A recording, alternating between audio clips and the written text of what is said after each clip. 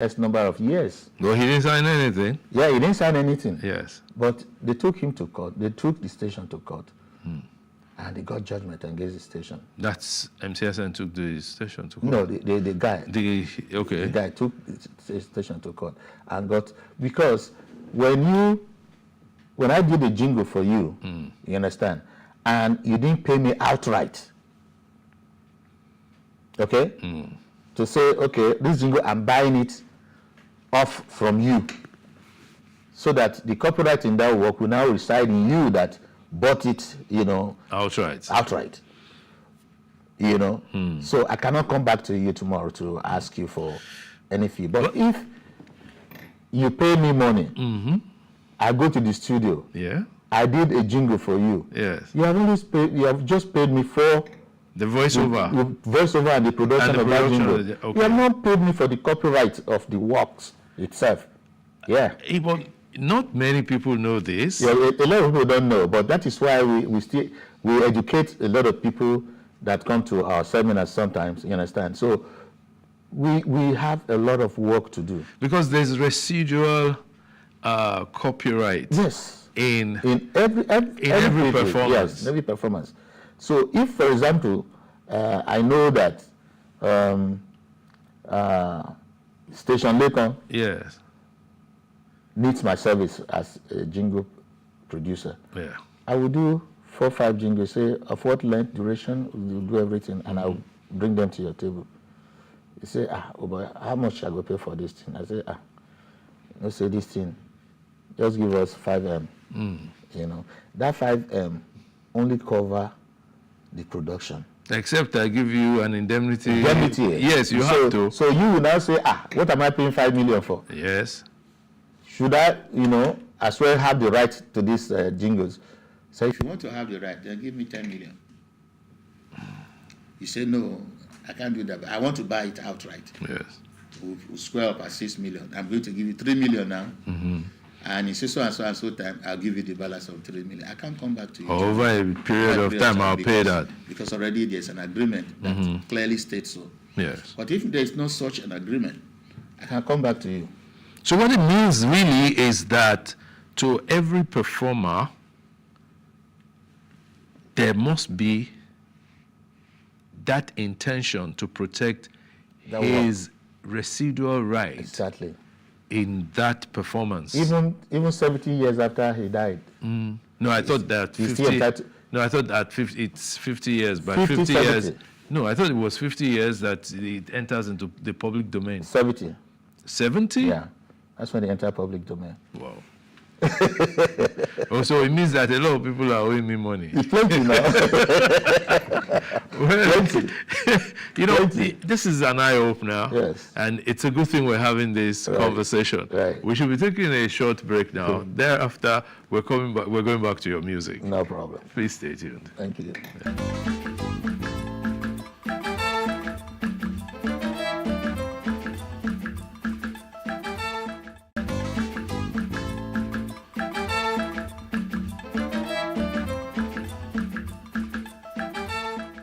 It's still Timeless Conversations.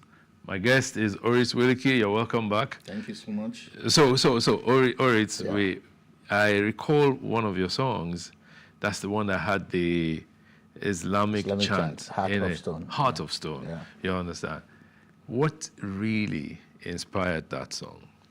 Okay, we're talking before, and I said songs that are inspiringly written. Yes. That song happened to be my biggest hit ever. Surprise?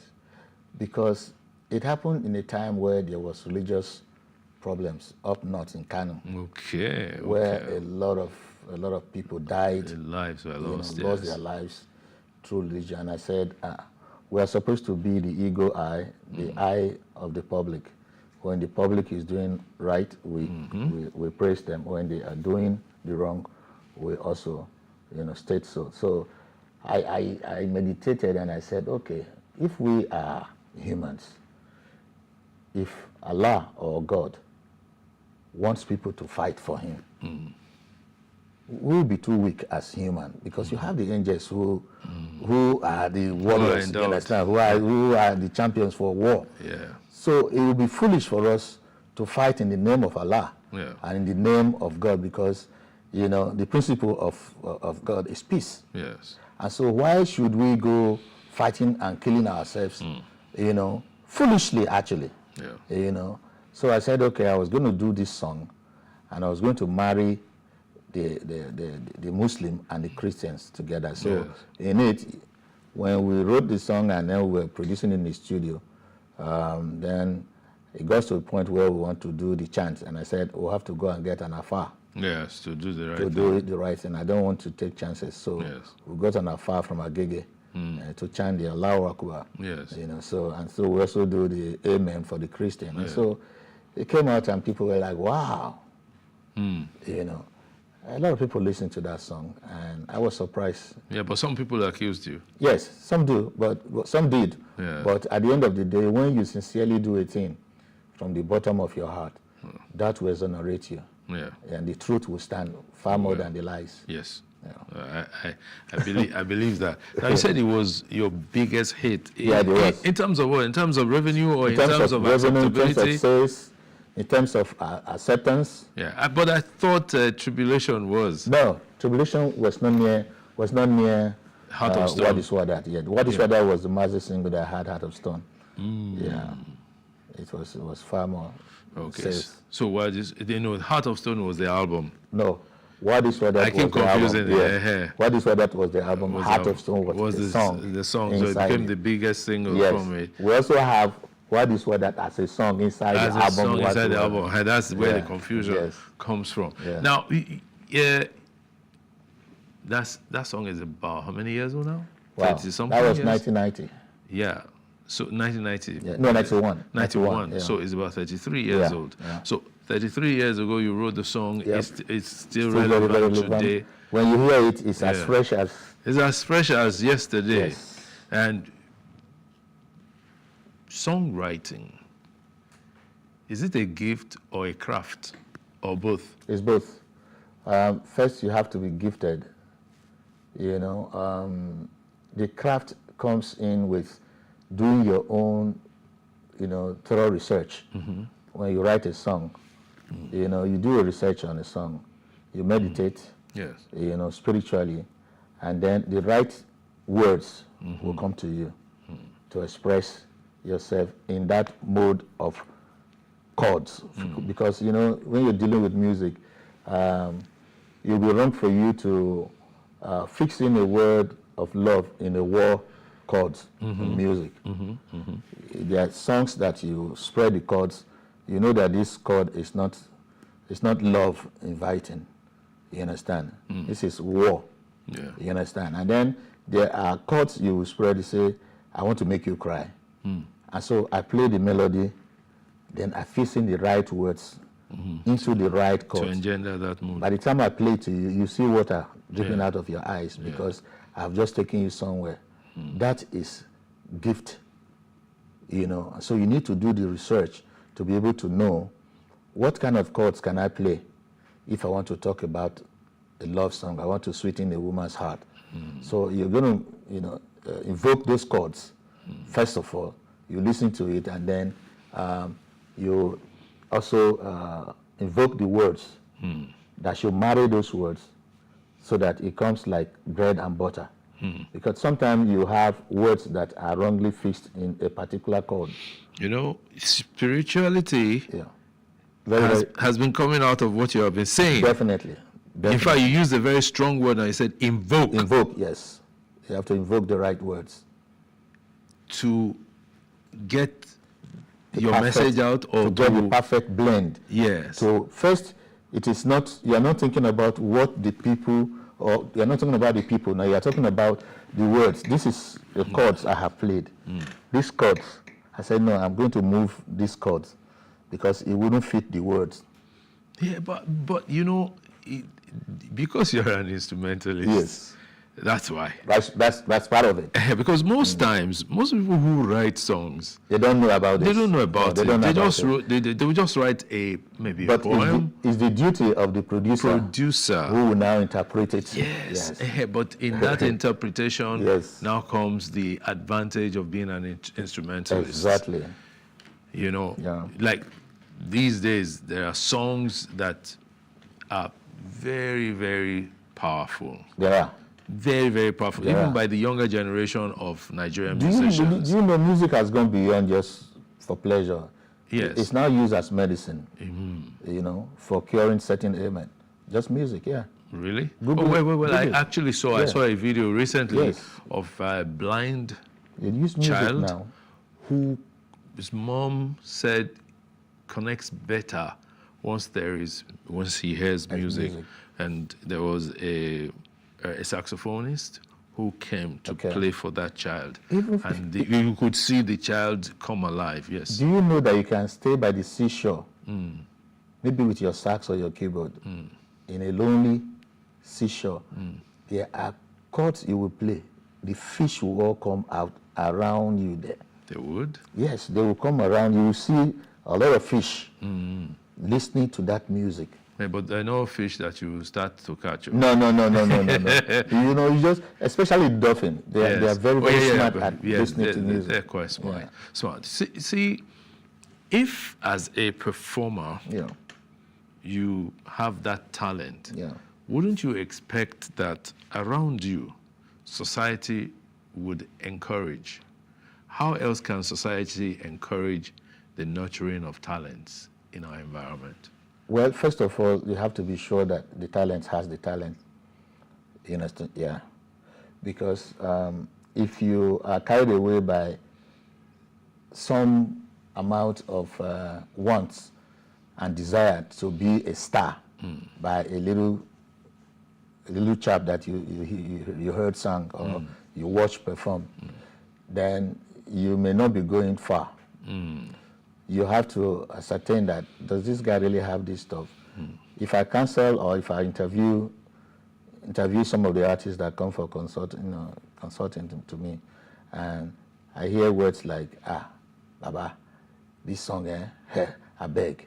Now here, you have to, I don't need anything. I don't, just record me, let me just blow, record me. I don't want the money. And I will tell you to get up and walk away. Because it means you're not committed. you're not called. Your heart is not even Yes, there. no. Yeah. You know.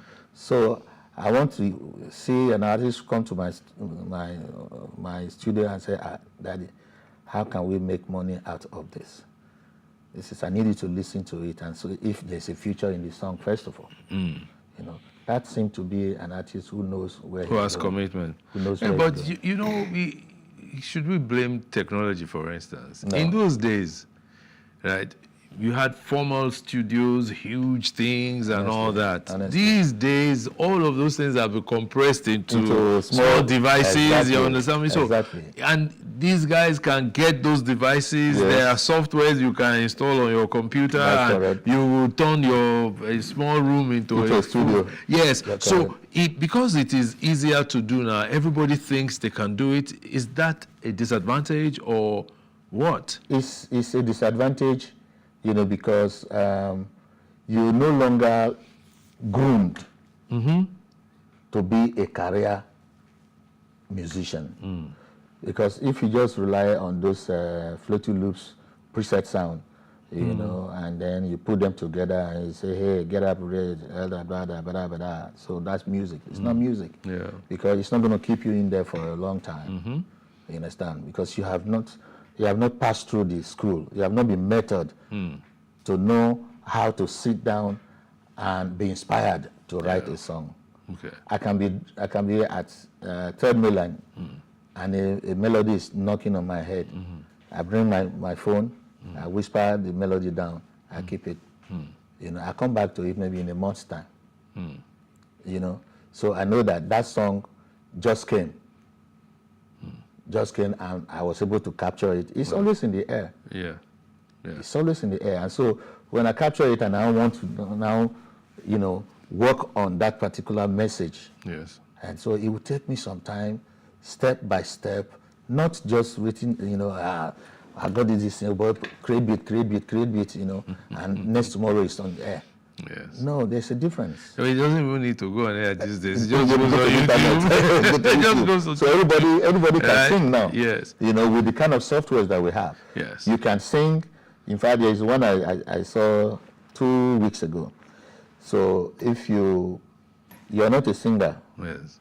just be able to sing anyhow. AI polishes it. Yes. So you now go to the setting and look for your favorite artist. You want your voice to sound Sounds like. like that. Yes, And I so saw that they will assign your gibberish to that. to that. And you start hearing wonderful singing. Yes. So people now know that, so anybody can sing, Abi. Abi, And no. anybody can be a musician. Yes. And fortunately, you realize that the social media phenomenon, is something that is helping this kind of drive. You can imagine if there was social media in our days. When I no go day town now, you would have traveled out. In the days of early sunnier days. Yes, now they will not be around now. They will be on the moon. You will not even see them. Yes. You understand? But that is why we say it's the prayer of a good father Yeah. that the sons will do far more than we Exactly. have done. Exactly. And the youths are actually going near there now, because in our days we were faced with a particular fact that we were unable to say this is a Nigerian music. Yes. You understand? Because you have Akmala, you have Juju, so you cannot say those are national music. No, you have high life. We had reggae, we had all kind of music. But now, But today, our youth have been able to, through this same software, blend out out a Afrobeats, particular unique sound that you can play in Asia. which is what they now call Afrobeats. Afrobeats. So you now They don't say, say beat. no, it's Afrobeats. Yes. So you now can say this is coming. This This must is be a from Nigerian Nigeria. music. Yes. Anywhere you play it in Europe, this must be coming from Nigeria. Yeah. And the Spanish and the Europeans now are beginning to even study Yes. The our music. phenomenon. Yes, and so it's now become a global village music-wise, Yeah. because very soon you realize that a Spanish person can sing in Yoruba Yes. very, very I well. sing very well. Now, but in fact, talking about that, you play the role of a mentor, a producer Yep. to a lot lot, of young a lot, yeah. artists and talents. What do you derive from doing that? I derive joy. It's like sowing a seed, planting seeds, Yes. And it hurts me most of the time that I do not have the funding to actually project some of the people I come across. And so the little money that I use in eating bread and akara, is what I still, dip my hands into to say, okay, this guy should not go like that. Come, let's see what we can make of you. Talking about come, I know that there's a young lady you are Yes, promoting. in fact, there are about 3 or 4 of them. Yes. I have recorded like eight different artists, but these 2 seem to have, how would I put it? When you have an old woman in a young skin, Yeah. Okay. you understand? For example, the one called Dara, that one is I don't know, he's deep in thinking about global warming. He's obsessed with the fact that the world, is going the way it's going because of the negligence of the world leaders. Yes. And so she talks about global warming. Yes. And I said, okay. The very day she came to my studio, the auntie brought her and said, they'll be disturbing her. You want to meet me? You want to meet me? I said, okay. I said, okay, how are you there? I said, fine. Why do you want to see me? He said, I can sing. I want you to, mentor me. I laughed. I said, she was 17, 18. So I said, okay, sing, let me hear. When this girl opened her mouth, I said, okay, Sing me your favorite song. I realized that I was dealing with a very, very strong vocalist. So I now told her, based on what your thinking is, give me 3 months. I'm going to write a song on global warming for you. Okay. The song is ready now. You know, and I'm sure in another 1 month you will hear it. You cannot believe what this little girl did. This other one here now, Divine, Uwa, they call her stage name. The mother brought her and said, she's a church member, and said, your daughter is disturbing me. I said, come to the studio. I came to the studio. I listened to her. She's obsessed and she's angry about the system. She's very, very angry about the system. And so some of her snippets on the internet at the moment say, growing up, my mother used to tell me how sweet this country. Why is it in our own time they are destroying it? Yeah. You know? So they were, you know, cut out snippets of thoughts like that. Yeah. And he said you say minimum wage should be 30,000. And then you expect my mother to go and buy a bag of rice for 75,000 naira. Where is the money going to come from? So that's only going to encourage corruption. So when you hear words from these small things, and I say, wow, I thought we were there. So really, the opportunities are endless, but they just need to be nurtured and managed. That costs a lot of money. Final question to you. How long have you been wearing your dreads? Oh, this will be about 26. 26? Yeah, 26 years. Any chance you're cutting it soon? Well, if the spirit says so. I'm not looking at you. I said if the spirit says so. I know they look.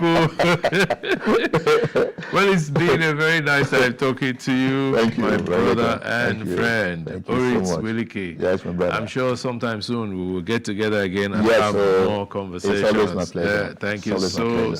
Thank you so much. Yes. Bless you. Thank you for having me. Yes, it's been Orit Wilike on Timeless Conversations with me. I look forward to another time when we'll bring someone else who will be as interesting. Thank you for watching. Take care.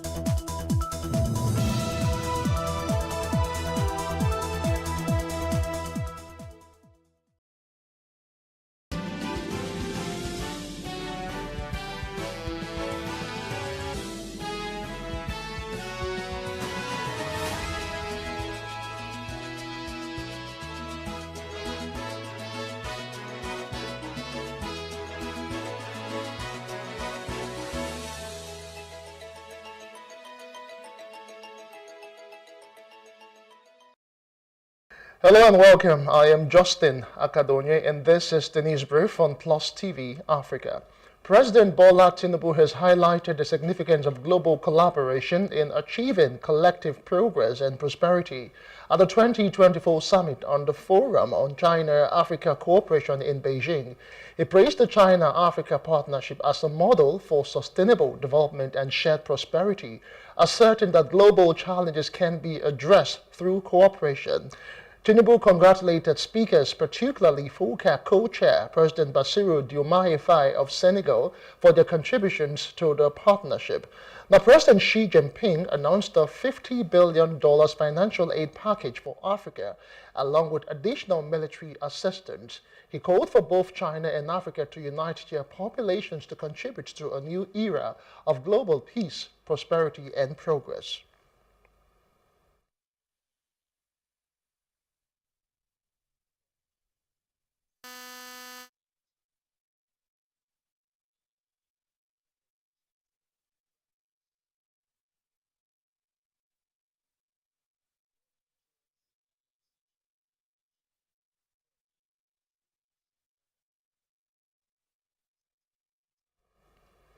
Meantime, Vice President Kashim Shettima has called for the Minister of State for Petroleum Resources, Senator Heineken Lokbobiri, and Group Managing Director of the Nigerian National Petroleum Company Limited, Mele Kyari, and the National Security Advisor, Nuhu Ribadu, to address the recent increase in petrol prices. Now, the increase was prompted by fuel scarcity and the country's crisis. Private suppliers have already sold fuel at higher prices than the NNPCL. Nigerian groups and individuals have condemned the hike, demanding immediate reversal, release of incarcerated or prosecuted individuals, end to policies causing hunger and insecurity, and halting the government's culture of terror. Now, the Minority Caucus of the House of Representatives has called for the immediate reversal of the recent increase in petrol prices, saying that it will no doubt increase the suffering of Nigerians. Now, the caucus, in a statement, said unilateral action of increasing the price of premium motor spirit disregards the principles of transparency, accountability, and fairness, which should guide decisions affecting the lives of the citizenry. The statement by the minority leader, Kingsley Chinda, titled "Reverse Petrol Prices Now," asked the president to immediately put in place urgent measures to address the connection between dire economic conditions and social unrest, rather than create conditions that worsen the already dire economic conditions. The Nigerians have been advised to prepare for further fuel scarcity following the recent hike in the pump price of petrol. Executive Vice President of the Nigerian National Petroleum Company Limited, Downstream, Adedakbo Segun, made this statement during an interview on Thursday. Now, Segun emphasized the importance of creating a perfectly competitive market to ensure stable fuel prices and supply in Nigeria. He expressed concern that the current pump price does not accurately reflect market conditions. Segun clarified that the NNPCL's role as a sole importer of petrol was not a deliberate choice by the company, but rather a response to market conditions. He also stated that achieving a stable fuel supply and price would require ideal market conditions, including a more liquid foreign exchange market. Now, the Trade Union Congress of Nigeria, TUC, has kicked against the latest increase in the pump price of petrol, warning that it would worsen poverty among workers.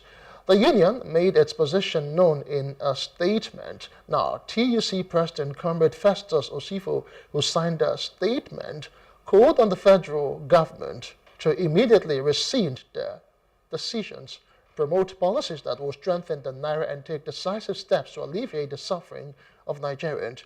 It argued that the sudden hike, implemented without consultation with critical stakeholders, represented a blatant disregard for the welfare of the Nigerian people, particularly the working class, who will bear the brunt of such decisions. The TUC said it is deeply troubled by the further hike in electricity tariffs by 250%, saying electricity was essential for the survival of the poorest in the society. It also faulted the timing and magnitude of the increases, wondering why the ordinary citizens would bear the pains of the government's policies. Meantime, the increased pump price of petrol appears to have worsened the hardship in Nigeria, with the increase in pump price bringing long queues at filling stations in Asaba. Kelvin Ugbeche, who monitored the situation in Asaba, reports that the number of vehicles plying the roads in the metropolis have significantly reduced. At some filling stations, petrol is being dispensed at 970 naira per litre, resulting in low patronage. A few others are selling for 900 naira per litre, while there are even longer queues at the NNPCL mega station, attributed to its pump price of 885 naira per litre. Well, moving on, now the Nigerian Bar Association has condemned the recent increase in fuel pump price by the Nigerian National Petroleum Company Limited from 617 naira to around 900 naira. The NBA President Afam Osigwe criticized the sudden price hike as harsh and unjustified. He argued that the hike has imposed an unbearable burden on ordinary Nigerians' finances, worsening economic challenges faced by millions. The NBA called on the federal government to halt the policy's implementation and engage in dialogue with stakeholders to explore sustainable alternatives. The NBA urged the government to prioritize the welfare of its citizens, particularly the most vulnerable, and pursue policies that alleviate rather than worsen hardships. The NBA says it remains committed to upholding the rule of law and advocating the right and well-being of all Nigerians. In the same vein, the Nigerian Medical Association in Lagos State has called on the president to reverse the recent petrol price hike to its previous level. The decision has worsened economic challenges for Nigerians, including medical and dental doctors who are already facing insecurity and forced to leave the country. The NMA Lagos urges the president to intervene and prioritize the welfare of Nigerians by reversing the price hike. Now, the association also urges the federal government to rethink its economic policies and focus on self-sufficiency in petrol production. Now, it says it's also committed to advocating the well-being of its members who provide essential healthcare services under challenging conditions. Now, the Speaker of the House of Representatives, Honorable Abbas Tajuddin, has urged Nigerian youths to focus on detail and of election across the 305 wards and the 27 local government areas. Speaking with journalists on the outcome of the exercise, the chairman, however, said the process was free, fair, and peaceful.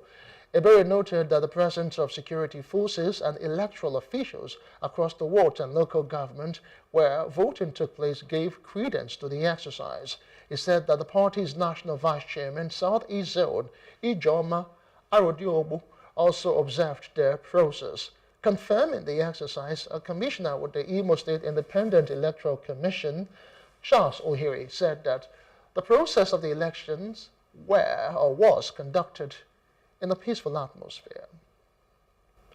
Now, the women wing of the People's Democratic Party in Taraba State has protested the election of Lois Emmanuel as the party's new leader, arguing that the consensus arrangement could lead to disunity and politicize the party.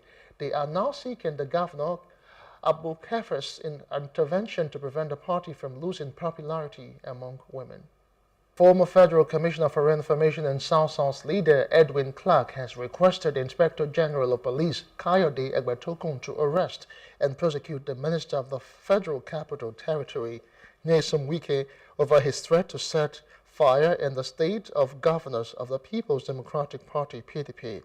Wike warned PDP governors to steer clear of the party's affairs in Rivers, threatening to set fire to the estate if they did not want peace. Now, Clark criticized Wike's words as disrespectful to President Bola Tinubu and described his comment as treason capable of inciting violence in the country. He urged the IGP to do the same with Wike and get him to retract his statements. Now, Justice Peter Alifu of the Federal High Court in Abuja has reserved judgment in the All Progressives Congress suit against the Independent National Electoral Commission for the local government election in Rivers State. Now, the APC argued that INEC can only release the register to the state SEC on strict conformity with the 1999 Constitution and the Electoral Act of 2022, allowing the Commission to stop continuous voter registration at least 90 days before the poll date. The plaintiff argued that the state SEC has not met the condition precedent for the local government elections in Rivers State.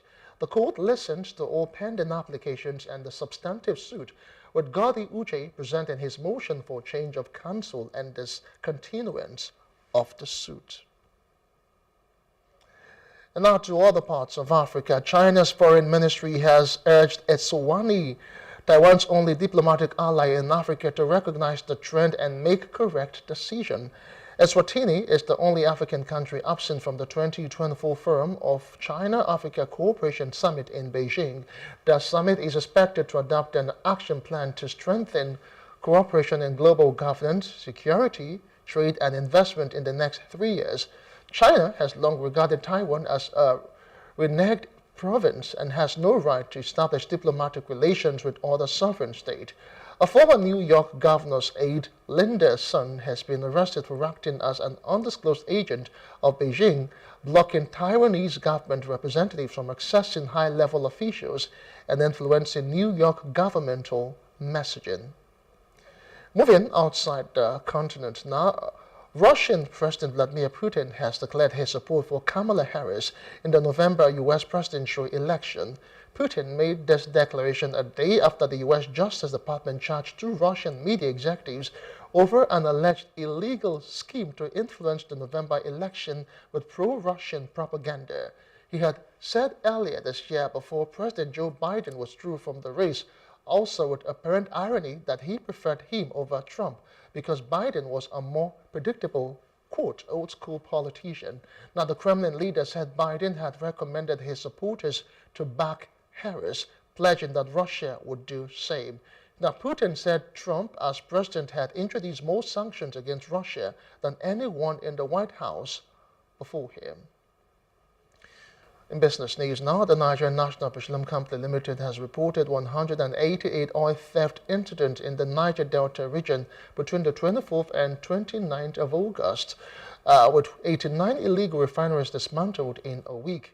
Now, illegal connections were discovered in Bayelsa, Abia, and Rivers State, and crude oil spills occurred in Abia, Rivers, and Bayelsa. Vandalism incidents were also noted, with a boat carrying metals from vandalized oil wellheads accosted in Rivers. 31 suspected oil thieves were arrested last week and handed over to government security agents for further investigation. The NNPC's Group Chief Executive Officer, Millie Carey, criticized crude oil theft as the most virulent economic crime in Nigeria and urged the Economic and Financial Crimes Commission to address it. In entertainment news, now, platinum-selling rapper Rich Homie Quan has passed away at the age of 34. The news was confirmed by his family and the Fulton County morgue. The rapper, born DeContis Lamar, died on Thursday at his home in Atlanta. No cause of death has been reported, and the family is currently seeking answers. And that's the news brief. For more stories, please follow us on Facebook, on X, and Instagram, and do subscribe to our YouTube channels at Plus TV Africa and Plus TV Africa Lifestyle. You can also view us from Limex on limex.tv and Glow TV apps anywhere in the world. I am Justin Akadonye. Many thanks for watching.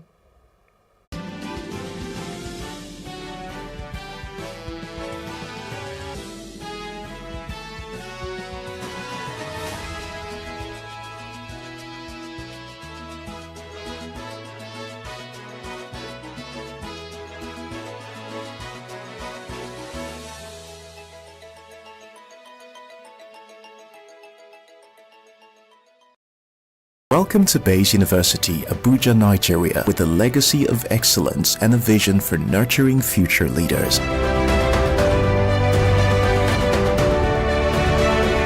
Bayes University is in a league of its own. We're all about our people, processes, and technology. Bayes is one of the highly rated universities in Nigeria in terms of product quality standards. We don't just produce graduates, but groom people into employers of labor. And it has made us understand that learning is all about 3 things. We learn, we unlearn, and we relearn. Bayes University Hospital offers a range of specialized services equipped with the latest technology, manned by a team of trusted professionals. And now, our vision extends beyond our walls with the Baba Ahmed University in Kano following our lead. Join us at Bayes University and invest in your future today. Bayes University is the institution that you will get the best value for money education in Nigeria. Bayes University. Learn to live.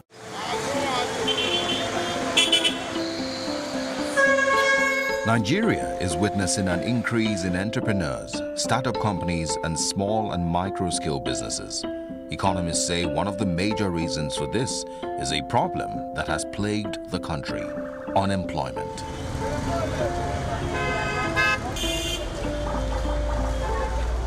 Many Nigerians spend several years at home jobless before securing their first jobs or settling for other options. The National Bureau of Statistics puts the country's unemployment rate at 33.3%, the highest on record. Rather than sit at home and complain, more young people are becoming innovative and turning their hobbies into businesses. Olayanwaju sold clothes in his undergraduate days to make extra income. He now does the same thing, but this time around to make a living. It came as a motivation for me since my university period, because I actually went into selling of NYSC kits, selling all these basic minor clothes. Then after a while, after going to service, it occurred to me that the kind of set of people I roll with, this is what is going on in town. This is the fashion store. This is the brand. And I've been known as Roger Wears. So why is Roger Wears still selling this? Why can't he just move up from this business into the main industry? Samuel Joy learned to cut hair during her days of unemployment. It's now what she does for a living. Actually, it hasn't really been easy though, but a lot of challenges ahead of it, and some I've faced though, and it's cool. But I love it being, I was once a tomboy. That's when I learned barbing. And ever since then, I think I've been able to convince people to believe my skills.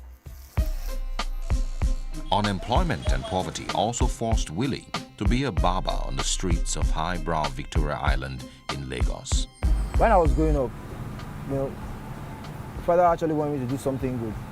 Wanted me to go to school, wanted me to have a good grades in school. Well, you know the system in the country. When after the school stage, you come back, you graduate from school, you still don't have good jobs out there. On the flip side, unemployment has led to the stagnation of some individuals who find it tough to adapt because of their specializations. Wale Scott, a professional sports broadcaster, lost his job at the peak of his career. His unemployment journey lasted about 7 years. Moving on and getting another job was more difficult than he had imagined it would be. A Wale Scott with all that talent doesn't have a job. But I realized that every office I went to, when I picked myself up, when I get there, the guys who are in my department there are like, I beg, I space no day, because they have job security problems. As in, if this guy comes, he's going to take our job. That was my major reason why I didn't get a job that early. Everybody felt like, it's good. If he comes, he's going to take our job and all that. So I didn't get a job for a long time. All this doesn't mean there aren't people who still get white-collar jobs. But what factors make some people employable and others unemployable? As a job seeker, you need to position yourself to get that fresh information. The longer a job opening is out there, the reduced or the more reduced your chances as a job seeker to get shortlisted. So that's the first thing first is the information and the network. Then the next step is actually your own preparedness, which is your documents, your marketing tool, your CV. Anything that will sell you best should come first on your CV or should be prominent on your CV. There are some schools that if you are a graduate of that school, just put it at the bottom of your CV. So if your CV is a 3-pager, let it be maybe like the second to the last item on your CV. There are some schools that you need to put proudly on the first page because those schools are considered to be thorough and rigorous in their processes. So how do you apply? If you're applying to an online portal, fine, you have to upload your CV still. Or you could apply to an email. Usually such vacancies, there's always an email for you to send your email. So when applying, ensure that you're applying properly. And the basic rules are, the subject must be the job title you're applying for. So for instance, if it's an accounting role, the subject should be accountant or accounting opening, something like that. Everybody's the talent, but are you actually the right talent for that particular role? Then again, what exactly are you prepared? When I mean the right talent, you have the right skills, you have the right qualification, experience. So all this, and also it has to do with your behavioral attributes for the role. So if you have all this, yes, maybe you could actually get qualified for the role. But when you don't have this, you become like a misfit for the role. What makes people unemployable is also a determinant of your readiness. Are you available? Are you actually what we want for that role?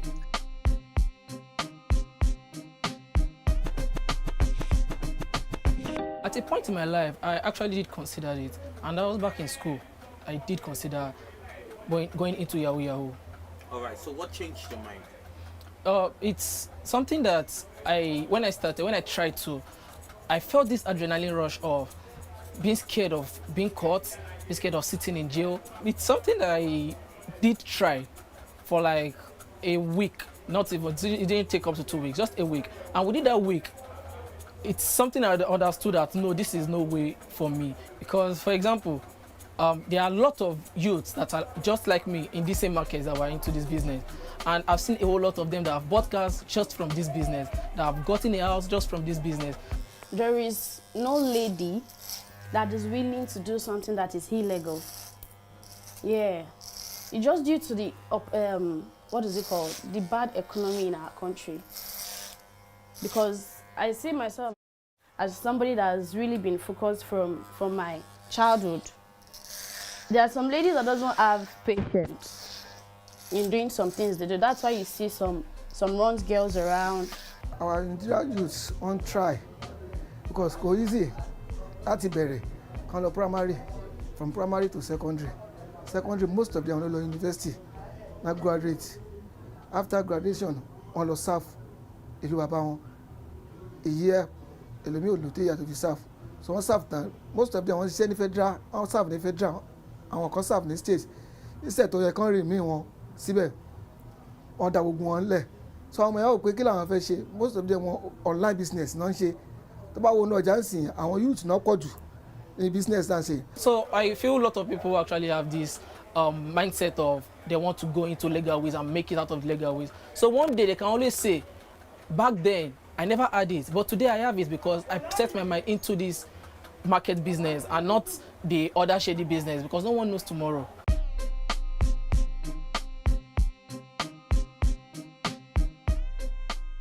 The problem is not the guys from the outside. It's actually from the inside. You don't get any more respect at home anymore. The wifey doesn't respect you anymore. Your mother, your parents don't respect you anymore. And if you are fortunate that you have siblings who actually have jobs during that period, the parents, people around you tend to actually give the respect to those people, and you lose your respect as the elderly one. So the time I felt I lost was the time I got into drinking, because people at home expect you to come back and they want to talk to you, they want to insult you, and to forget it, to get a deaf ear to the insult. You get to get drunk, get high, just come home and sleep. Whatever they're saying, you can't hear them. And it's a terrible mental state when you can't bring money out to feed your family. You can't bring money out to take care of the house. The worst part is when you go out in the mornings, early in the mornings to go and look for a job and come back in the evening, your neighbors are wondering, where does he go every day, Seth? As in, when it's time for them to pay for the woman that sweeps the floor, he can't pay. Time to pay for the rent, he can't pay. So where does he go every morning? But you can't stay at home as a man. But you still go out all day, come back at night, no luck. And then nobody at home is understanding that no luck, it happens. They're like, why would you have luck? Most of my friends are already well made. And probably there are times when they will just call me, what's up? Knowing that I'm this kind of person that likes going to parties. I like going out. What's up, Proja? Come on, let's go out. Let's hang out. But due to the fact that I'm jobless and probably have no cash on me, I will just respectfully decline the offer.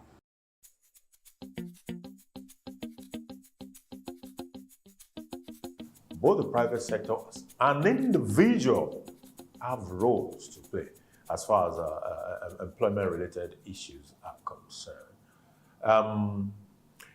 Take the private sectors, for example. Private sectors, or private sector rather, not sectors. The private sector have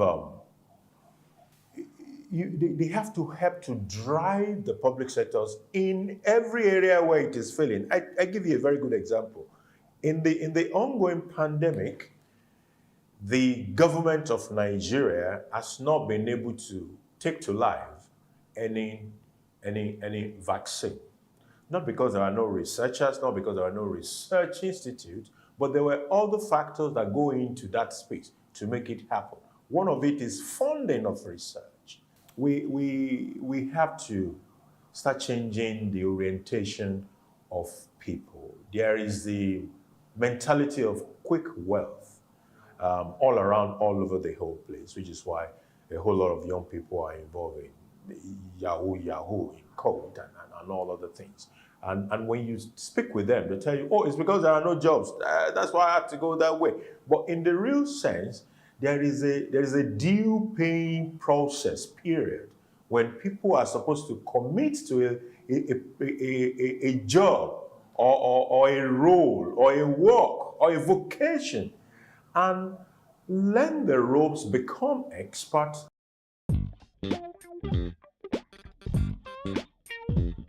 Everybody has a skill. Yeah. But it's just sacrificing the time and creating the time in making that thing grow in you. When we talk about vocational trainings, right, I've come, just like you said, not like white collar jobs is not for everyone. I mean, we've come to realize that. At the moment at Jobberman, we are in partnership with the MasterCard Foundation. We are upskilling about 5 million, well, the mandate is 5 million young Nigerians over 5 years, right, and place 3 million of them in work. And of the 3 million of them that we're upskilling, some of the things that have come up is the importance of gig work, the importance of internship. So it's not just having a full-time employment, but having dignified employment, right? And blue-collar jobs also fall under dignified employment. However, because of the country that we're in, a lot of blue-collar jobs are not regarded as dignified, right? So you go anywhere outside the country, so maybe the developed world, and you have like a plumber, you have like a carpenter, and they are regarded and they are respected, right?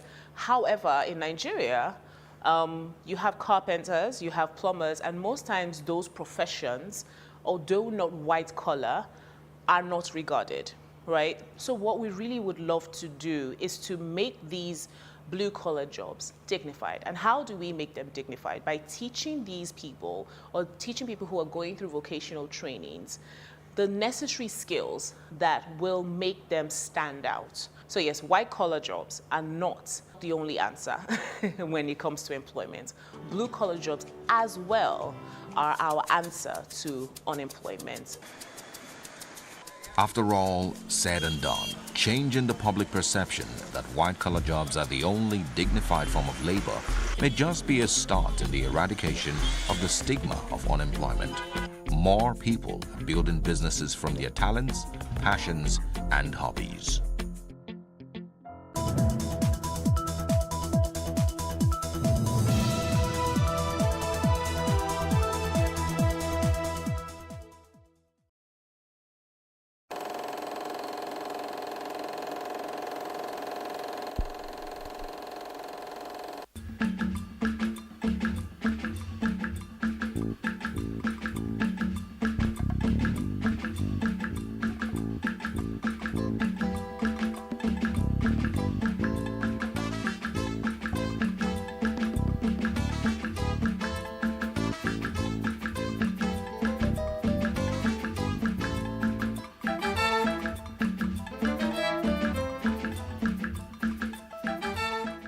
Hello, welcome to Timeless Conversations today.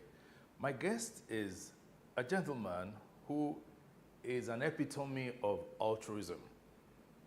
All the while that I've known him, he has always done stuff just for the common good of everybody around him. In fact, to the extent that I see him as Dr. Selfless. I say Dr. Selfless because he's a medical doctor by training. Please welcome with me Dr. Dokun Adedeji. He prefers to be called Dokun Adedeji. That's right. Welcome. Thank you very much. We also call him Papa. Now, let's talk about you as the person. As much as possible, I will make you talk about things you don't want to talk about. You don't like being the focus. But how would you not be the focus when you are the firstborn of your family? Yeah, truly I'm firstborn, but sometimes the firstborn also can be silent in the sense that others outshine him or something. But I've lived my life like this. My kid brothers and sisters looking up to me again, and also my parents having so much trust and confidence in my leadership ability over my kids. And I think that has helped me in other things that I've done or been able to do. Okay. Your family is from Igbara-Oke. Yes. In Ondo State. Yes. Were you born there? I wasn't. But you also have a very strong connection to Igbaro. Oh, yeah. Igbaro, okay. You know, the thing, when my father retired and we were living in Lagos, after a while he got tired of living in Lagos, he moved to Igbaro, and then my mother joined, and they were living there until they died. So we had no choice than to keep visiting them until my mom died some months ago. Yes. So, and they have their house there, which is still there. And we're also close to some of the things they do there. And the current Oba, we're also close to him. So, in a sense, because of my parents, we had to be going regularly, and that was how I got a bit close to Igbaro, okay. Now, but let's talk about your family life, your early childhood. What did your dad and your mom do that was useful, helpful in turning you guys out the way you have turned out? You know, I like that because I'm beginning to see the effect of how we were brought up and what they did on our own current lives and the way we are trying to live our family lives. My father was a banker until he retired during the Murtala Muhammad, some funny things as we learned. And then my mom actually did not work because my father said her responsibility was us. And she also took it like that until when she decided to work, then she was doing just some trading, got involved in a lot of things. So she had time to be with us. My father too managed to find time to be. And banking then, it's not like today. It's like cutthroat and then all kinds of stuff. My father still had time. So whenever he came back, I remember in those days, we would sit down as a family, we were talking generally about things. And those things that we used to talk about had been some sort of a thing that have guided the way we all have grown up. About values, about systems, about how people should connect with other people and how they connected with us and how we saw them connecting with just ordinary people. Okay. So what was the decision to send you to school back in, that was Ado-Ekiti? I remember. were you that stubborn? No, I wasn't. You see, we were living in Lagos. I did all my primary school and all those in Lagos. And my parents felt that they wanted me to have a kind of rural background with education being the primary focus and also the Christian nature of it. So I did a variety of exams, I passed them. When I now decided I was going to go to some particular, they said, sorry, you are going to Christ School at Ado-Ekiti. And I think it was the best choice for me as well. Okay. And living Lagos, the glamour of Lagos and all the rascality, to then go to Christ School, that was backwater kind of a thing. And then, although again, I got there meeting some friends of mine who also came from Lagos with the same parental leaning that we want you to go somewhere and learn about other people, other things aside from Lagos. Okay. So it was fun. What did that do to you? Apart from the fun aspect of it. No, being away for the first time? Being away for the first time was tough. I remember the first time that we were on holiday, I was to come home. I think my dad couldn't send someone to pick me or something, so I had to come by public transport or something. So for me, it was jarring, never done that before. And also what it helped me to do was to meet a lot of people from different backgrounds. And in those days, it doesn't matter whether we were Christian or not. I mean, I met all kinds of people. And also, it allowed me to settle into education and also gave me the opportunity of going to some extracurricular things that had built my life today. It was a very good experience for me. So, what led you to decide to read medicine? To read medicine? To be honest with you, and I try to be as modest as possible. I was good in all the subjects. I was very good. I was one of the best in my class, in my school at the time. So for me, and again, you know, those days, if you were not a doctor or a lawyer or an accountant, and truly, if I didn't read medicine, I would have read law. Okay. And so I decided to read, and again. So it wasn't like your dad insisted you were to read? Because, you know, it was like in those days, they would say, this is what you read. You see, I think my family had been lucky with the kind of parents we had. None of us was mandated or corralled to read a particular, it was by choice. And I think some of the things that guided me, I remember when we were living in Ibadan, and I was to make a choice. I remember my dad's friend, two of them very well. One was Professor Femi Williams. He was pathologist in in UCH. And then there was Professor Shofora, who was also in UCH. And they were my dad's very close friends. They used to come. And I saw Professor Williams. I remember him very well. He would wear black trousers, white short sleeve with a black bow tie. And I liked that. He was very well, and very intelligent man. And from school, I passed all this. I just said I was going to read medicine. So you wanted to become another Femi Williams?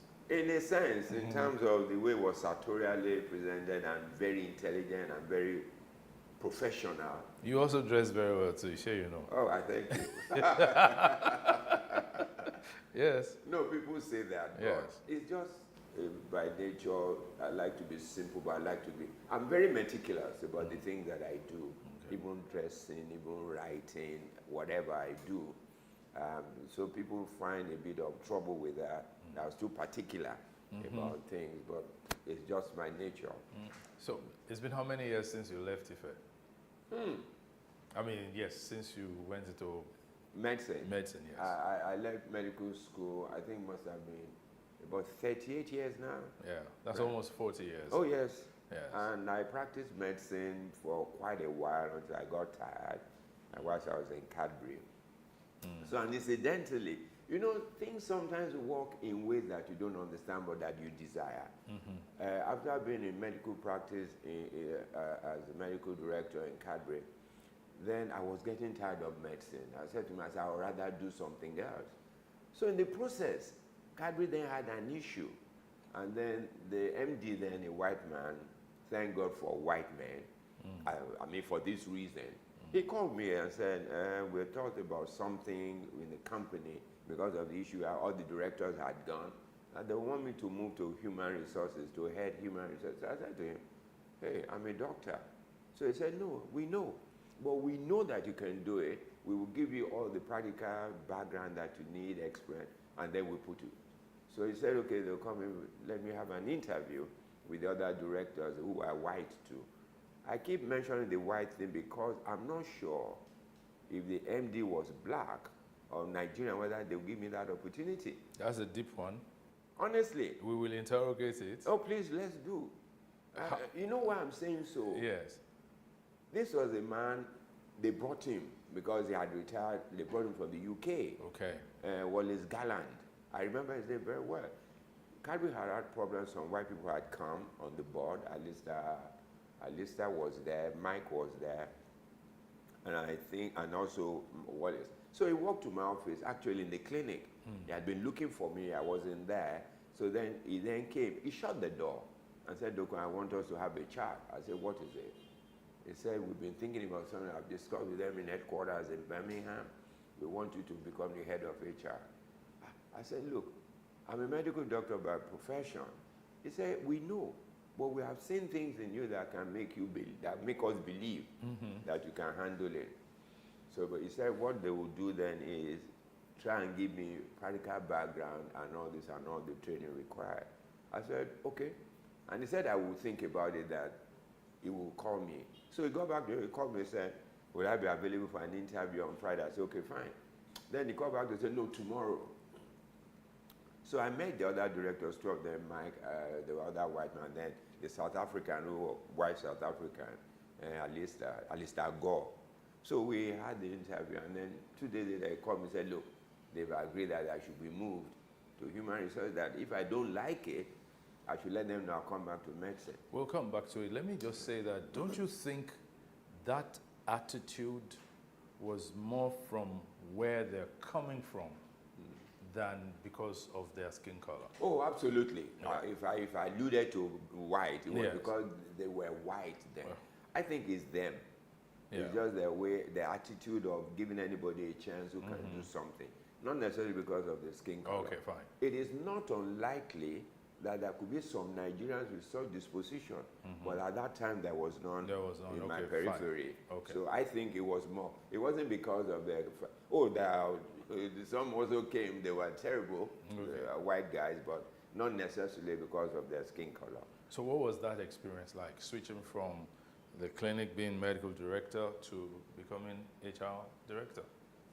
Honestly, it was enlightening.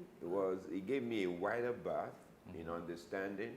But you see, what had also helped me was the fact that as a doctor, I was dealing with human beings in a clinical sense of mobility. Yeah. But when I moved to it, I was now dealing with human beings in a social environment with their working relationship and all that department. So it was just a shift, but it's still about people. Okay. But I think it deepened my interest in people and gave me a better understanding of what trips people, how they live their lives, and what affects them. It was very good for me. And after a while again, I got tired. I said I wanted to leave. We'll take a break. We'll be back to continue. It's still Timeless Conversations. Our guest is Dr. Dokun Adedeji. We'll be back.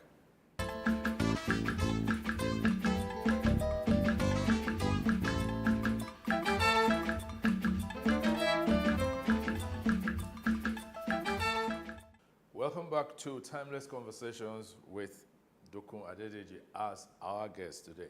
So you were saying you got tired and you thought, let me go. You see, it's an interesting thing about what had happened to me. When I was in the clinic, I had the liberty to to practice medicine the way I always loved to practice. I had everything. The company gave me the latitude to have the things that I required to practice. And so it was a different experience for me from working in the private sector. And so when after a while, I just saw, I come here, I treat people, I do this, I can't wake up the dead. So I said to myself, I'd like to have a different experience. You know, the thing that helped me, as the clinic was under the HR department, so I was attending top managers meeting and all those. So I was making contributions to our discussions, and I said that, look, this is something that I didn't think I was going to go to HR until that opportunity came. So when it came, you know, whilst I was even in the clinic, I was involved in some NGOs where I put so much time and interest even whilst working. And so I began to say to myself, and I came with the experience of what Bill Gates said. Bill Gates said when he called his colleagues and said, look, when he becomes 50, he was going to retire. And he began to do other things that gave him satisfaction and opportunities to do other things. So I said to myself, I've worked in the clinic, I've been HR, I've done my bit. I would like to spend the rest of my life doing things for other people and doing things that I enjoy, not necessarily for money, but for satisfaction. And so after a while, I told the company that I would like to leave. So they said, well, I said, I just was tired. There was no way I would become the MD of the company. I mean, going by what I can see, because I'm limited in that scope. And I'd rather, now when I can still do stuff, go and do things. And they said, okay, fine. So I left. And since I left, I've been involved in the NGOs that I mentioned, that are now I superintend over it. And it gives me absolute satisfaction. And the peace it brings to me, I can't quantify it. So I thought I made the right decision. So it's like you turned the page. Oh, yes. In your life's story. Oh, yes. And decided I'm going to be more into NGO, social service, as it were. Now, the NGO is Christ Against Drug Abuse Ministry. That's CADAM. CADAM. What informed its formation? You know, sometimes, I remember when I won an award, and the chairman of the company, because I won the chairman's award in Cadbury, which was an international award, Cadbury staff worldwide. So the chairman asked me, he said, Dokun, what gave you this desire to do this thing? That I said, honestly, I don't know. I just think it's my nature. It's not the same thing. What happened was, I never smoked before, never drank before. One day in church, the pastor just said, look, we're starting a new ministry called Drug Addict Rehabilitation Ministry to cater to the people that have been on drugs, maybe in the hospital at home. they didn't have any intention of turning to anything else, so I joined. So once I was there, it then began, not because of my medical background, but it was just my nature. So when we were there, I began to suggest to people that, look, going to the joints and meeting this addict, just talking to them was not, they even said to us that, look, we want you to take us out of this and then put us in a place where we can get rehabilitated. That was what began the journey.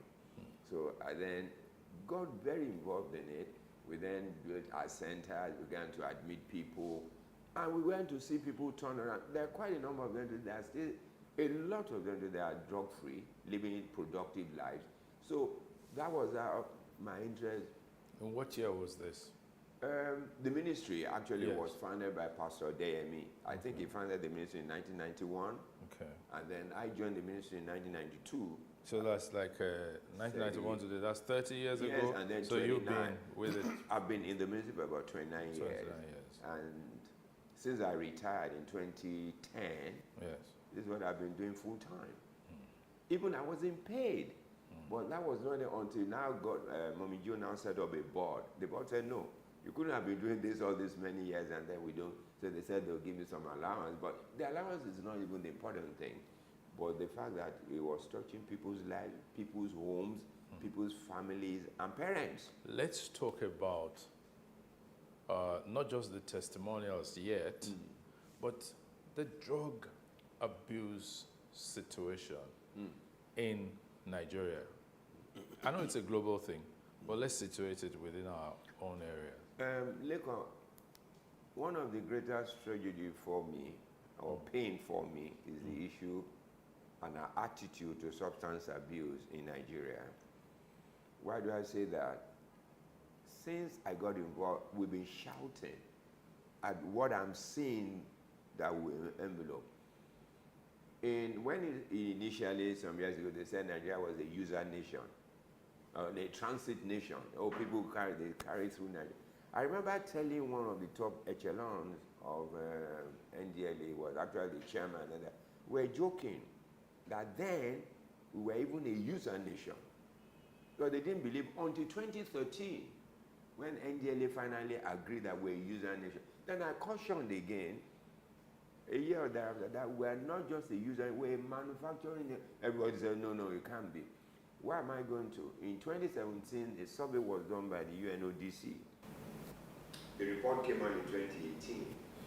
The global average prevalence use of substance abuse globally was 5.6%. In Nigeria at that time was 14.4%, translating to over 14 million Nigerians between ages 15 and 64 that had used drug the previous year. And let me say this, that survey probably did not take into cognizance people who do it in the office, people who do it socially, these were people they thought that were doing drugs on a regular basis. This year, the country representative of UNODC said that figure is close to 20 million. And you know, the thing that people also need to know is this. Out of every 4 substance use abuse disorders, 1 is a female. In Nigeria, the preponderance of use in Nigeria in the population is age 25 to 39, which is the economic productive years of any nation. Yeah. In Nigeria today, over almost 12 million people use cannabis. Marijuana? Marijuana. And I can tell you, Lekon, there is no area of this country that does not have a drug joint. Freeze. Marijuana. They say that the marijuana grown in certain parts of Nigeria, right, is the best in the world. When you say is the best in the world, is there any economic opportunities derivable from that? Because I recall that even Governor Akeredolu is calling for the legalization of marijuana production. You know why I'm laughing? Incidentally, Governor Akeredolu and I were classmates at Ayetoro. Yes. We're very good friends. He knows this is what I do. I disagree with him completely. You see, anybody who talks about legalization of marijuana are blinded to some facts. We know, as a matter of fact, that the marijuana grown in Nigeria, the component, THC component, that is the terrible one that affects the mental and disturbs people, is very high. You see, the marijuana grown abroad for the legal uses are modified.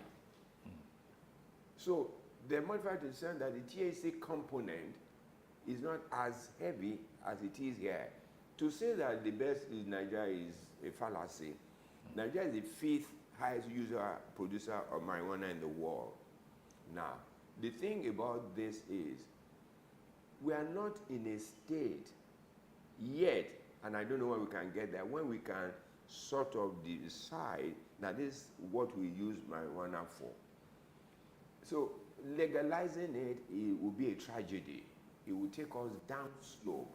And I'm glad that General Marwa has spoken against it, as many of us are against it. We need to be very careful. Yes, economic benefits are there, because we know that within marijuana, there are over 100 and something substances or compounds in it. And some of them are used in the manufacturing, they're used in building, they're used in hair industry, hair production, beauties and all those things. They're also used in medicine.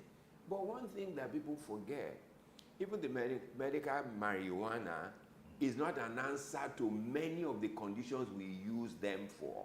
In infantile epilepsy, for instance, which sometimes it is used, it is not everyone that has infantile epilepsy that benefits from marijuana. And we have also known that regular drugs that are used for those conditions are far more efficacious than even marijuana. Trying to legalize it and under the guise of the legal use is just to make it into something that becomes acceptable if we're not careful. Marijuana will join the class of socially acceptable substances like alcohol and cigarette, and it's becoming like that in Nigeria surreptitiously. Yes. Because a lot of people use marijuana. And you know, one thing that I'd like to say is this: there are varieties of marijuana, various kinds that people are now using in Nigeria. They call it loud, they call it Arizona, they call it Colorado. They are not marijuana at all. What about the one they call skunk? Skunk is different. Okay. Skunk is, let me take that and then I'll go back. Yeah. Skunk is a combination of marijuana, dry leaves of pawpaw, and then cocaine. That is why when people begin to use skunk, they begin to have a tendency towards addiction because of the cocaine element. Okay. And then they all, you see, and it's more expensive. They give a reason to say, well, because it's higher in potentiality, and that's why people use it, and it's more expensive than ordinary marijuana. Maybe ordinary marijuana, 5 rounds may cost about 100 naira or thereabout. But skunk, a pinch of skunk may cost you 2,000 or thereabout. But if I go back to Colorado and Arizona, we know that in those substances, which is not marijuana in itself, the marijuana component of them is about 10. And that is what is common to them. Why people use them is because the smell does not have the peculiar smell of marijuana. So if you use it at home, parents may not know. But what brings it out is the effects and consequences. And those are things, we need to do something about the substance. You know, you said that marijuana, unfortunately, was becoming, or sadly was becoming, surreptitiously a socially acceptable drug. I recall that growing up, joints where they sold or smoked marijuana were not very much welcome within residential areas, right? But these days, sadly, people smoke marijuana on the street, openly, even people in uniform. You know, you see, the thing is, dealing with the issue of substance abuse in Nigeria needs strategic thinking and implementation. And to be honest with you, I'm glad that General Marwa has come to become the chairman of NDLEA. He was chairman of PASIDA, and in the process, he met with a lot of stakeholders. So he had a very good understanding of what the issues are. And I think it's beginning to unfold. My fear is I hope they give there's a political will to help him and also the resources. In the sense that one of the things we must begin to do in Nigeria is look at the NDLEA proper. The law setting it up has to be reviewed, in my own understanding. Is too omnibus. What they expect to do, this. If we don't begin to particularize their area of attention, yes, it's good. They can be doing the interdiction, catching people and all the rest. But we need to place emphasis on demand reduction. If we don't do that, because one of the things that the Europeans have understood is this: they give us a lot of gadgets to catch people at the airport. You can't carry the drug. So what happens to the drug that doesn't go out? They get domesticated. And if they get domesticated, it allows accessibility and availability on different scales. So people can get it, they can use it. So the thing we must begin to look at now is how do we look at this thing? As you said, I doubt if you walk down this whether you won't find where you can buy it. And it's not limited to motor. You see, the wrong impression we've always had. We thought people who do drugs are motor park boys, rascals. Is not true. Big people, I mean, some experiences we are seeing lately have shown us that big people do. If you want to see some of these things in some areas of secluded areas of Lagos, highbrow areas, is to watch during break time. When you see, what do they call, yuppies, leave their offices in suit and everything, you see them drive to a house. They're not going there to have, just sit down. There's something that's going to happen there. Many of the parties today that are highbrow are drug fed. So we need to be aware, and you probably also have noticed or seen from when they has done, many of the cookies, many of these things are bought online. People are making drugs and putting them in food materials and selling them to young people. And so that's why we need to worry. And when you talked about tackling it and about the availability, look, whether highbrow or anywhere in Lagos, there's no place, there's no joint. You know, that's something that's very scary. You said there's possibly nowhere in Nigeria, no part of Nigeria where there is no joint, drug joint. What I have found is that even the drug of use, the preferred drug of use, differs from region to region. Absolutely. So that's like a hydra-headed problem. Good. You know, you've just touched on something that I'd like to elaborate. You know, in CADAM, we sat down and looked at the spectrum of the things available, and then we came to a classification. 4 groups. The first one is socially acceptable, alcohol and cigarette. Go and check today. There is no alcohol you will not find in sachet. And why do they put it in sachet? The man who cannot buy the bottle can buy the sachet. The sachet is about 20 naira. So when you go to the joint, you see them buy like 2 of them, using them, raise the amount, put it out, and then begin to use the drug of that day. And then so it allows students to buy it. And then let's go to the next way, which is the illicit. Illicit classification, which everybody knows. Heroin, cocaine, marijuana, skunk, and all of them. And all of them. Illegal, illicit because they're illegal. You can't carry them on your person and then take them, you'll be caught. And then the third one is prescription drugs. Something like tramadol, something like Refnol, something like Valium, something like injection pentazocine. These are drugs that are prescribed in hospitals for moderate to severe cases of pain. One of the things we're beginning to find that is scary, and I'm talking very responsibly because they are being called to come and intervene. There's a particular drug called injection pentazocine, which is you can get on the counter. They call it Fortwin. It's a painkiller, which is usually used for sicklers, which has been corruptly used carelessly for sicklers. If you give pentazocine to someone, in 5 minutes the pain will disappear. You will see and say, hey, there's no pain.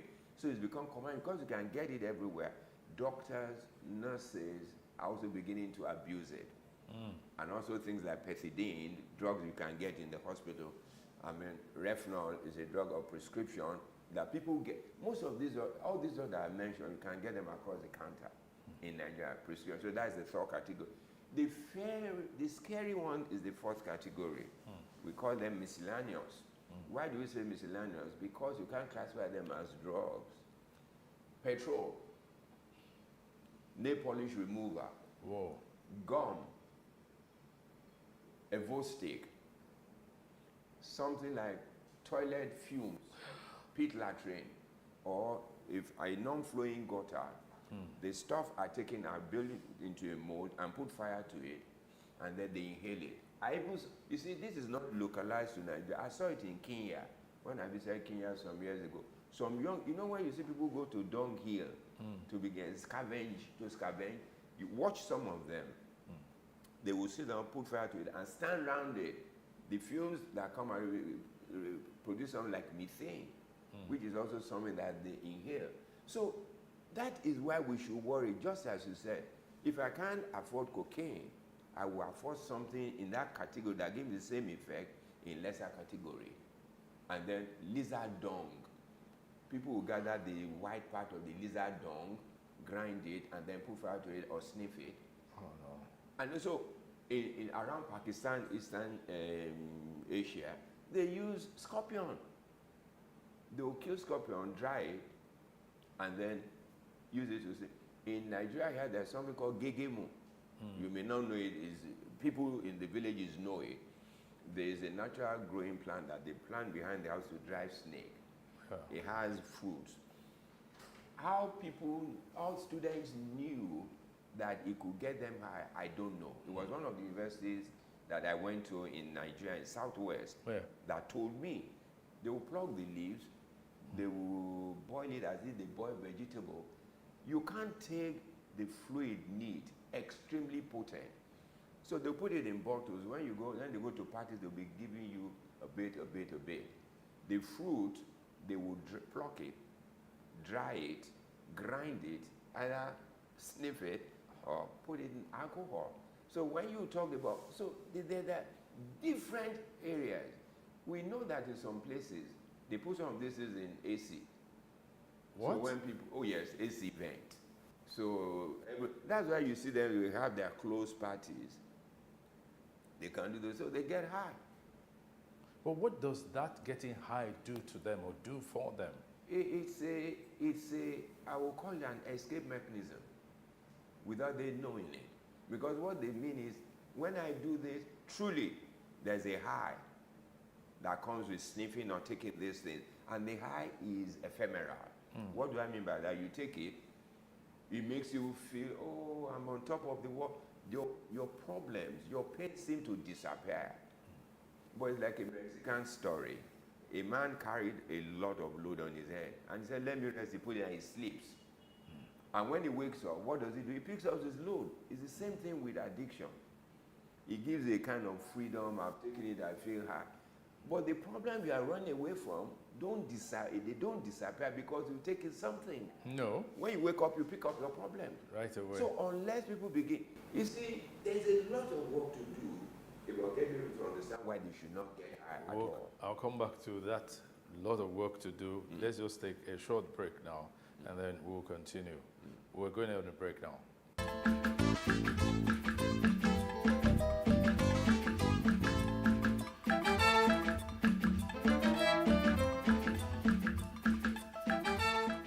Welcome back from that break.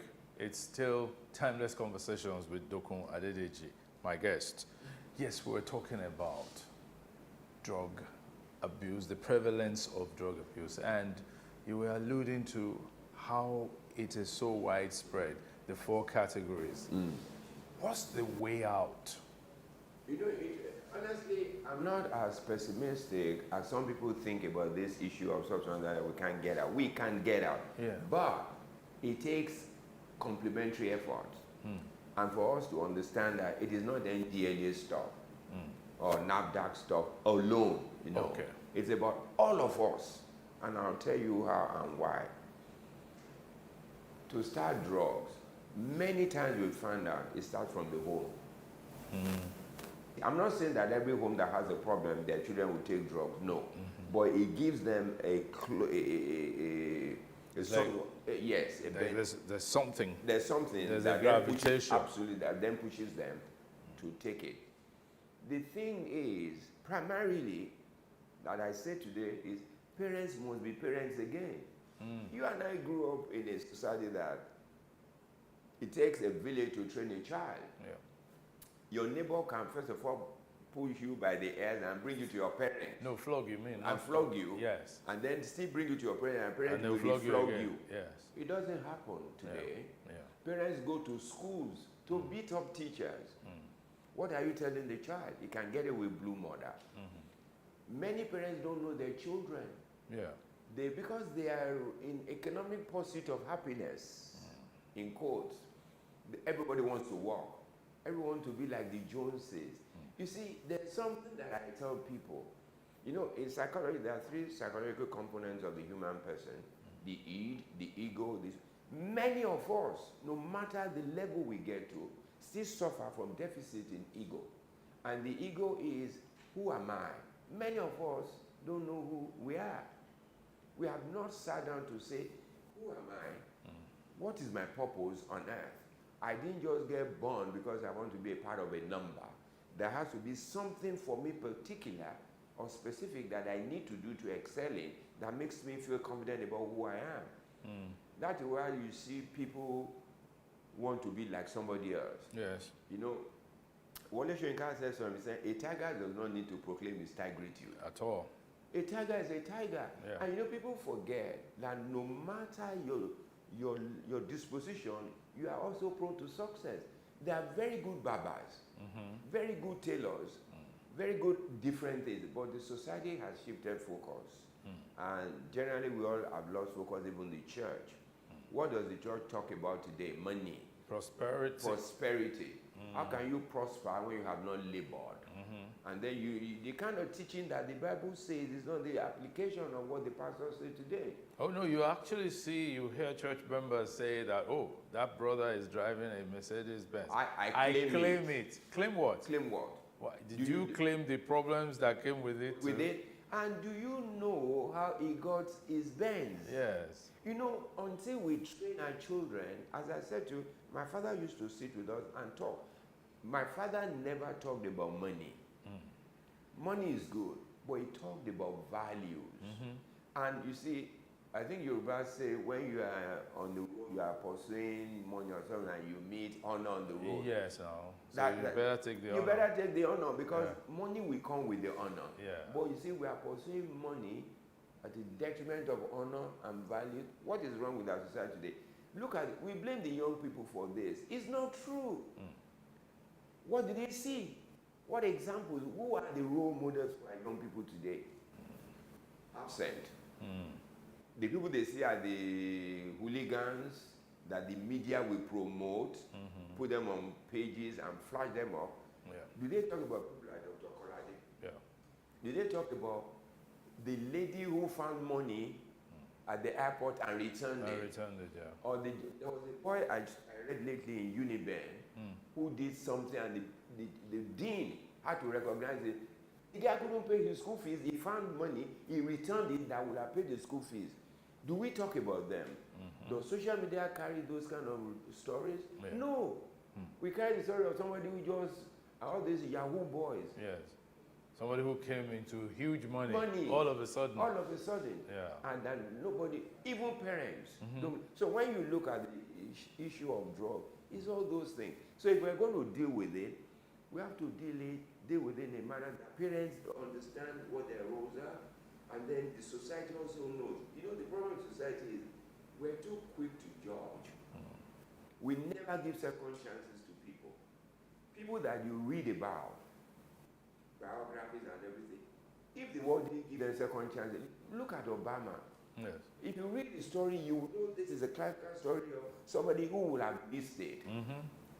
Look at who he became. Yeah. We don't talk to our children about those things.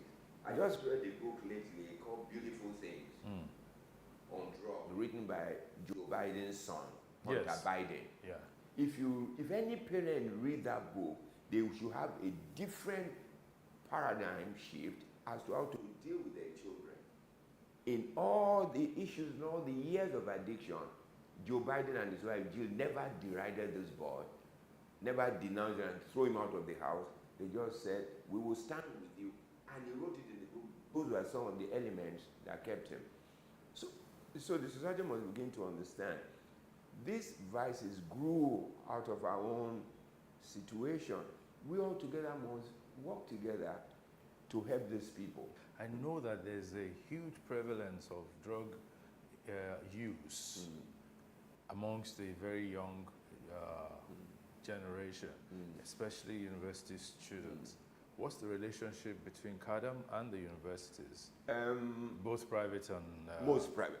Usually, our relationship is stronger with private universities, and particularly the Christian universities. Okay.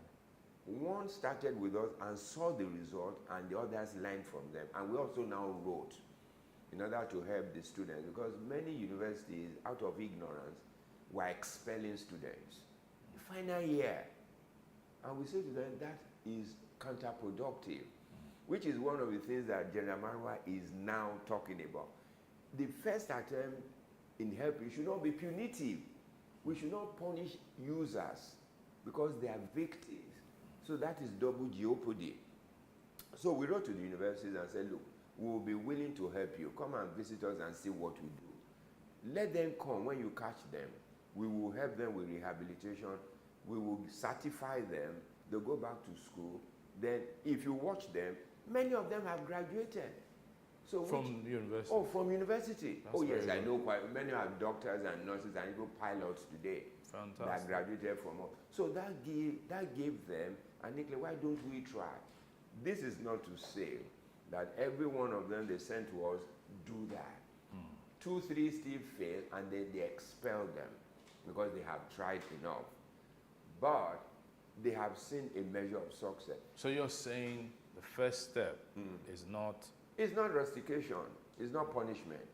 Even if you are going to punish, let it be a lesser level. Let's say we suspend you for a semester. Go to so place or wherever you choose. Go and get rehabilitated. Bring a certification that you have stopped. We will take you back to school. We will, because what schools today check at random. Yeah. So if they are not called, if you do well, and they'll be watching. Because what we say to them is when they come and finish with us, let a lecturer who has understanding be watching over them, report to the lecturer maybe once in 2 weeks. How are you doing? Look at, but don't begin to check them out. Maybe this guy. No, that's not the way. But then there's the other side of checking. When they check randomly and they find some of the chemicals in their bloodstream, like THC, for instance, which I found out can last about 30 days within the system. I mean, what does that mean? And there are other sources of getting THC? You know, the interesting thing is, if these guys are smart. Yes. Catching out the university authorities. Some university authorities test, but they don't catch anyone, depending on what these boys use. So don't say boys only. No, girls. Girls. Yeah. No, you'll be surprised that this is not limited to the men folk. Women do as much drugs as men. So I use boys because in a general sense. Yes. So the thing is, if you find it, true, you find it. But it doesn't mean that the person is on a regular use. Okay. Because if you use cannabis, if you don't use it within the next 2 weeks, you can still test positive. But some of the things we are telling universities, do these things with caution. Because there are some natural tablets prescribed in hospital that can make you have a false positive result. Okay. With this test. For instance, let me give you. If you take Aleve, Aleve is an analgesic. Yes. If you take it, if they test you, they'll find THC. There'll be a false positive for THC. And so just like other drugs, there are a few, we call them non-steroidal anti-inflammatory drugs. Okay. Some of them can give you a false positive for THC. So you can't then find THC and say, oh, surely this guy, you must interrogate the fact. first of all, test and find results. Don't say this is what we found. Do you do this? Do you do this? So that you do not put the university in a difficult position. Because if the university now suspends, and then somehow the student can prove that it doesn't use drugs, if they then do then subsequent tests, then it becomes a problem for the university. Then nobody will trust your judgment. So there's a need for caution. There's a need for caution. And you see, one of the things we also told the university, who catches someone to take for test? You need to be careful. There must be, the security can catch, but they must hand over to someone with more authority and understanding who can then say, we'll do this. If you don't do that and it becomes the security who can just take, then they will make mistakes. And what we also told universities, all this noise about drugs, they don't grow in the universities. They got brought in. Some of the staff of the university are culpable. In the kitchen, in the laundry, the marijuana dispatch person. Yes, all those things are people who can bring this to this. There's one particular student I saw last week who said to me that within his school, I won't mention the university, it's a Christian university. He said in their school they use Colorado. So I asked them why. He said in the test kit of the university, Colorado does not show. It's not detected. So they use it on a grand scale. To get it within the campus from people who sell it as students starts from 2,000, 2,500 to 3,000. So he now has a friend who is in a public institution who brings it, who gets it from outside for about 500 naira. So he brings it to him. But that guy was coming one day to supply it. Both of them got caught. He was tested, it was negative, although he uses. The other person who brought was positive because he uses other things. So he was suspended or expelled. So we said to him, we will rehabilitate him and do a letter to your university that this is this, and then give you a second chance. But public institutions don't really care. You come, I mean, you can imagine that population in some of these public institutions, how would they be bothering themselves? But they have to bother because they are producing people for the outside market. The same way the workplace needs to begin to bother today in terms of the people they employ. Because if you are not careful, you will employ them to your system and they begin to grow within your system. And the drug they take does not have to be some, it can be an innocuous thing. If you see somebody in the office, for instance, who is taking a particular beverage, put it on his table, the same bottle or container for like 3 hours is not, it must be strange to you. Or somebody has a flask. You know, there's this singer who sang one time, water bottle. Yes. Those things are not just strict water bottle. Nobody goes to a party carry water bottle. Yes. So you must know that there's something in it. So I'm talking about this because we must begin to be observant of the current practices in our environment to help us take decisions. But this whole situation looks so bleak. Is there a way out? Oh, of course there is. You are optimistic? I'm optimistic. Look, let me tell you my basis for optimism, particularly now. Yes. And I must confess, having met General Marwa and worked with him a bit, I have a feeling, I'm strongly optimistic that if he is allowed to take the time and strategy as he wants to do, with the available resources, and then with his motivating his work staff, we will get results. It will be, but it's not a sprint, it's a marathon. What do I mean by that? It won't happen by magic. It will happen because we join up to work with him, and it's every facet. You said something the other time in questioning me. Even within the law enforcement agencies, they are greater users of drugs than the average society. I've been to joints where I saw them in uniform, take off their cap and they're shacking up. And that's why we have those accidents at the checkpoints and all those things. The custom must be involved in the interdiction. You know when people import, was it end of last year, somebody imported some containers of tramadol. If they were not caught at the port, they would have gone. When they said the number of tablets counted, if they were distributed across every Nigerian, each of us will have 2 to 3 tablets. You can then know the market. But I can show you, if that thing had worked past then, within 2 weeks they'll be importing another set. Another one, yeah. So each component of society, you know, I mentioned parents, I mentioned schools, I mentioned the workplace, then the church. And the mosque too. And the mosque, the religious body. You know why I'm particular about religious bodies?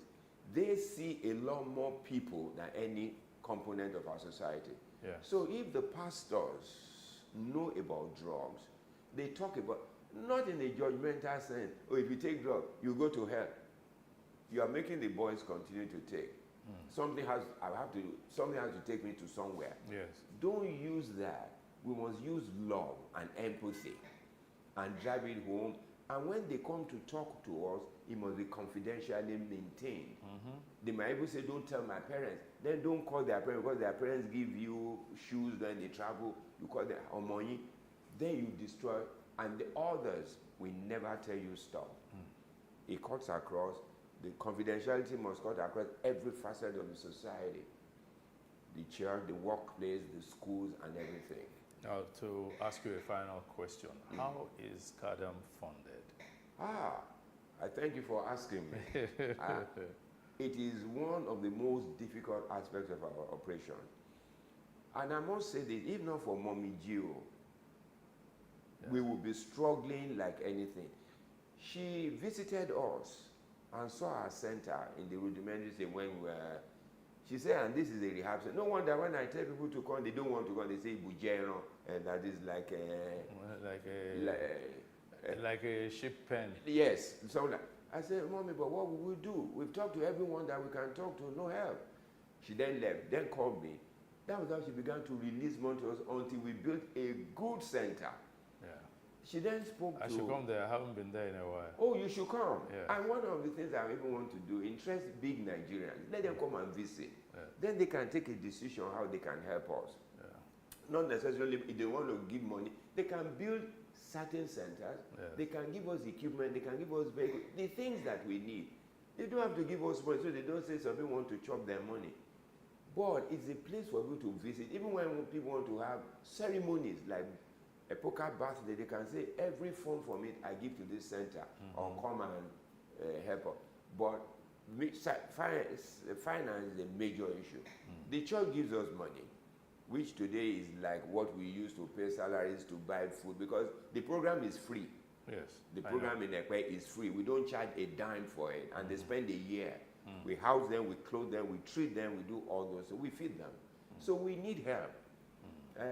If we get help, we'll be on top of it, we will do much more. So, call for help. Call for help. Talk to the people. I wish today, if anybody watches this, you go to our website, www.cadamonline.org. No, sorry, www.cadam.org.ng. That's our website. Yeah. And then our phone number is there, 0817-103, I think 9895. Our phone number. Our office is in Ikeja, Agidingbe, 5 Yusuf Close, off Sadiku Street, off Amara, behind Zenith Bank. Come and visit with us. If you come, you talk to us, we'll take you to visit. You will see these people in flesh. You see the faces of addiction. And then you can see there is hope. That's why I'm happy. And I'm pleased to say to you that it's not all bleak. It looks bleak today, but there's light at the end of the tunnel. Thank you very much, Doc. Thank you. Papa. Thank you so much. My guest today on Timeless Conversations has been Dr. Dokun Adedeji, an altruistic person, totally selfless. It's been a pleasure having you. Thank you so much. Thank you. And we'll follow up on what CADAM is doing. We'll come there. We'll be glad. We'll come there. We'll come there. Maybe we can do a special one. I think you should. Site. I think you should. On And site. maybe also get somebody like General Amara to talk to. And, Yeah, we'll reach out to him. We'll reach out to him. Thank you very much for watching. See you some other time. Bye.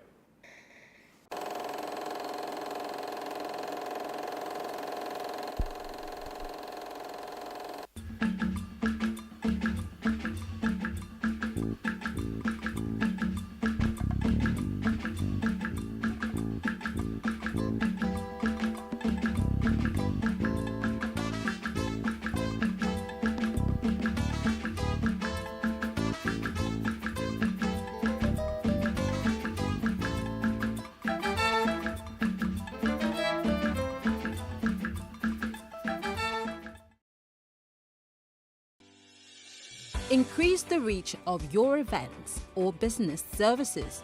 To advertise on Plus TV Africa, please call 0906 000 5719 or 0909 040 8408, or send an email to marketing@plustvafrica.com.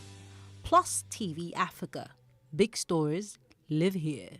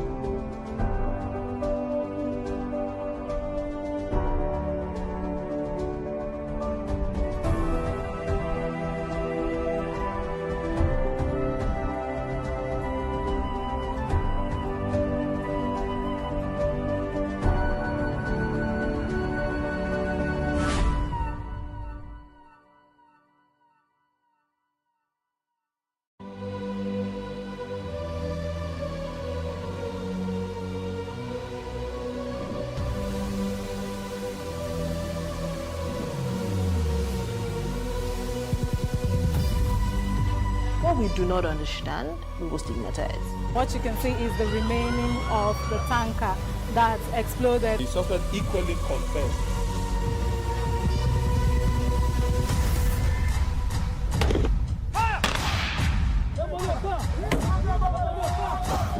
A 500 naira they collect am. If you no talk, dem go beat you. Na 2,500 I dey pay.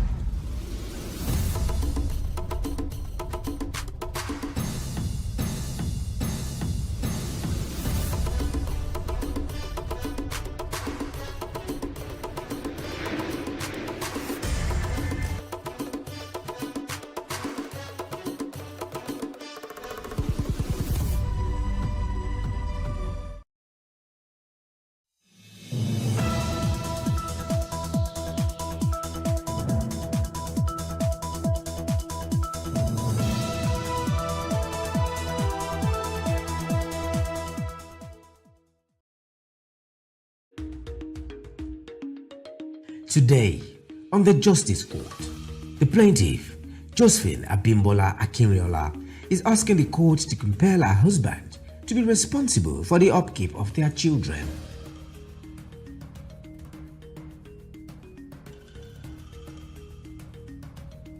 All rise. Court in session. Honorable Judge Fumi Asaolu presiding.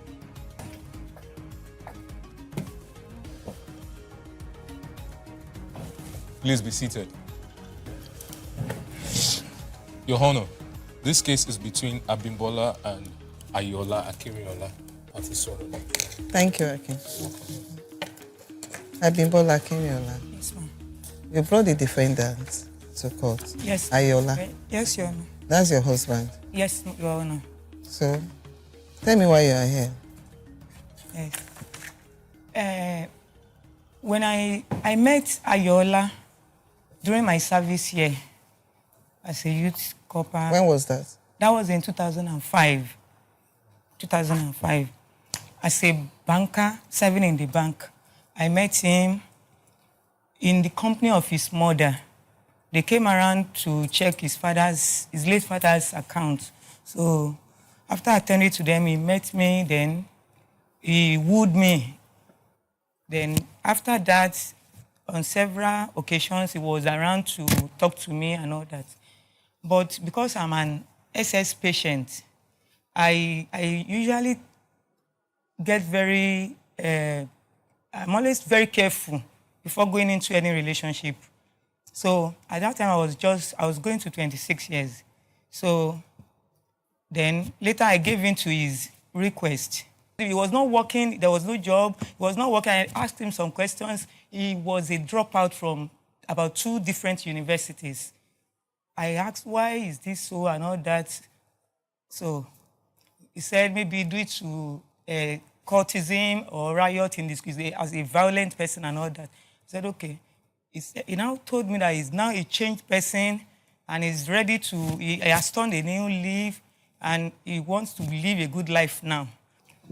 So I tried helping him. I encouraged him to go back to school, that he can start all over again, forgetting the age barrier. So he decided to look into that. Then I told him, that means you have to look for a job. You are a grown-up man.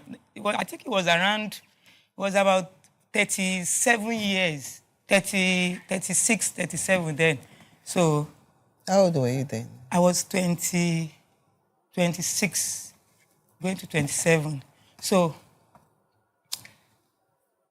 I told him to go back. So he said, okay, no problem. Then I told him that you can drive very well. Since you don't have any certificate to work with, you can start, maybe since you know how to drive, you can apply for a driver's job if you are not going to be shy taking up that kind of a job. It's not a dirty job, you can get a good one. Fortunately for him, he secured one with Oceanic Bank then. So he was lucky to have been put under Cecilia Ibru to work as one of our drivers. So he was working with her. Then I made him to know that, okay, I was still a virgin, but I need to go back to school. I want to sponsor myself after my youth service. I want to go back for my master's. And that means I may not be able to give you full attention at this time. So I have to go.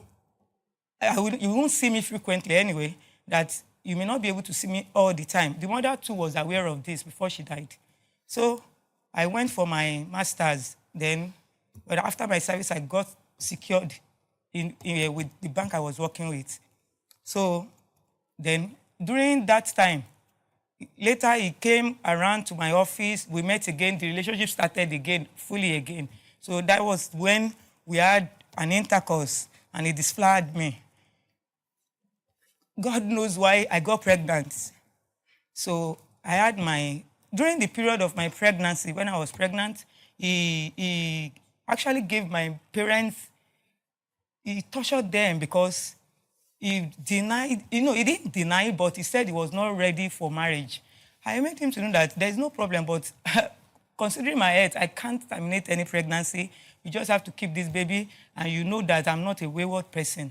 So I kept the baby. Sometimes I would call him. He was already working, and he was earning good salary. He was even using the woman's car, as in the boss car often. It was okay, quite okay. So, but he was not supporting me in any way. So I accepted my fate. I went on. My parents supported, my aged parents, they supported me. They gave me all the support I needed. And I was able to pull through. But always going into the hospital on admission and coming out. But at the end of the day, I put to bed through cesarean section. So I had a CS. That was when he now showed up. Though during the first trimester, I called him. We were persuading him to at least do something. Your wife is pregnant. You know you are the owner of this pregnancy. Try and support this lady. He didn't even show up. The only time he showed up that I was able to speak with him when my boss ordered him to come around, my boss then in my branch, he now came around, the woman called him, she spoke with him at length. When he left, the woman told me, this is not someone you can marry. She actually said that. But, so when I put to bed, I called him, he said he was not in town, he came over that week. So he gave the baby name at the hospital. So I went back to my parents. They took care of me after being discharged. And I went ahead with taking care of the baby. 2 years after, the third year, suddenly, before then, he was calling. At times I would pick. I said, what? He would ask of the baby. I said, the baby is fine. And my daughter is fine. She's doing well. She has even gone to school. Mommy and Daddy. Was he sending anything for upkeep of when I was disturbing, he sent sometimes he would send 3,000, send 5,000. At maybe it was 3 months. Not in 3 months or in 6 months, he may send 5,000 naira. So it was not regular? Not even about regular. If it is regular, maybe 3 months, that would have even been considered fair. but not maybe in a year, maybe 5,000 or 3,000 twice. So, but I was not bothered about that. I didn't bother myself. I just felt, okay, God is helping me. I have a job and I'll take care of this child. So I went on, I was taking care of my daughter. 3 years after, he started calling again and came back pleading with my parents that he's so sorry. He's very sorry that he didn't know that my family is a good one. My mother, he actually thought my mother was a witch, that she's into witchcraft. He's a fetish person. So he went to an imam, he went to a prophet, he went to a babalawo, an herbalist. They told him that my mother is the one behind his predicament. I said, you don't have any predicament because you caused this for yourself. They rusticated you from 2 universities, and your life has been in disarray. And now, I've encouraged you to start all over again, and you are doing that. Take that away. There's no one attacking you or no one behind your problem. So let's just forge ahead. So later, my daddy is the minister of God, and he encouraged him, talked to him, he apologized, he cried. Then he now said he wants to come and marry me. The only thing I did was, before you touch me, we are going to go, because I've not seen you in the last more than 2 years. We have to go for medical tests. I took him to the lab. We had series of tests done. The STD, we did HIV, I did every other test, but I did not do genotype because I saw the one he gave me when we met. Considering that, I accepted his proposal and we went in for the marriage. His family came around for the introduction. Then we went for the registry. My documents are here, the pictures, the wedding pictures and everything, and the every document are here. So they came we did the registry, did the engagement and every other thing, and we went home. As in, we went with both of us. We contributed money. We rented apartments. So we went home. We're living together. Few months, let's say almost a year into the wedding, not even up to a year, some months after our wedding, as he started, when we are in the house, my husband you are limping. I was not having issue with my legs, but due to the complication of being a sickle cell, you may have a reason to limp or you have pain. So it was like, why are you limping? Is this how you'll be walking if we go out in public? I said, but you saw me and I explained everything to you before you got married to me. Any little thing, my husband will flare up. He will start arguing that to the extent that before we sleep at night, my parents will call because they were so scared that this guy, I hope you are okay. Oh, is everything all right? I said, there's no problem. Daddy, just continue to pray with me. I will pray. I was also trying to make him to be a gentleman. So, when we argue, he will threaten me. I was like, what? We are not fighting now. We are just explaining things to ourselves. Anyway, I'm sorry. Can we sleep? My daughter he said my daughter should stay with my parents. Actually, my daughter was already in school before he came back to beg for my hand in marriage. When we got married, I was quick to get pregnant. Like 2 weeks after the wedding, I got pregnant again with the twins. So I started because of my health, I have to go for clinic, antenatal on time, so that I won't have problem. So my medicals, I was taking care of it, but at times I would tell him, what do you have to offer? Let's just do it. We'll be doing it together. I told him of the land I had. I told him, even if you cannot get your own, we can build on my own. You are naming everything. I was just trying to support it to make him just feel okay, so that we have a good life. So, whenever he argues with me like that, before I sleep every night, I'll go to my kitchen, pick the knives, pick the fork, Every other dangerous weapon, instrument, I just take them to my traveling bag, my box, and put them under it. Why? Because of the way he threatens me. But did he ever use any of these weapons? He did not, but I was always scared. He was not aware that I was doing that. He wasn't aware. He would beat me at times. I can recount like 3 to 4 times that he would beat me. I will call my dad. Daddy, look at what is happening. My daddy will call him. My dad is in the court right now. He's a witness. My daddy will call him, talk to him that you don't have to do this. He took him as a son. Even my daddy was helping him to submit his CV to his friends to secure a job for him. My daddy will talk to him, you don't do things like that. And don't injure my daughter. Consider her situation. You to calm down. Let God take control of your life. We'll talk to him. So I was managing. I'm already into it. So I was managing. So when I got sick in the 5th month, the doctor insisted that I stay at the hospital till I put to bed, that I may not be able to survive it if I should go back home. I said, dear, I can't live here anymore until I put to bed. They said I can't even carry this baby to term again. He said, what do I mean by that? He said, they said I can't carry it, that my energy is not enough to get to the 3rd trimester. Okay?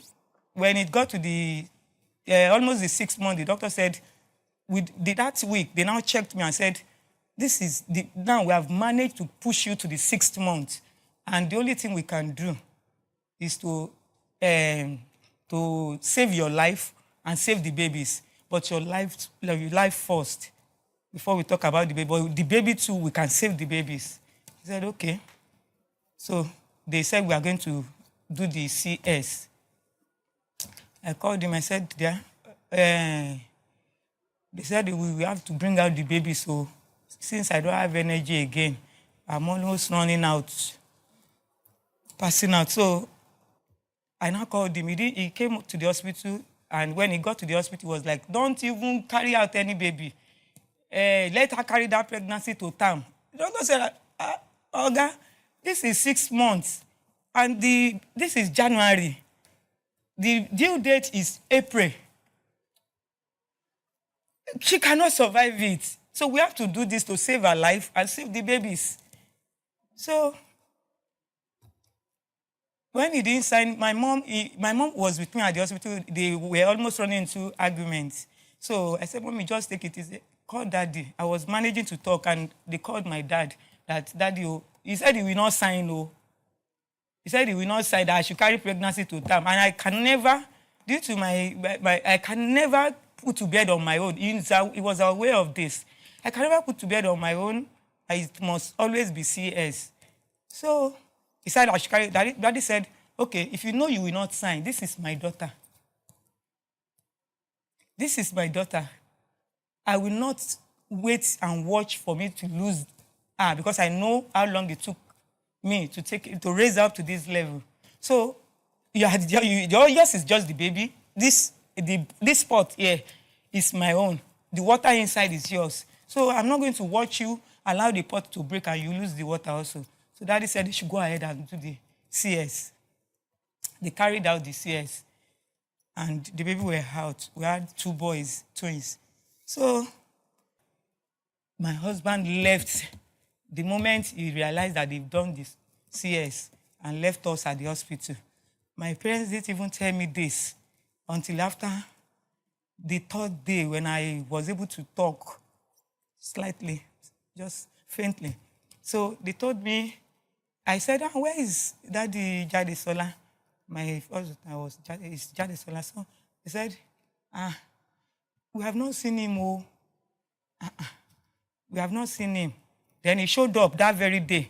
When he now showed up... That's the 3rd day? The 3rd day. He was with you on the 1st day. The day you were put him to bed? Yes. Then he came on the 3rd day as well? 3rd day he came. Then when I saw him on that 3rd day, we spoke because I was not having the energy to talk too much, so we only discussed briefly. And then on the 5th day, he showed up When he showed up, he now told me he wants to go and there's somebody that said he should supply stationery. That he wants to go there to supply it. I said, very good, that's good. Well, maybe after we get back home, I'll take a loan from the bank. We'll use it to buy a bus. He said he even wants to have his own personal bus. He will drive it. He will be able to have control and make money easily. He doesn't want to hire someone to do the job. I said there's no problem with that, as long as you do it intelligently. So that was the plan, that when I put to bed, that's what we'll do immediately. So we had that plan. While planning that, my dad was also talking to some of his friends to get a job for him, which he eventually did. He secured a job for him. So, but on the 5th day he showed up, he told me that he never showed up. Up to this very moment that I'm talking to him, that I'm here, apart from when he came around to maybe, I don't want to call it hypnotize, to take my daughter away from me last year, I didn't set my eyes on my husband. This is going to 11 years. I've not set eyes on him. I'm just seeing him today. Apart from that day, we didn't, briefly for like 5 minutes, when I insisted that you can't take my daughter away. This is the second time. Like 2018, my leg issue started. So it was affecting my job. And I eventually got disengaged on health grant, though they donated that I should go for medical care. I wanted to do surgery. Though the bill was around 20 million to do it in India then, 20 million naira. But my company and my office, they couldn't give me all the money, but they tried their best. They gave me some millions, but I couldn't do the surgery. I was managing. They paid me off and all that. So when I called him again, then he blocked my line. He blocked me on Facebook, blocked me on WhatsApp, blocked me on all social media platform. So, but at times, I will use another number to call you. I will send message. Please, I'm now out of job. I've been raising these kids. It's not been easy. Kindly support me. My parents have been the one using their money. He said, let them continue to use their pension to raise them for you. And you, didn't they pay you gratuity when you left job? Use your gratuity and raise them. Don't you ever disturb me again. During those times, at times, I won't lie, he sent about 3,000 before I lost my job. Sent 3,000 like 2 occasions, sent another 5,000 once for 3 kids. Well, I was not complaining because I had the job. So, but when I lost my job, I called on him. That was his statement. The plaintiff, Josephine Abimbola Akinriola, met and started dating the defendant as a virgin at age 26. Eventually, they got married and have 3 children. However, the defendant is denying the paternity of 2 out of 3 children. Josephine claims that she has been solely responsible for the upkeep of these children for over a decade, but now she has been out of job on health ground, being a sickle cell patient. She is finding it challenging to continue to cater for the 3 children all by herself. She is seeking court intervention on this matter. When I needed to do my surgery, I can bring it out. I went on GoFundMe to raise funds for myself, but the money was not complete. They treated me at loot. It got to a time that I was almost running mad.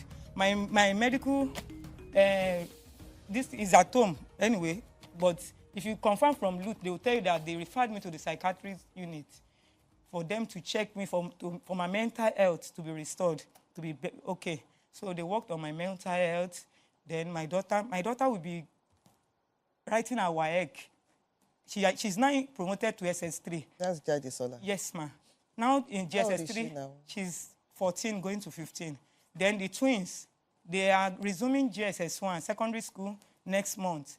Jadesola will go to SS3 by next month. So I've been the only one taking care of them. All the receipts for the school fee, they are here. The pictures, their graduation and everything, they are here. So that is all I can say, ma. You've not mentioned your claim. Ma, my claim, yes. I emotionally traumatized. Then later, I'm sorry, I didn't chip that in. I got from one, we were using one phone. When he didn't have a phone, I used my phone, the BlackBerry phone then, he used it to do business. So he logged on to the Facebook account of his account. So when he now absconded, my phone got bad, then I repaired it, but his password was still on that phone. I opened it, I saw his Facebook chat with a girl. The girl got pregnant for him. When the girl got pregnant for him, I was following the chat tray till the girl put to bed. And the pregnancy was at the same time that I gave birth to my twins. We put to bed the same year. He has a son now called Daniel. The son and my twins, they are the same year. Their birth year, they are the same. Then, when my daughter was being bullied at school, so there was a time that she was feeling so bad. I said, relax your mind. There's nothing. I can be your father and mother. If he doesn't show up, you are okay. But you know children now. So there was a time he wanted to take her. He took her away, actually, to the house. When she got there, he has 5 children with that same girl that he was chatting with on Facebook that I saw. Then he personally explained to my daughter too that he had about 3 other ladies that got pregnant for him, that he has babies too. Apart from my 3 legal children, he has like 9 other children. All right. You have not mentioned why you are Well, I'm here because he absconded, he abandoned me with 3 kids, and I want him to pay for all the almost 11 years that he has left me with these children. I have suffered enough. I want to do my surgery. I don't have any money. I've been taking care of myself and my kids single-handedly. My parents have been the one doing all this. I cannot go back to work until I'm okay, I'm fit. I need money. You want him to be responsible for the children. And if he can pay back all I've suffered for, I wouldn't mind. Do you know what he does for a living now? I know he has his certificate now, so, and... But do you know what he does for a living? I don't know, but my daughter said he's working, and he has so many children he's taking care of, but my children have never eaten a kobo from him. Okay. Please, can you get a chair for her? Let her have a seat. Thank you. Okay, can you respond to this? Thank you, Your Honor. Thank you so much. I'm honored to have met you in person because I've seen you a lot. In the first place, my father never had, she worked with Wema Bank. My father never has worked with Wema Bank.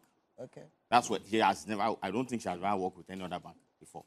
If she has, she should say, but she works with Wema Bank, and my father had never had a Wema Bank account in his life. It was First Bank. My mother had never stepped into Wema Bank because she does not have account. My mother. Do you have an account there? Of course, I have an account in Wema Bank. That was how we got to meet her. My mother had never followed me to Wema Bank because I'm not a baby. She has no reason to follow me there. So she has never followed me to any bank or hold my hand to any bank to meet her. Where did you meet? We met at Wema Bank where she was working during her youth service, like she said. All right, okay. But my mother did not follow. Alone? You were alone the day you met? Yes, I was alone. My father doesn't have an account. So those were lies. Can be proven. Like, we met quite all right, and I liked her. That's one thing with me. If I like someone, I talk to the person. It's a favor. I spoke to her, and she said okay. That was it. Has the defendant, Ayola Akinriola, moved on with other women and continued to neglect the responsibility of his children from his marriage? This matter continues to unfold in the next episode as the defendant puts up his defense on the allegations. If your baby daddy is denying paternity of the child to avoid upkeep, or you suspect misattributed paternity situations, submit your case online at www.thejusticescourt.com for a prompt resolution of the matter.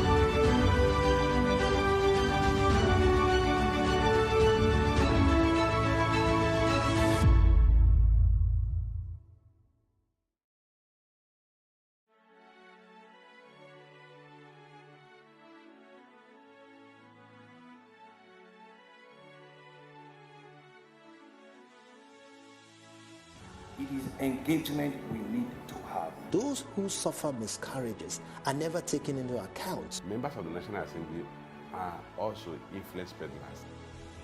You are sitting on Nigerians' money. From the barbing, I pay my rent.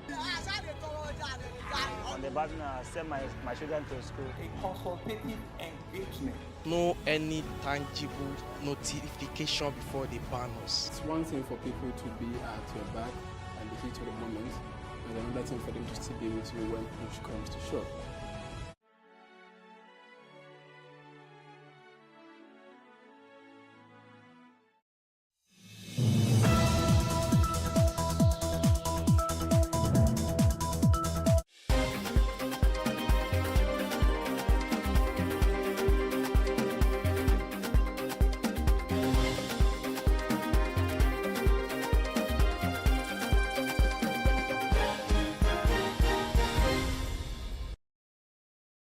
Good afternoon to you. I am Justin Akadonye, and this is the news update on Plus TV Africa. Vice President Kashim Shettima has called for the Minister of State for Petroleum Resources, Senator Heineken Lukwubiri, and the Group Managing Director of the Nigerian National Petroleum Company Limited, Mele Kyari, and the National Security Advisor, Nuhu Ribadu, to address the recent increase in petrol prices. Now, the increase was prompted by fuel scarcity and the country's crisis. Now, private suppliers have already sold fuel at higher prices than the NNPCL. Now, Nigerian groups and individuals have condemned the NNPCL's hike, demanding immediate reversal, release of incarcerated or prosecuted individuals, end to policies causing hunger and insecurity, and halting the government's culture of terror. Summoned by the Vice President, who was directed by Mr. President to summon this meeting. And we've been with him to brief him what is going on across the country. And what is important is for us to convey to Nigeria that the President is empathetic about what is going on in the country. He's concerned about the hardship of Nigerians, and that was why he directed the Vice President to call this meeting, for us to reflect on what is going on in the country. Products are available in the country. And we believe that between now and the weekend, there will be availability of products across the length and breadth of the country. The price could be high in some other areas, much more, higher in some other locations, in some locations much more than, other areas. But we believe that by the time, there is availability of products across the country, the price itself will stabilize. But what is important is that government is not fixing prices. This sector is deregulated, and we believe that with the availability of products, the price will find, its level. The regulator is ensured that there's increased operating hours from all loading depots. Vessels are being cleared promptly, and extended hours where safety can permit for truck outs as well. More importantly also is the reinforcement of the support being given to local refiners, because with increased production from them, indeed, like the minister has said, there will be higher supply, which will stabilize the price. Now, the Minority Caucus of the House of Representatives has called for the immediate reversal of the recent increase in prices of petrol, saying that it will no doubt increase the suffering of Nigerians.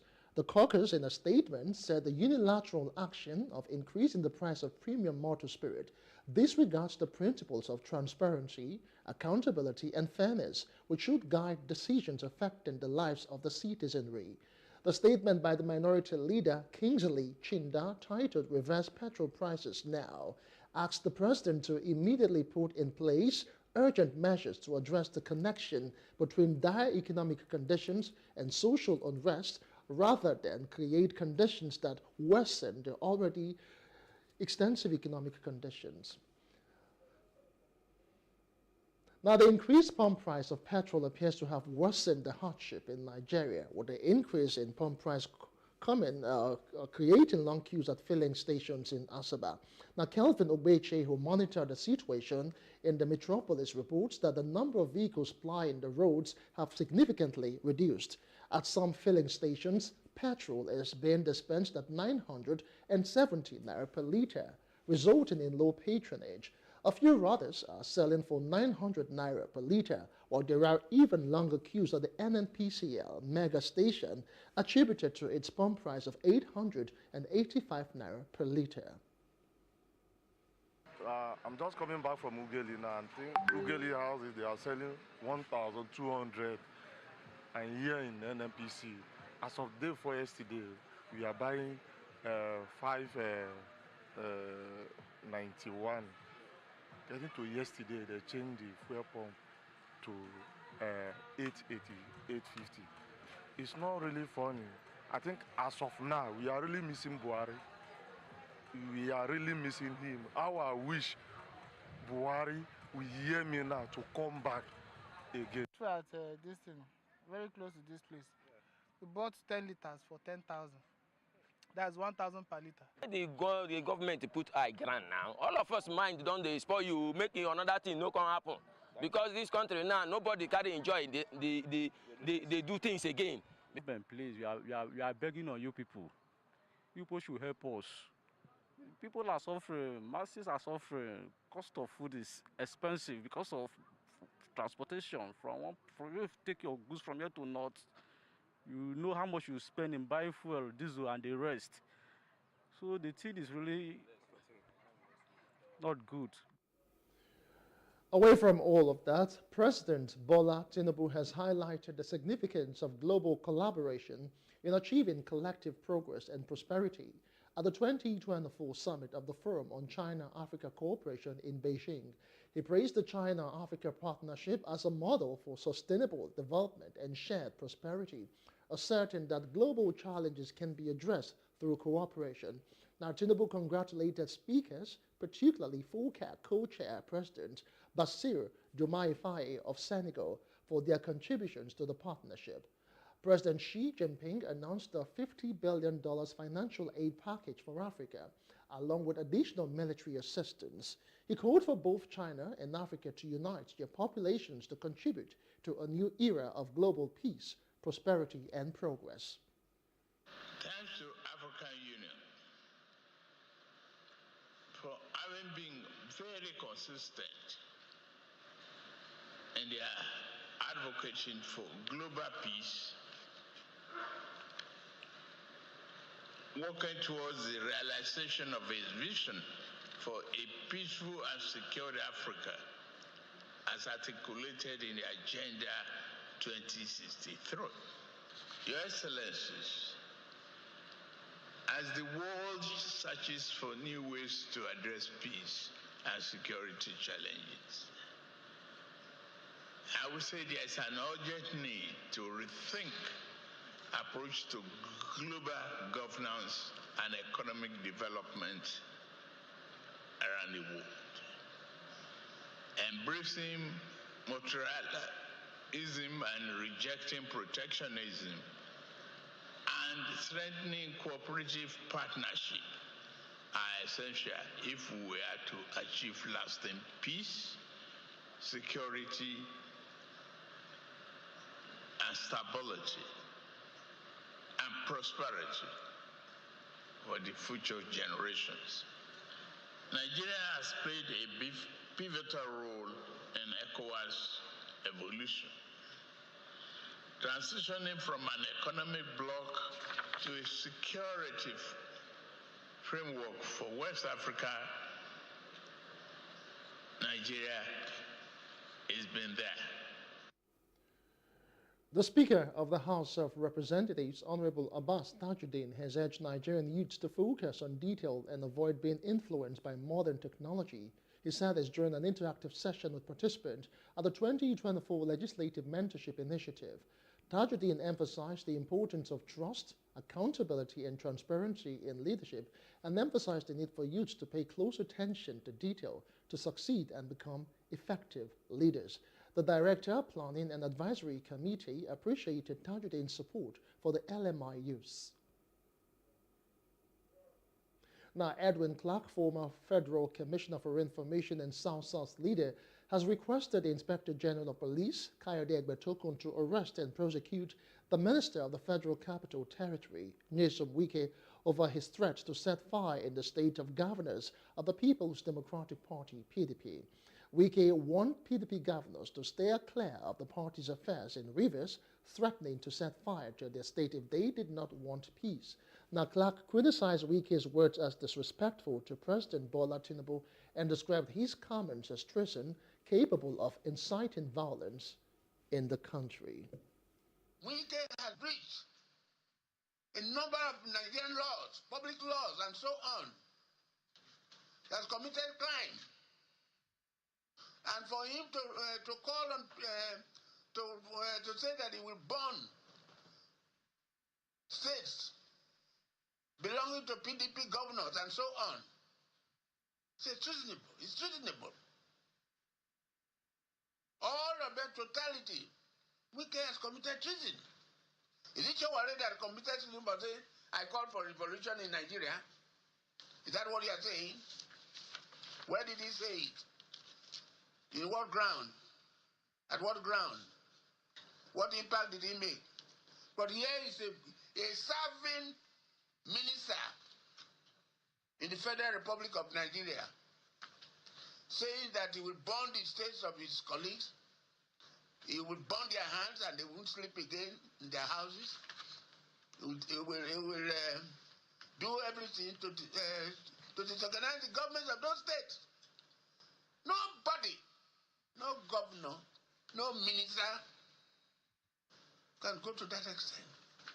It's a breach of the Constitution. Well, moving on now. Former Attorney General and Minister of Justice Kanu Agabi SAN says Nigeria has yet to find the right leaders capable of propelling the country to greater heights. Agabi believes that until Nigerians wisely use their votes to elect qualified leaders and likewise use the ballot to prevent those whose sole interest is to divide and exploit the nation, the country will struggle to make meaningful progress. He shared these thoughts as the guest speaker at the 23rd Mike Okonkwo Annual Lecture in Lagos. Details now. I'd like to go straight into the chairman's opening remark. The Bishop Mike Okonkwo Annual Lecture, launched in 2000, has become a prominent platform for shaping government policies. By convening seasoned experts to discuss pressing national issues, the lecture series has steadily grown in influence. This year's edition is themed Nigeria's Pathways, Diagnosis and Prescriptions. The chairman of the event, Atedo Puticide, emphasizes that effective leaders inspire through both words and actions. But if the bulk of the nation is willing to embrace evil and hail whoever loots or embezzles money and goes home and you make him a hero and you turban him, then what exactly do you expect to have in future? So I think there are lots of important things to take home.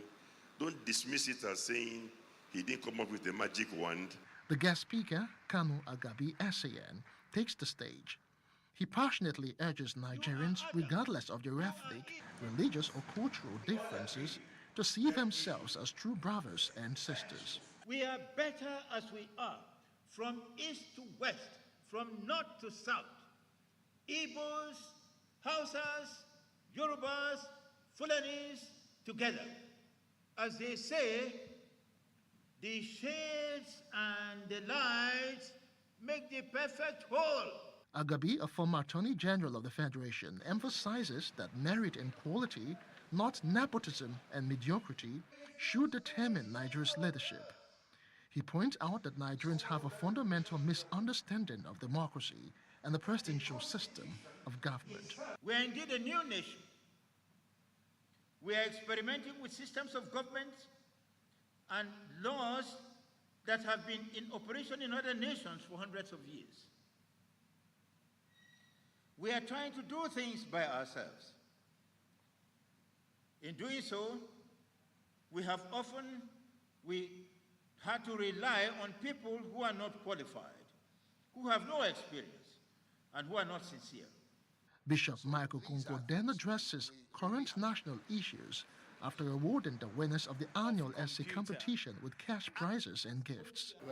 And so it's very important, but the challenge the Nigerians are facing is that the government should be seen to have empathy with the masses through the way they themselves have cut down on their excesses. I mean, you can't be telling Nigerians, oh, things are hard, or the fuel price is increasing, electricity is increasing, everything is increasing, and then you people are enjoying luxury. According to the bishop, developing Nigeria into the nation it deserves is the responsibility of everyone, not just political leaders. In business news now, Nigeria's National Petroleum Company Limited (NNPCL) has reported 188 oil theft incidents in the Niger Delta region between the 24th and 30th of August, with 89 illegal refineries dismantled in a week. Illegal connections were discovered in Bayelsa, Abia, and Rivers State, and crude oil spills occurred in Abia, Rivers, and Bayelsa State. Now, vandalism incidents were also noted, with a boat carrying metals from vandalized oil wellheads accosted in rivers. 31 suspected oil thieves were arrested last week and handed over to the government security agents for further investigations. NNPC's Group Chief Executive Officer, Mele Kyari, criticized crude oil theft as the most virulent economic crime in Nigeria and urged the Economic and Financial Crimes Commission to address it. In entertainment news now, iconic actor Michael Keaton has announced that he is returning to his birth name after nearly 50 years in the entertainment industry. The actor, known for his role in films like Beetlejuice and Batman, has decided to go by Michael Douglas professionally. Now, Keaton's decision to revert to his birth name stems from the Screen Actors Guild rule prohibiting two members from having the same name. He chose the name Michael Keaton as a compromise when he began his acting career, as there were already established actors named Michael Douglas. Now, Keaton expressed his intention to use the name Michael Keaton Douglas going forward. And entertainment news wraps it for us on the update. For more stories, please follow us on Facebook, X, and Instagram, and do subscribe to our YouTube channels at Plus TV Africa and Plus TV Africa Lifestyle. You can also view us from Limex on limex.tv and Glow TV apps anywhere in the world. I am Justin Akadonye. Many thanks for watching.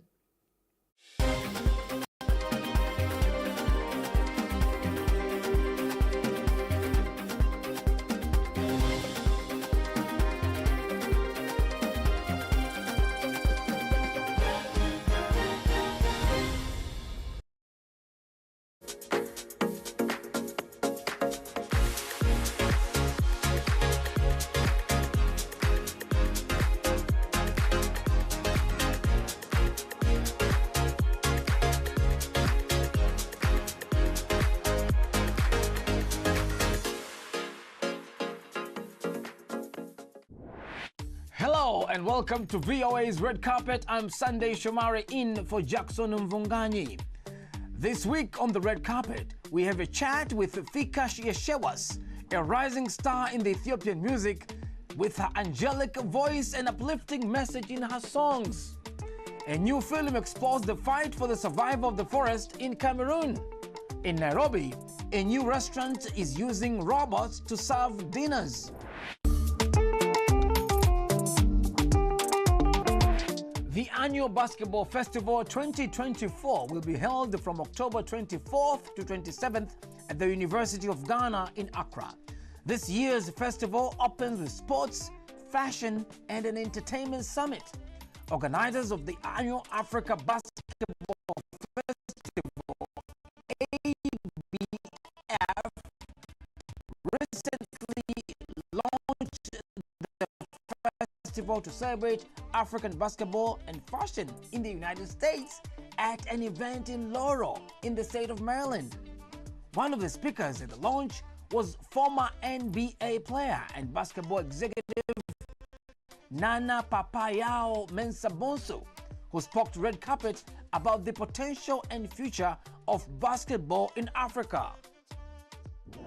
I'm Pop Mensah-Bonsu here at the Africa Basketball Festival, celebrating the game, celebrating Africa, fashion, culture, and loving what they do by using the game of basketball to reach the youth. And you see the transcending abilities of the sport and how it can influence the younger generation. always going to support with that said. And, you know, somebody like myself who has an academy too that wants to use the game of basketball to help influence the younger people of Ghana is beautiful to see. So I'm just glad to be a part of it and looking forward to what the future holds. Yeah. So Africa is the youngest continent in the world, has the youngest population. What kind of potential do you see the game of basketball having on the continent? I see infinite and endless potential. There's a reason why the BAL is in Africa now. There's a reason why the NBA and FIBA invested in the game. There's a reason why there's academies there. There's a lot of outside investment coming into Ghana now, or into Africa, I should say, because they see the talent. They see the pool. Obviously, like you said, Africa is going to be the youngest and largest population in the world in the next 10 to 15 years.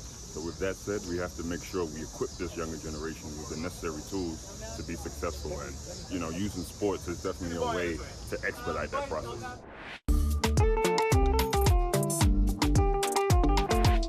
Fika Yeshewas, a rising star in the Ethiopian music scene, is captivating audiences with her angelic voice and uplifting message in her songs. Her latest album, Fika, meaning love in Amharic, delves into personal and social issues while also celebrating themes of love, self-discovery, and mutual respect. During a recent visit to VOA Studios, Yeshewas performed her music and sat down for an interview with our colleague, Hatam Seyum.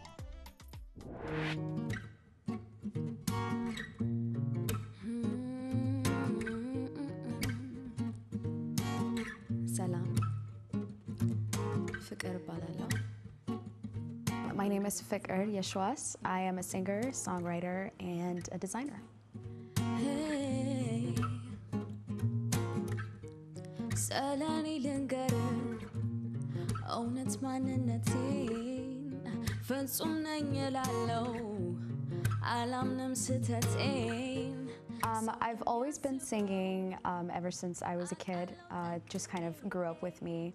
I used to play a few instruments when I was a little kid and participate in the media programs and events while I was in elementary school. So I kept up with it up to a certain point, and then I'd stopped it for a little bit while I was doing my studies, and then once I finished, I sort of went back to it.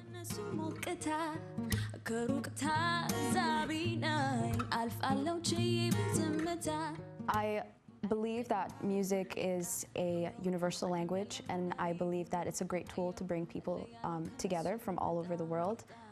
So I try to focus my music on peace and love and unity for the most part, and also just to talk about certain issues that are stigmatized and discriminated against by at least our culture and our society, and kind of bring that to light.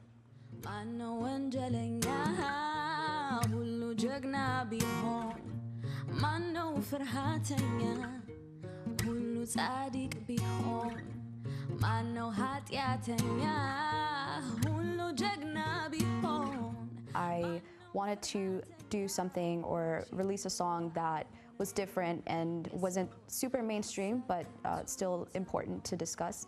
So my friend and I, when we were going over the topics of what to sing about or what to do for our first song, we decided that it would be about mental health.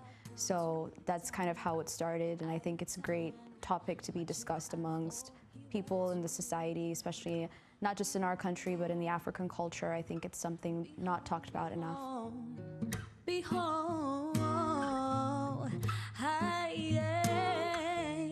I believe we have a lot to share when it comes to music and entertainment and culture with the rest of the world. So my goal is really to bridge the gap between our culture and our music with the Western world.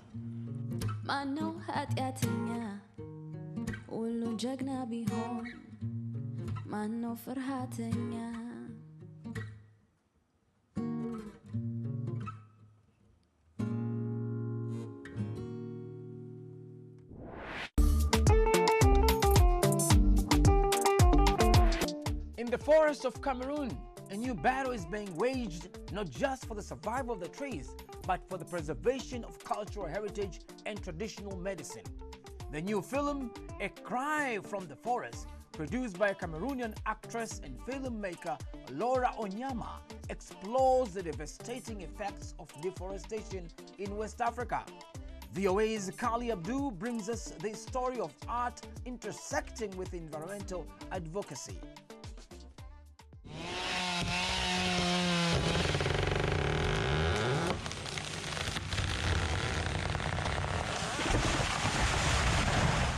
As deforestation continues to threaten biodiversity across Africa, creative voices are rising to bring attention to the issue. Bamba. In Cameroon, a new film titled A Cry from the Forest is doing just that. The movie, produced by Laura Onyama, highlights the struggle between traditional medicine and the encroaching modern world, all set against the backdrop of forest degradation.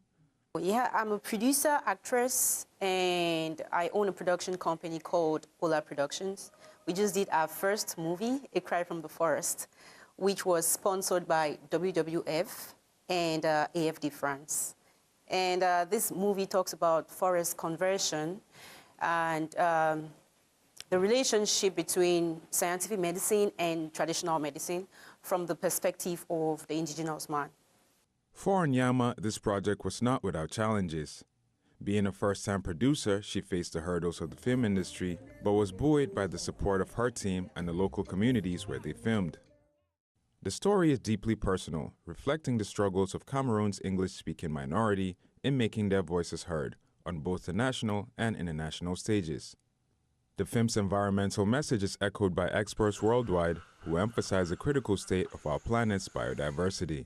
We are in the midst of a biodiversity crisis, a climate change crisis, and a pandemic crisis. The issue of deforestation in Cameroon is not just a local problem, it is a global one. With forests being cut down at alarming rates, the loss of biodiversity is a significant concern. Experts argue that the future of our planet hangs in the balance. Are we going to trash it? Are we going to destroy it? Or are we going to wake up and realize that the future of our planet is up to us, and we better take care of both its climate and its biodiversity? In 2017, as deforestation accelerated, some communities in Cameroon began adopting alternative fuel sources to protect their forests. Residents in Mbile village, for example, started using clay stoves and briquettes made from sawdust, significantly reducing their reliance on firewood. This initiative helped save approximately 16 tons of dry wood per day, providing a model for sustainable living that could be replicated across the region. Okay, personally, my production company is focused on making films on nature, environment, and wildlife. So trust me, when you hear of Ola Productions, expect such beautiful stories, documentaries, fiction films, and all of that. So that's what you should expect from Ola Production.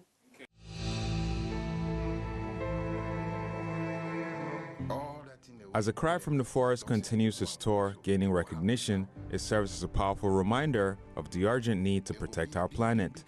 The film not only raises awareness, but also amplifies the voices of those most affected by environmental degradation, calling for global action to preserve the natural world for future generations.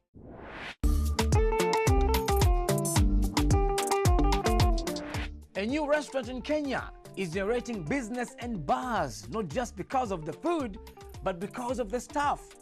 Robots serving dishes is the main attraction of diners who flock to the Robot Cafe. Juma Majanga reports from Nairobi, Kenya. Welcome. It's lunchtime at the Robot Cafe in Nairobi's Kileleshwa suburb, and an unusual waitress is causing excitement. Thank you, Nadia. Nadia is one of 3 robot waitresses incorporated here to improve service delivery. This is a first in East Africa. You assign them duties in the morning like normal waiters. You tell them which tables one particular robot is supposed to go, or what is expected to do there.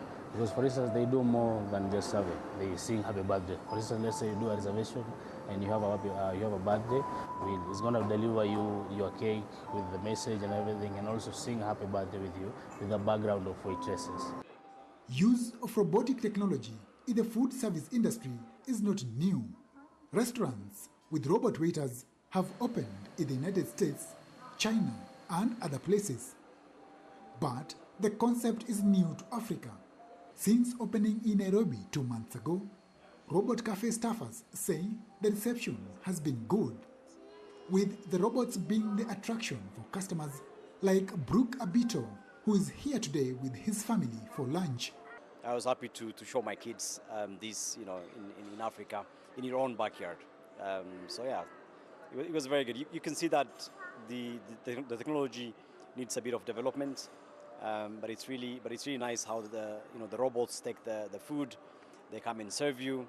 And when I come back next time, I want to see the robots more interactive, taking your orders, bringing your food. But it's a very good first step. According to government data, the hospitality industry is one of the big sources of employment in Kenya. The introduction of robots in the sector brings fears of people being driven out of work by machines. However, industry experts like Edith Ojuang say there is no cause for alarm, as the technology will just serve as a tool to improve efficiency and quality of service delivery. I really don't think it can face off the entire human labor, but it will be incorporated still, just like we have incorporated the other technology, and we've used it to improve our human labor and worked together. Ojuang's advice is for Kenyan schools to incorporate technology training into their hospitality curriculum in readiness for the shift. If we keep training people the traditional way, and by the time they're released in the industry, technology has already gone a notch higher. It becomes scary for them already, and it becomes difficult to be able to adopt. Experts say the era of automated restaurants has finally begun in Africa, and diners should expect more integration of robots in their dining experiences. Thanks for watching VOA's Red Carpet. I'm your host for today, Sunday Shomari. For more on your entertainment news, please check us out on www.voaafrica.com or on Facebook, Instagram, and YouTube. Don't forget to like, share, and subscribe. Until next time, goodbye, everyone.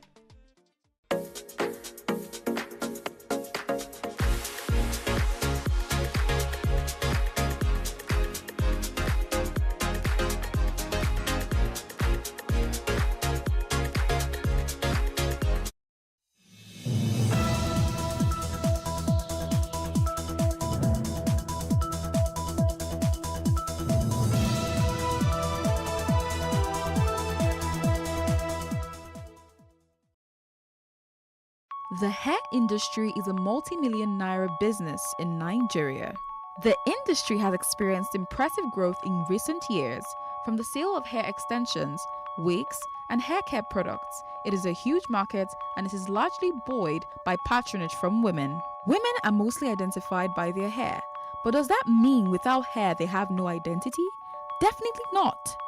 There is a condition called alopecia. It causes the partial or complete absence of hair from areas of the body where it normally grows. And for women who have it, they experience baldness. We met an alopecian, Jasmine Oguns, who shared her story with us.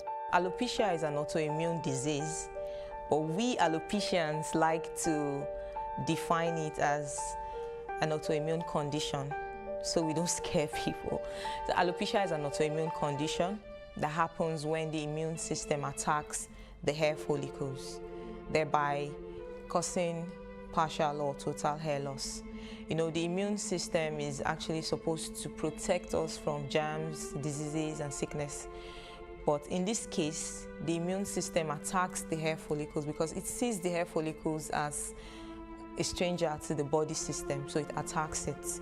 And once the hair follicles get attacked, then there's a problem in the roots of hair growth.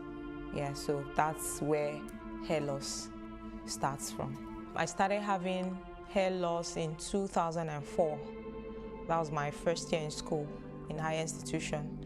Before then, I used to have very long hair, like very beautiful hair.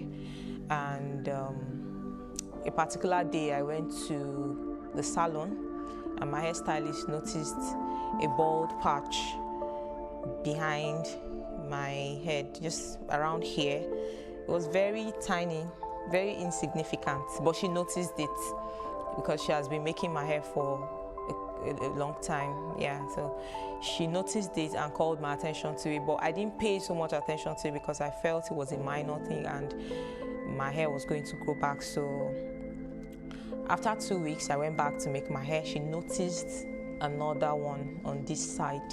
She called my attention to it again, so I became scared. I informed my mom about it, and my mom also didn't see it as a big issue. She just said it would grow back. And after a while, the patches started increasing, and they started forming a map on my scalp. I stopped going to the salon to make my hair. It became a thing of concern, and someone told my mom it was lakpa caused by dandruff. But then I didn't have dandruff, so where did it come from? So she got sulfur, started applying sulfur on the scalp, but instead of it to get better, it got worse. That was how the alopecia journey started for me. How I knew it was alopecia. Okay, before I got to that point, it was a whole journey. Because after the lakpa episode, there was always an extended family member who would come up with one name or the other. In fact, it metamorphosed to spiritual problem. So they tagged it a spiritual problem. I know in this part of the world, anything we don't know is automatically a spiritual problem. So that was when the frustration started. They started taking me from one pastor to another, and because most of these people, they're about what they can get into their pockets, they second, you know, and it was really traumatizing, you know, and I didn't know until after 10 years. Yeah, I didn't know it was alopecia until after 10 years. So I'll share a bit of my experience in that journey. First, some pastors said someone took my hair to the ocean. That's why I don't have hair. But there are some sacrifices here and there that we could perform that would make my hair grow. So I had times that I killed cows. I had times that I killed chickens. There were times we just give out the cows raw, like the meat, the pieces, you know, raw like that. There were times we cook and feed people with it, just in the quest for my hair to grow back. And there were other ugly experiences I had too, ugly encounters I had of some spiritual men asking to have some form of intimacy with me before my hair could grow. Like, it was really traumatizing. It was annoying. It was frustrating because at some point I got depressed, and I got to meet with a dermatologist who introduced some hairsprays to me that I used. It didn't work, and the moment I stopped using the spray, my hair fell off. In fact, at this point, I now lost my hair completely because the spray did not work. You understand? So it triggered some other hormones, and then I lost my hair completely. So I became completely bald. You know, initially it was just in patches, and then after applying those sprays, I lost my hair completely. And I used that spray for a period of 1 year and 6 months. And at that time, a spray costs 15,000 naira. So I must use a can, like I must buy a new can every fortnight. It was a fortnight thing. I was buying a new can every fortnight, and I administered it for 1.5 years. But instead of it to get better, it got worse. And I still did not stop. I wanted the solution. I wanted my hair back. So I approached another dermatologist who placed me on a wrong medication. And because I was so desperate, I didn't even bother to ask, what is this thing you're placing me on? What is this medication for? I didn't know it was using me as a specimen. For every time I got 0.1 mg, I took 5 as a dose. For every time I got 0.5 mg, I took 10 as a dose. So that was an abuse. And I discovered that my memory was diminishing. So at that point, I had to stop. But it had already caused some damage, and I became depressed. And I became suicidal as well. So at some point, I became suicidal. I almost died because I made a suicidal attempt. But thank God my mother was at home on that particular day and she saved me. So it has been from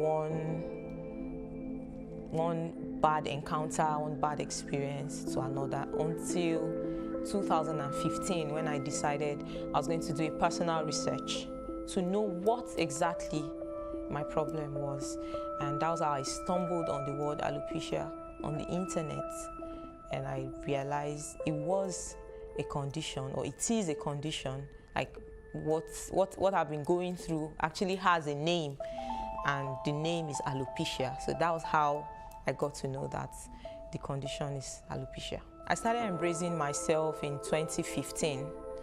Yeah, that was when I did the personal research that I became aware.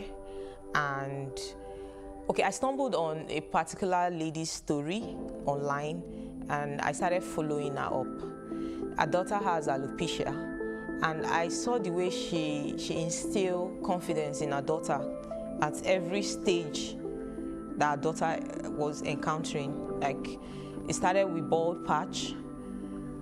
From one bald patch, it increased to patches, and then she lost almost everything, and there were just few strands of hair left. I saw the way she would pack the hair into ponytail and go everywhere with it, you know. So I admired that. But I noticed that while I was doing my research, I didn't really see much of black people with the same condition. There were more of white people. And within me, I resolved that I could be a strength to other people, especially black people who are going through this same experience, who are experiencing the same thing. Because looking back to how my journey started, it wasn't funny. And at that point, I knew there were people who were going through worse situation than what I went through. So I decided I was going to be a voice to other people. I was going to stand my ground and create awareness. Though in the process of doing that, I opened up to a few persons, media personnel, who did not really understand my story, and they made a mess of it because I wanted to do a come out video, you get? So they made a mess of it and turned it to a comedy skit. That was when I knew there's really no bad publicity, because that was when I met my deputy, Moshudat Badmus. I was really sad about it because the whole thing went bad for me. You know, it went viral. A lot of people saw it. A lot of people misunderstood the message because they actually did not pass the message right. A lot of people misunderstood it. So it went sour, and she came online, saw the ridicule and everything, and she started fighting for me. So she was like the voice I didn't have at that downtime, at that point in time. So I approached her and I was like, you seem to know about alopecia. Do you have alopecia? She said yes. He needed to see the joy that I felt that day. Like, I didn't feel that kind of joy in 10 years. I was so excited. I was so happy. I contacted her immediately. We started talking, and before you knew it, I was on my way to, then she was in Ogun State. I was on my way to Ogun State from Kaduna. I took a trip to Ogun State just to meet her because, you know, it was relieving for you to see someone or know that there's someone who can relate, you know, to whatever it is you were going through, because before then, people around me could not understand. There were times I wanted to talk, I wanted to just, you know, explain how I was feeling, but I didn't have people to talk to, because even when I talk, they don't understand. You understand? It was more like a mental thing for me, but when I met her, it was relieving. I felt so much relief because she could relate. Yeah, she understood where I was coming from, and that was how the foundation journey started. The National Alopecia Areata Foundation states that alopecia affects about 147 million people in the world, and according to Africa Prime News, there are over 100,000 persons living with alopecia in Nigeria. It has not been easy running the Heroic Alopecia Foundation because, okay, one thing is for people to know what their condition is. Another thing is for them to come out, right? So, like I said, when I met Moshodat, that was when the foundation journey started. Though I'd already started single-handedly before I met her, and then we took the race together, and we continued the race. Then some other members joined, and we grew to about 13 members rather, and in the process, we got to know more. We got to know that alopecia is actually a journey. You get? Some would accept the fact that this is what it is. Some may never accept it. But it's a good thing that you're aware that this is what the problem is, right? And we realized that a lot of people are out there suffering that don't know what this condition is. And they really need to know, because if you know that you have a problem and you know what that problem is, I think your problem is half solved already. So what we do basically is try to reach out to people, try to create awareness. Thanks to BBC Pidgin, I was featured on BBC Pidgin last year, and as a result of that publicity, our member strength grew from 13 to 70. Yeah, so right now we have 70 members. Majority are Nigerians. We have few of them in Ghana, some in Sierra Leone, Cameroon, Senegal, America, London.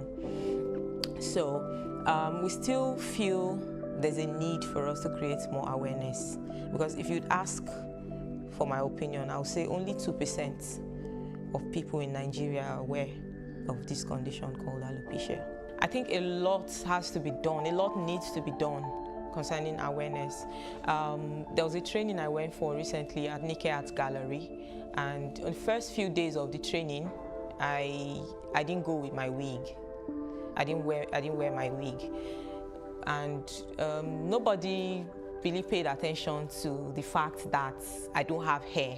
I only got comments like, your hairstyle is nice, and because of what I went there for, I didn't have that time to explain to them that it's not a hairstyle, but a health condition. Until after 5 days, I decided to wear my wig. So I went there with a wig, and after a while, I started feeling uncomfortable with my wig on, so I removed it. And people were like, it's better.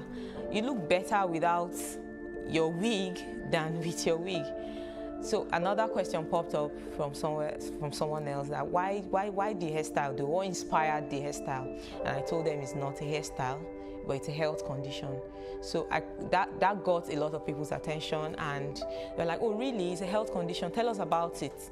So while I was talking, I heard whispers of two persons arguing about one Tokwe somewhere that has a similar condition, and the other person said, no, it's not the same. Tokwe's case is spiritual. You know, they were arguing in their dialect, in Kaba actually. So I heard, and I paused and asked, why did you say Tokwe's condition is spiritual? He said, because hers is not completely off like mine. She has patches and all. I said, yes, the patch is a form of alopecia actually. Like, there are different types of alopecia. Hers is alopecia areata. That's the medical term for her condition. And they're like, oh, really? I said, yes. So I went as far as explaining to them that there's also a condition called alopecia totalis, where it's just limited to the head alone. You know, the hair loss is limited to the head alone. And I also explained about alopecia universalis, where the victim loses the lashes, the brows, and every other part of the body that has hair. And they were amazed. So when they told me a lot about Tokwe, I told them I was interested in meeting Tokwe. But guess what? Tokwe is dead. Tokwe died as a result of isolation. Tokwe died as a result of stigmatization. I also heard of the story of one woman in Benue State that died as a result of stigmatization. She was tagged a witch because her hair stopped growing, and she was isolated, far away from people. You know, they stopped giving her food, and that was how she died. I also heard of some girls in Benin who were constantly tied and flogged with broom because they have alopecia. And at the moment, we have two parents in Kaduna who are representing their sons because they are kids. One is 6 years old, the other one is 7. There's this belief in the north, when strange things happen to you, they just assume you have anjanu, like a spiritual problem, like evil spirits. I think anjanu is evil spirits. And they kept burning their scalps with fire, that they are chasing away the anjanu, until they met me. Someone actually told me about them, and I went to visit the family. So when I got there and I removed my wig, I saw the relief. You know, there was this sigh of relief that, oh, okay, so this thing is not happening to our son alone. There are other people who have this thing, and it's a medical condition. You understand? So a lot needs to be done concerning awareness. Alopecia can affect anyone regardless of age and gender, and in many cases, it takes a toll on their relationships. To an extent, alopecia has affected my relationship with people, because I remember back then in school, when it started at first, I didn't start covering it immediately. I still rocked it, and after a while, I started covering it with a scarf. And my friends were surprised, like, when did you start covering your hair? You were not like this, what's the problem? And some of them just tried to be naughty and they pulled the scarf off. And when they realized that there was something strange about my head, some gave space. The naughty ones tagged it a name. Some started calling me an alien. Like when I applied the spray and everything fell off, like I lost every strand of hair on my body. I'm talking about my lashes, my brows, every part of my body. I didn't have hair. I had a friend who was constantly calling me an alien, like to my face, and people would laugh about it. It became embarrassing at some point. And then relationship, yeah, I had a major relationship then that failed as a result of alopecia, because my supposed to-be mother-in-law called off the wedding introduction, 3 days to the wedding introduction, because of fear of the unknown. You know, she didn't want a situation whereby our grandchildren would have hair loss problems, so she called off the wedding introduction, not minding how far we had gone, and then the preparation for the event and all that. Then the last disappointment I got to was as a result of alopecia, because I went for a consultation with the person I was dating at that time, and he heard all the medical advice I got about me. Like the dermatologist advised that I should not bother myself, because at this stage, at this point, the hair loss has really, it has gotten to an advanced stage where my hair might not grow anymore, you understand? So he heard all of that, and his countenance changed on our way home. So out of curiosity, I tried to question him about his mood and everything, and he said he's scared does not want to raise kids that would not have hair. So to a great extent, alopecia has affected my relationship with people. Alopecia has really affected my family in a lot of ways. Like my mom, right now, she still does not accept the fact that it is a medical condition. She's yet to come to terms with the fact that it's a medical condition. She still feels that there's more to it and the hair would grow. Yes, the hair could grow because alopecia actually has a mind of its own. The way it decides to go off, like the way your hair decides to go off, it could just decide to start growing overnight. That's another mysterious thing about alopecia because it has to do with your immune system. So your immune system might just decide, okay, I want to be good, I want to be perfect, and then your hair starts growing again, you understand? So it has really affected my family because I remember when I didn't know what it was, I was constantly being stigmatized because my mother would always have a scarf or a cap or something beside her, and the moment someone knocks at the door, she's throwing it at me to cover my head. I didn't like that part. I didn't like the fact that I could not just be myself, you know, and feel free like every other person. I didn't like the fact that I have to always cover my head, you know.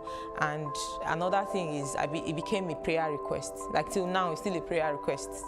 Everyone is always praying at some point, at one point or the other, for my hair to grow back. Yeah, so it has really affected my family, not just me. 1 in 20 people with alopecia also has a family member who has experienced the condition, which implies that most people that have alopecia usually don't have family members with this condition. I'm not too sure that the awareness is really there. Having said so, I mean, if we think about the patients who come into the clinic, alopecia is, at least one, I would say some studies have shown that is one of top 10 dermatology consultations. And because the world is generally getting more visual, everybody's more concerned about appearance, and we talk about quality of life and all this. So you're seeing a lot more patients coming in. They're coming in. Areata in itself, a lot of people don't know. I don't think the awareness is really, really there. But remember that when you are dealing with a specialty, so if you talk in the general population, maybe no, but if you come into the specialty community, specialty hospital, we'll see we have a bit, a high enough number of cases. But I would say if you just ask for the general population, no. And so to the next question of how can we make them more aware of what you're doing? If we have people who suffer from, I remember that because of the stigma of alopecia, everybody knows that a woman's hair is supposed to be like her crowning glory. She wants to do things with it. She wants to look well. You don't really want to cover it. But with wigs and weaves, nobody knows who has what. Now, a lot of women will just take it out. So you don't know who has the problem because of the stigma or the quality of life. Very, very significant impact on the quality of life. So people are hiding. People are not able to get, and some people go to those who don't really know what to do. Some people, the salon, the hairstylist, who should almost be like your first sort of, oh, madam or girl, as the case may be, what's happening to your hair? Do you think you need to see somebody? Most times they might give you their own version of what they think works, and the hair loss is worsening. Where ideally, if you present early enough in alopecia areata, you may just be able to break that autoimmunity. Alopecia often develops suddenly over the course of just a few days. This condition affects the mental health of the victims and sometimes makes them withdrawn. Dealing with stigmatization before I became aware was not easy. I had days that I cried. I had days I didn't want to see anybody. Like I locked myself up in the room for days, for weeks. There were days I didn't want to see my immediate family members, my downtime and all, as a result of stigmatization. Like I mentioned earlier that there was a time I was depressed. It was as a result of stigmatization because I felt stigmatized by everybody, even those that were close to me. You know, at every point in time, I was expecting people to show me love. So at every moment that I don't at every time that I don't get that kind of love that I expect, you know, I feel stigmatized. So it was really ugly for me. But the moment I got to know that this is what it is, I became free. You know, I got some form of liberty, got some form of liberation, and I don't get stigmatized anymore. So when people try to mock me now, I just laugh at their ignorance. And if I have the opportunity to educate them, I don't hesitate. Alopecia can cause a lot of anxiety and sadness. It is important we have more support groups in the society to help people living with alopecia deal with the psychological effects of this condition. Increase the reach of your events or business services. To advertise on Plus TV Africa, please call 0906 000 5719 or 0909 040 8408, or send an email to marketing@plustvafrica.com. Plus TV Africa. Big stories live here.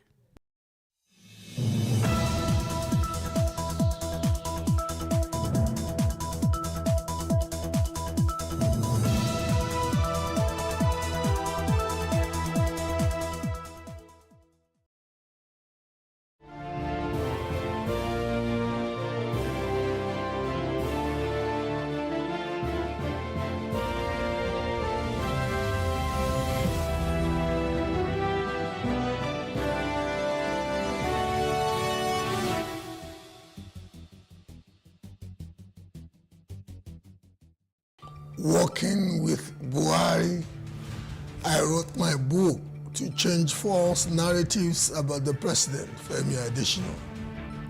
I am Bola Oba, and this is Plus Politics.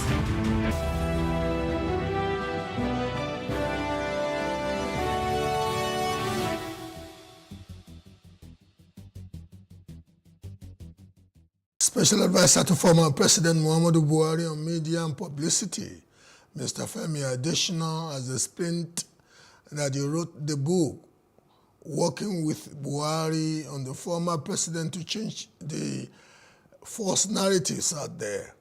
He said when he was offered the appointment to work with Buhari, he was reluctant to accept it because he did not know what he was going into. Quote, I would say I had known President Buhari long before I came to work for him as advisor on media and publicity, unquote, Adesina said. He went further. Before then, I had not worked in government and I had no desire to work in government. But when the invitation to work with him came, I took it because he was a man I admired.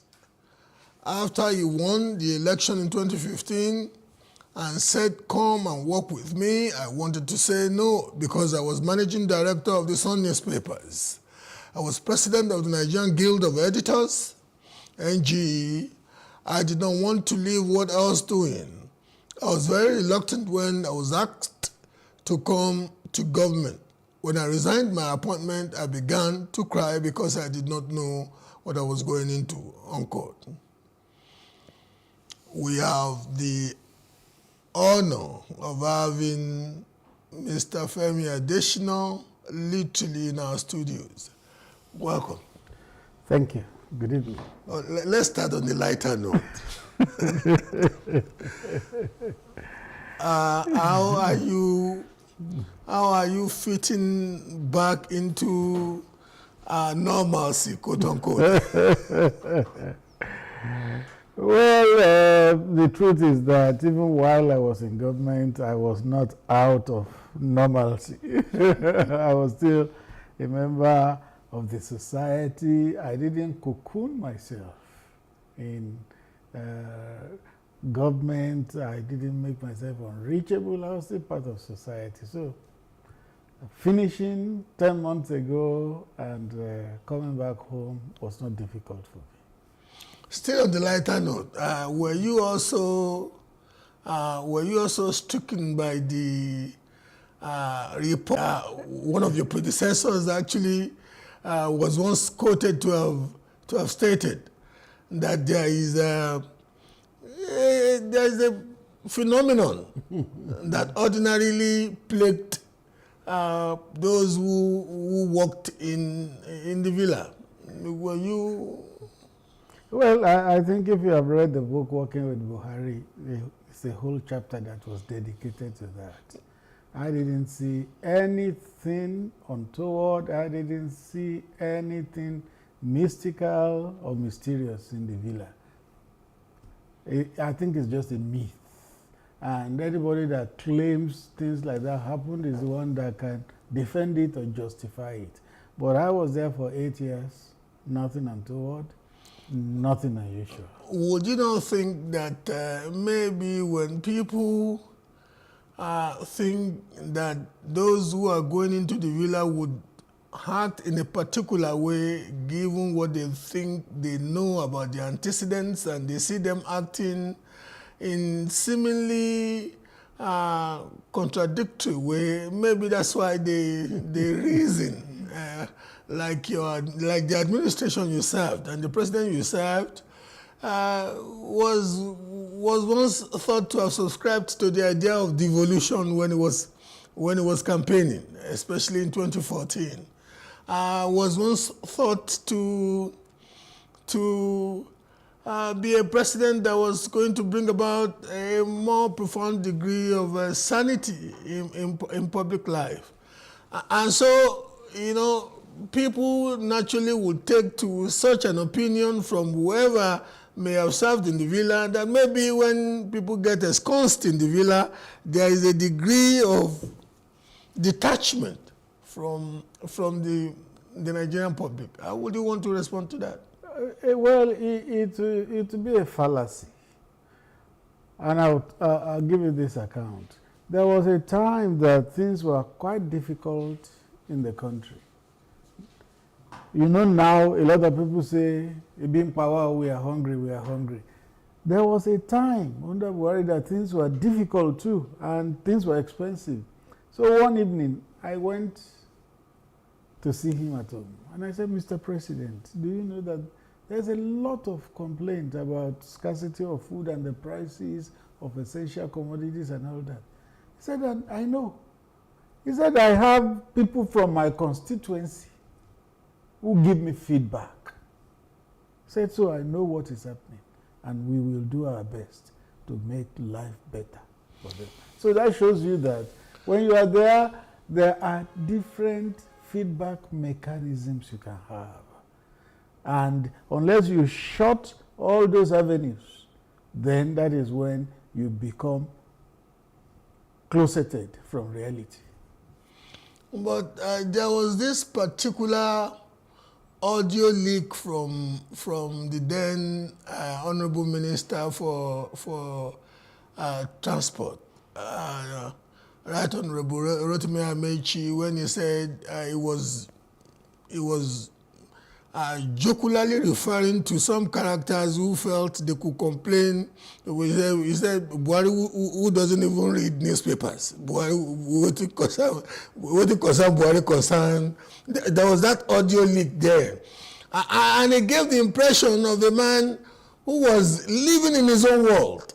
A man who was so far away from the reality of the Nigerian environment that even a ministerial character could have the temerity to allude to his principle as somebody who could not be bothered by any opinion or any especially social media opinionation that some people thought would reverberate to him. Well, just like you said, it was a leak. And the nature of leaks is that you can't authenticate it. So, for all we know, it could have been cooked up. It could have been manufactured. I didn't hear Minister Amechi saying, yes, I said so. Neither did he say, no, I didn't say so. So, for all you know, it may not be true.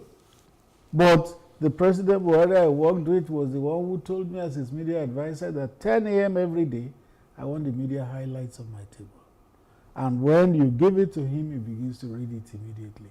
And one time he told me, he said, when I read the media highlights, at times I may not even read the main paper again. So when I read the highlights and I want to know more, I find the paper you have referred to in the highlights and I go to read that story. So, I guess in this age of information inundation, that is what most of us do anyway. Yeah. Even those of us who are in the trade, in the morning you want to look at the highlights and those items that are of interest to you, you then dig further by, yes. I'm not saying, it's your brief to hold. It's a lifelong brief, you and Garba Shehu. Yeah. I was a bit sympathetic to you and Garba Shehu. And I must confess that on a number of occasions, I think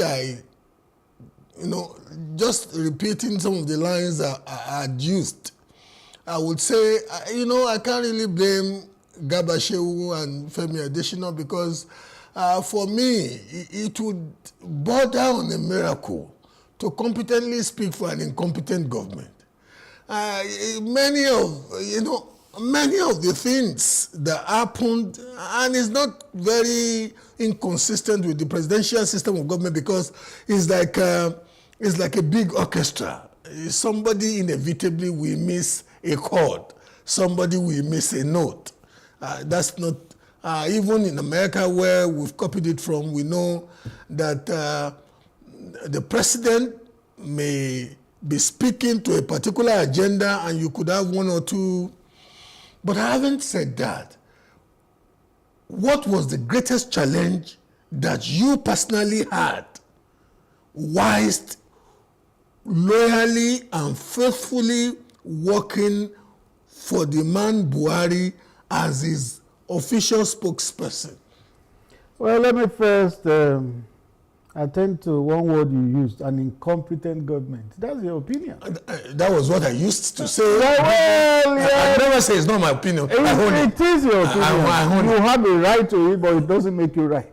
I never said that. I never said it was gospel. I said I used to empathize with you and Garba Shehu because sometimes I would look at the two of you looking like if I were to swap places with this gentleman, what could I have done better? You can't begin to pontificate that whatever is my opinion is the gospel truth, is what is right. I never said it was gospel. But you have a right to it. Oh, thank you. You have a right to Thank you for, at least, if that makes you more democratic, more of a Democrat than I would have thought of somebody that worked with a principal that, That's a mistake you have made again. No nonsense. That's a mistake you have made again. We'll get to it. Okay. You were asking what is the challenge. Specifically that you perceived, that you encountered, that you had to, within the context of your personal values, your principles, your understanding of your profession, how did you juggle it? Well, I wouldn't say there was anything that came up that was insurmountable. The nature of challenges is that they are meant to be confronted. Any challenge that came, we confronted it, and as much as possible, we try to surmount it. I wouldn't say there was anything in my 8 years in government that gave me a stiff challenge and maybe it amounts or amounted to regret. No, nothing. I just took things in my stride as they came, and I believe that I did my best. A particular passage in your book speaks to the fact that when the distinguished Senator Bukola Saraki emerged as the president of the Senate, yes. We knew that it was against the run of play of what the establishment, the party establishment, that's the APC establishment wanted. But many of us just felt that he ultimately emerged because a man who was predisposed to allowing democracy to run its course was not, President Buhari was not ready to use any form of intimidation but from the way you have reported it, he seemed not to have liked it. You had to work on him a little bit to even concede to really congratulating the new leadership of the then newly emerged leadership of the Senate. How could we have bought the line? Those of us who thought we were tea leaf readers and political analysts, how could we have, on the one hand, bought the line that it was just because he didn't want to interfere with the process, and yet somebody as proximate to him as he were, still is, and writing from the perspective of somebody who still wants to portray him as a Democrat, write that. It was not a line. It was reality. Because President Buhari is on record as having said before the proclamation of the National Assembly that whoever emerged as the leader or the leadership of both houses, he will work with. He was on record as having said that. That means, yes, the party has this prescription, or rather that the prescription of the party is what happens, but if it happens the other way, we will work with anybody that emerges. But then, somebody else emerging through subterfuge was what the president couldn't brook. If he had emerged fair and square, there would have been no issue. Remember the background happenings. They were waiting for a meeting with the party, and then some people went behind to begin to meet. Left the venue, yes, and joined the plenary. Yes, at the expense of and the election majority took of place while a large chunk of the people were not there, still waiting for the meeting with the party leadership. And because they had formed a quorum, something constitutionally acceptable was deemed to have happened. So it was the subterfuge and the hanky-panky that went in with it that the president took. Not wanting to be too forensic. I was a bit disturbed as an onlooker because at the said meeting that the senators-elect of the party were supposedly scheduled to have, all of them had congregated.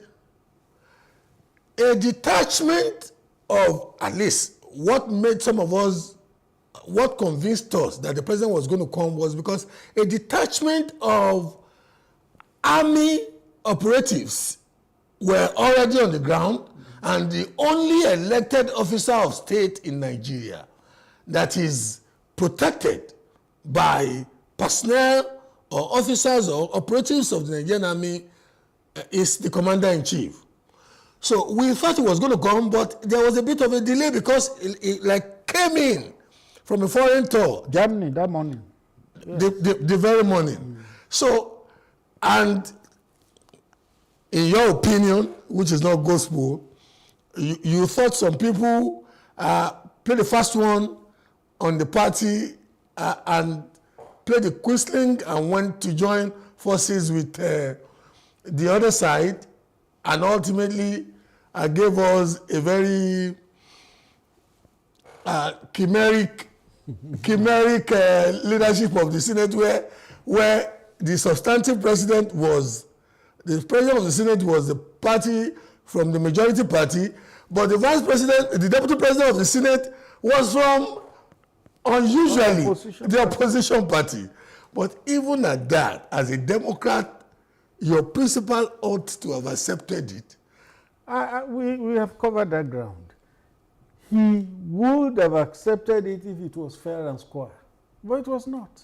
There was subterfuge. So how long did it take you to convince him that he needed to do what Democrats ordinarily do across the world? Sometimes you get the leaking and keep on thinking. But the important thing is that at the end of the day, he agreed that the statement should be issued. If you read the book, he inserted one word where I wrote that a constitutional process had been concluded. He inserted the word somewhat. So he now read a constitutional process has somewhat been concluded. So that's what happened. But eventually... But the constitutional process was concluded. It was. And that was what I wrote. And then he inserted the word somewhat. Because there was a lot of shenanigans that went into which were not unusual in a political environment. Not unusual. But there is also party supremacy. And everybody that is a loyal party member is expected to defer to the party. Using that now as the microscope to analyze managing a principled, often obstinate man. Sorry, it's meant in the positive. I agree with you. I agree with that. What can be principled to that point of obstinacy. Obstinacy. Yes. And I'm sitting there thinking, 8 years of your life was spent micromanaging not only the intellectual persona, but indeed the emotional persona of a man who could tell you to your face that, because of such things that you have mentioned, like subterfuge, I'm not saying it's not true. Many of us outside too could see the machinations but 8 years working closely with such a man, you didn't lose much weight too. And your chubby face. Sorry, maybe I wanted to take a punch at. Okay. One thing I need to iterate here, or reiterate because I've written it, is that on the day I resumed work, President Buhari told me, he said, one thing I will want from you, Adesina, is the truth. Always. I say, always tell me the truth. In this kind of position, people can ring you and you will not know what is happening. He said, but from you, I want the truth. He said, when I argue, please argue with me. He said, I'm a general, so I can argue. He said, but argue with me. If you argue with me and you are right, I will end up agreeing with you. It was like giving me a blank check. And that was why on that day when I said, let's issue a statement to congratulate the leadership of the National Assembly, and he said no, he would not issue. I argued with him until he agreed. There was another time, much later in the administration, a different party from the ruling party won election in one state. I went to meet him. We need to congratulate the new party and their candidate that won. He said, why should I congratulate them after they beat my party? I said, no, Mr. President, you have to do it. He said, why must I do it? I said, you need to do it. Otherwise, it will be misinterpreted. And I showed him the statement I had prepared. He read through. And then he said, go and issue. If I didn't insist, that statement would not have been issued. So, with such a person, and like any other human being, sometimes these things are natural. When your side is walloped, or yes, you feel okay. You see, and this perhaps will be the last time I mention it. I earlier said that I often empathized with you. And the word empathy, it was the word that usually came to me then. Because the administration at a point went into or nurtured a culture of taciturnity. You know, it almost got to a point of condescension. You needed to hear from the president, and the president was like in Mongolia, and we were getting exasperated. Some of us were getting exasperated with Femi Adesina and Garba Shehu. Garba Shehu is not Muhammadu Buhari. Femi Adesina is not Muhammadu Buhari. What instructed that strategy of alienation and near cocooning? Let me borrow the word you had earlier used. I will not call it alienation. I will call it a style peculiar to. And that was a metaphor and phraseology you were very adept at. Yes, yes. It was even far more irritating.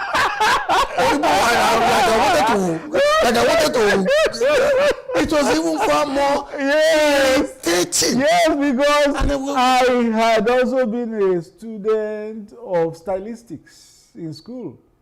I remember my stylistics lecturer telling us that style is idiosyncratic, which means it differs from person to person. Soyinka's style is different from Achebe's style. Achebe's style is different from J.P. Clark's style. Style was peculiar to each of them. So also with the president. Donald Trump had his style where he would personally tweet and land himself in trouble. And leave his media team to not be packing this. And then President Buhari left things to us. We just needed to cross-check very crucial things with him before we issued. Now let me give you an illustration.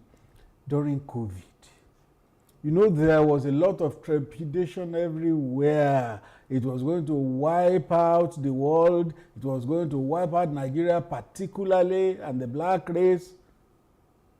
So, when there was going to be a shutdown, the president made a broadcast. A week after, he made another broadcast. And in another 2 weeks, he made another broadcast. 3 broadcasts within a month. I was then on the radio station, and somebody called in and said, "We want the president to speak to us. He must speak to us. He must speak to us." And then I asked the person, I said, "This month alone, there had been 3 broadcasts. Isn't that president speaking to the country?" But that was a time. Then what they wanted was a president like Donald Trump, who would be tweeting and. But that was a time when many world leaders were almost literally in the faces of their populace. The president rose to the occasion, and he set up a presidential task force under COVID, headed by the Secretary to the Government, Boss Mustafa, which did a fantastic job. In fact, the UN Secretary General commended Nigeria for the way it tackled the COVID challenge. What mattered was result, and not just the body movement. Nigerians just wanted a president who had all the body movements. Okay, let's speak to some of we've tried well enough to psychoanalyze the idiosyncrasies of the president. But you also have some very peculiar idiosyncrasies. That means the style is idiosyncratic. I'm coming home to you. Okay. Because at least I could sympathetically pardon you. Speaking for your principal. But you also took on some unnecessary battles. How did the Wailing Wailers, how did that emerge from lexicography? Yes. If you also read my book, a whole chapter was dedicated. But you must tell our viewers. Yes, and I'm going to tell it now. A whole chapter. Maybe that will even make some people buy your book. A whole chapter was dedicated to the Wailing Wailers. What happened? In the early days of the administration, Olisa Metu was a spokesman for PDP. Anything the president did or did not do, he will issue a statement. If it rained too heavily, he will issue a statement against Buhari. That was his portfolio. If it didn't rain, he will say it's Buhari's fault. Anything, he issues statement. It became very exasperating. To you? No, well, to anybody who was following and partisans of your party. Oh, well, we were in a large number. So one day, he issued one unnecessary statement from my view. I then did a tweet. I said, these people were in power for 16 years. Now they have lost it. They do not seem to realize that they are not going to taste that power for a long time. I then ended it with Wailing Wailers. So who was I talking to? PDP and a spokesman, Olisa Metu. That tweet was done in August 2015. Remember, the government came into power May 29. So it had only served June, July. The third month was when that tweet was done. War followed. He has abused us. Not PDP people generally on social media who were anti-Buhari. He has called us Wailing Wailers.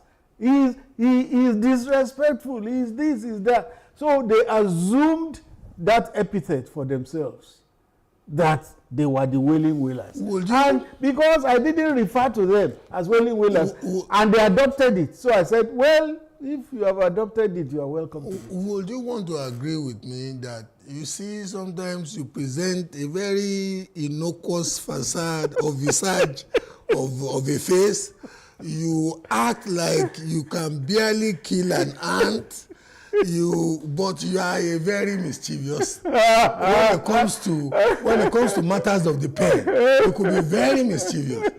What instructed you signing, even if it was Metu and PDP, what instructed the phraseology Wailing Wailers? Yeah, because we knew Bob Marley and the Wailing Wailers. And then we had a party which wailed about everything. So I then called them Wailing Wailers. So as innocent and chubby as the face looks, don't be fooled. This man sometimes goes to hunt for a fight. Well, Shakespeare says there's no art to find a man's construction in the face. Okay. Now, reminds me of another TV host who said, talking about the same thing, he said, you are a gentle troublemaker. Indeed, a gentle. Some of us knew that you wouldn't want to run away from a fight, but you would pretend and give a facade of a very homely. I don't give a poncho, but you may slightly be biting. Anyway, there were some unfortunate incidents in Aso Rock that any media professional would find it difficult to manage. Some reported encounters between Her Excellency the First Lady and some family members. One incident when there was a chase and somebody jumped the wall and there were some reported shots fired. I'm picking my phrases well. I wasn't there. It was in the public domain. And moments like that, somebody like you and Malam Garba Shehu would have to not only sit by yourselves, but sit with your coterie of strategists. What did it take? How did you manage such, on the one hand, it related more with the family than with the person of the president. Exactly. On the other hand, the people would need some modicum of logical explanatories, quote unquote. And I was thinking, I once told a friend then, what would you expect? What would you expect a Femi Adesina or a Gabashew to say about this now? If you say a bit too much, Madam could be offended. If you say a bit too much, president was such then that you would even know he had this emotional management style that he could go blank. You wouldn't even know. So how did you guys? Yes, for me and for us in the administration, family was off limits. Off limits. We didn't touch family. I remember that you emotionally lashed us with that line too. Some of your lines are coming out to haunt. Who first used that line? I think it was it Obama during the campaign, and there was an issue about. But you borrowed it. Yeah. You borrowed it abundantly. I borrowed it. Obama said no, family is off limits. So me too. That was the position I took. Family is off limits. I was feeling. You want me to give you? And I was feeling. Boy, you're not boy. Sorry for the French. No problem. There was one weekend I came home. You were on the radio station, and you were criticizing me so much. I said, "Who is this person?" Gola Oba. What did I do to him? Sometimes you got me so livid, and I think, but you see, and a part of me would again say, but what could you have done if you were to swap places with? I'm not doing this as a PR for you. I know. Because some people are watching now and they're feeling, I still have my cane somewhere in Okeja. I didn't want to speak the French, but you have helped me now to speak the Yoruba. I have my book. Yeah, it's a very delicate and sensitive assignment. And you have to use your sixth sense to do it. Otherwise, you land yourself in trouble. You became the first Nigerian to hold the position for 2 terms of a president. Yes. Is not only in Nigeria, in most liberal democracies, it is perceived to be one of those portfolios with loads and loads of banana peels, littering the welfare of the professional or the person handling it. Because whichever way you speak, some will be happy, especially loyalists and partisans of the party of the president, but some, even if you woke Rotimi Williams from the grave, and Gani Williams and Gani Fawayimi was backing Rotimi Williams. You couldn't, that was how, because of the rabid partisanship that social media.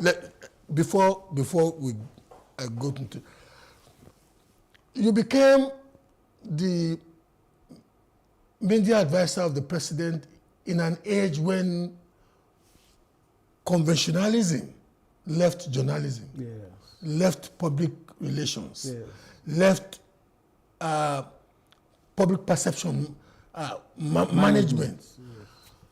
Now, speaking to students of journalism, public relations, because at some point we have to appropriate some of the experiences you gain there for the benefit of especially as it relates to the fecundity of how, information, sometimes negative, most times negative ones, come from the social media. How did you go about it? It was really tough. You see that it was under that administration that social media exploded in Nigeria. It has started under Jonathan. You know that Reuben Abati had to tackle people on social media at a point. But by the time it came in 2015, it was everywhere. It almost became a national distraction. So what I did was I had to get on all the platforms of social media too. Twitter, Facebook, Instagram, all that. Make a confession now. Yes. You holding an imaginary Bible. Most of those tweets by the president was not directly by the president. No. It was by you people. This is how it happens. There is a digital team headed by Tolu Ogunlesi. When we do statements for the president, most of which are approved by him, they then convert it to tweets. That's how it happens. So it was more of a proxy kind of. Oh yes, it was the statements we had issued. The backroom guys are already chasing us out of the studio, but I can't but ask this. Looking back now, and the incumbent president has been very circumspect, not making any negative allegation about his predecessor. But we have some officers of the executive now speaking to how some things were done with utter absurdity, incongruity, lack of respect for processes, procedure, and the rule of law. You, as somebody who was part of that administration, how do you sometimes feel when you wake up and you see there are still allegations, and you see the Emefiele and the CBN story go one way? You hear some, you read about some abuses of processes and how it did seem, if one were to draw a picture, that the president was being, not directly, but in a way being painted not to be in control. On January 16, when this book, Working with Buhari, was publicly presented, President Buhari was there, he made a speech, and he said, when things are not put on record, revisionists will have the day. He said, for everything that was done under him in his administration, the records are there. So anybody that wants to check anything should look at the records. So all those who are talking today, they will fare better if they go to look at the records to find out what exactly happened under President Buhari. If they look at the records, they will find that their questions are already answered. Is it Reverend Femi Adesina? I don't like when I get this tricky, honestly. Even me, I was thinking, I know you are, you have an ecclesiastic title of a sort. I do. Is it Deacon? I do. I just love the word brother. Oh, brother. You call me Brother Femi, I'm okay. To be honest with you, loyalty is said not to be an act that is done only when you are seen to be doing it. That you are still standing by your principle and using the giftings of God in your life to still want to give the record as best as you believe it should be seen. All the best. Thank you very much. I appreciate it. Wish you all the best. I appreciate it. This is where we wrap it up for today. Quite an encounter with Mr. Femi Adesina. I am Bola Oba.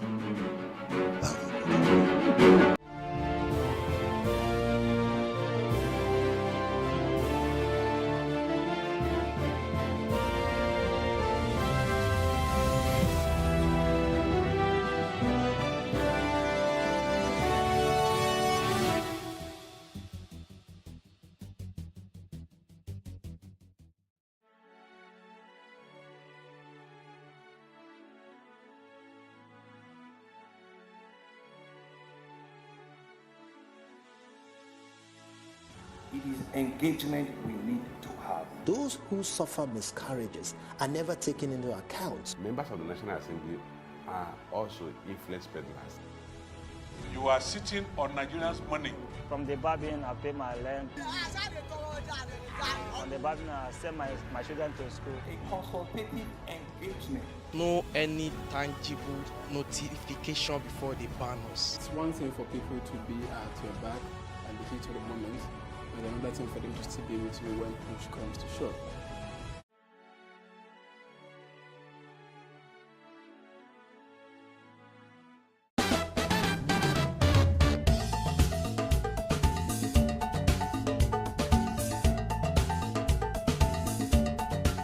I will be faithful and bear true allegiance to the Federal Republic of Nigeria, and that I will preserve, protect, and defend the Constitution of the Federal Republic of Nigeria. So help me God. May 29, 2023, President Bola Tinubu assumed office with an announcement that had grave impact on the people. Subsidy is gone. The president exclaimed during his inaugural address at the Eagle Square, Abuja, shortly after he was sworn in as the 16th president of the country. He also promised to lead the country with compassion and amity towards all. Unfortunately, the budget that I've glimpsed before I assume office and what I've heard is that no provision is there for fuel subsidy. The fuel subsidy is gone. Despite the assurance by the president's team that the subsidy removal was not immediate, the announcement sparked reactions across the country. As soon as the decision was made, fuel queues popped up across the country as most filling stations quickly saw an opportunity to profiteer off the situation. As expected, the Nigerian National Petroleum Company Limited (NNPCL) announced an upward review of its fuel prices across filling stations in the country, setting the stage for a nationwide increase in fuel prices. Also, at the dawn of this administration, the Central Bank of Nigeria (CBN) abolished the country's multiple exchange rate system and effectively floated the naira. The nation's currency had seen a free fall ever since. Like every other Nigerian, the civil servant is struggling to eke out a livelihood. These decisions by the government couldn't have come at the worst time, when he is struggling with high inflation, unemployment and poverty. Even the rich are not left out. Honestly speaking, I think in Nigeria right now, anybody that tells you that is not feeling the pain is lying to you.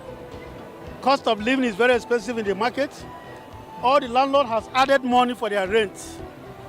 Transportation is not like before. So Nigeria is too hectic.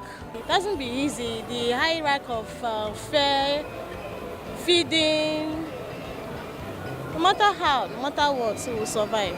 In the wake of all of this, experts say the impact of the subsidy removal on the cost of living among Nigerians is expected to be significant and negative, at least in the short term. According to figures by the National Bureau of Statistics, the inflation rate could rise to 30% by December. Professor Christopher Imomolen is a serial entrepreneur. He speaks of how businesses have been impacted negatively. And would have been done in a way that, despite the fact that subsidy needs to be removed, because we cannot run an economy where a large chunk of our revenue is being used to pay subsidies, and these subsidies has a kind of racketeering that is not even helping the economy. So if we are going to, which we must do, it must be done in a way that it does not largely affect the economy, which we currently see today. Inflation rate is at the highest rate ever. It's also have a ripple effect even in the exchange rate, we see how the exchange FX has shoot up tremendously just in the space of 6 months. We've had the kind of increment that we've not had since 1960. This has period effects just from one commodity which the nation is largely dependent on. I believe that before we can totally lift subsidy from the PMS, we must also ensure that we provide power, we provide alternative source of energy for the people. The world today is embracing green economy. It's not something that will happen in the space of 5 years. It will take a lot of time, but we must gradually do that. Everybody has their leadership style. So, but of course, we've seen the ripple effect of that decision on the economy. So we can at this point say that it was not really a good idea that was announced at that time it was announced. I felt that cabinet should have been drawn up because you need people to help implement policies.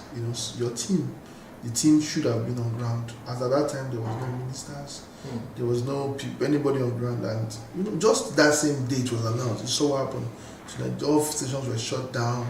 It was very harsh. And looking at the fact that we are coming out from a very bad situation where Naira was scarce, people could not have access to Naira, and immediately you were going into, at the time when people were looking for hope, where people were seeking to say, okay, maybe this person could be the Messiah to rescue us from. So that's, it's obvious. So it's not, it's obvious that decision at that time was not too good to the economy. It should have been done at the time where you would have consulted, and you cannot consult as a president, and you would have consulted through your team, and that would have been done through after you have set up at least to a large extent your team inaugurated them. Then immediately you start running. Mukhtar Mohammed is an international finance and economic analyst.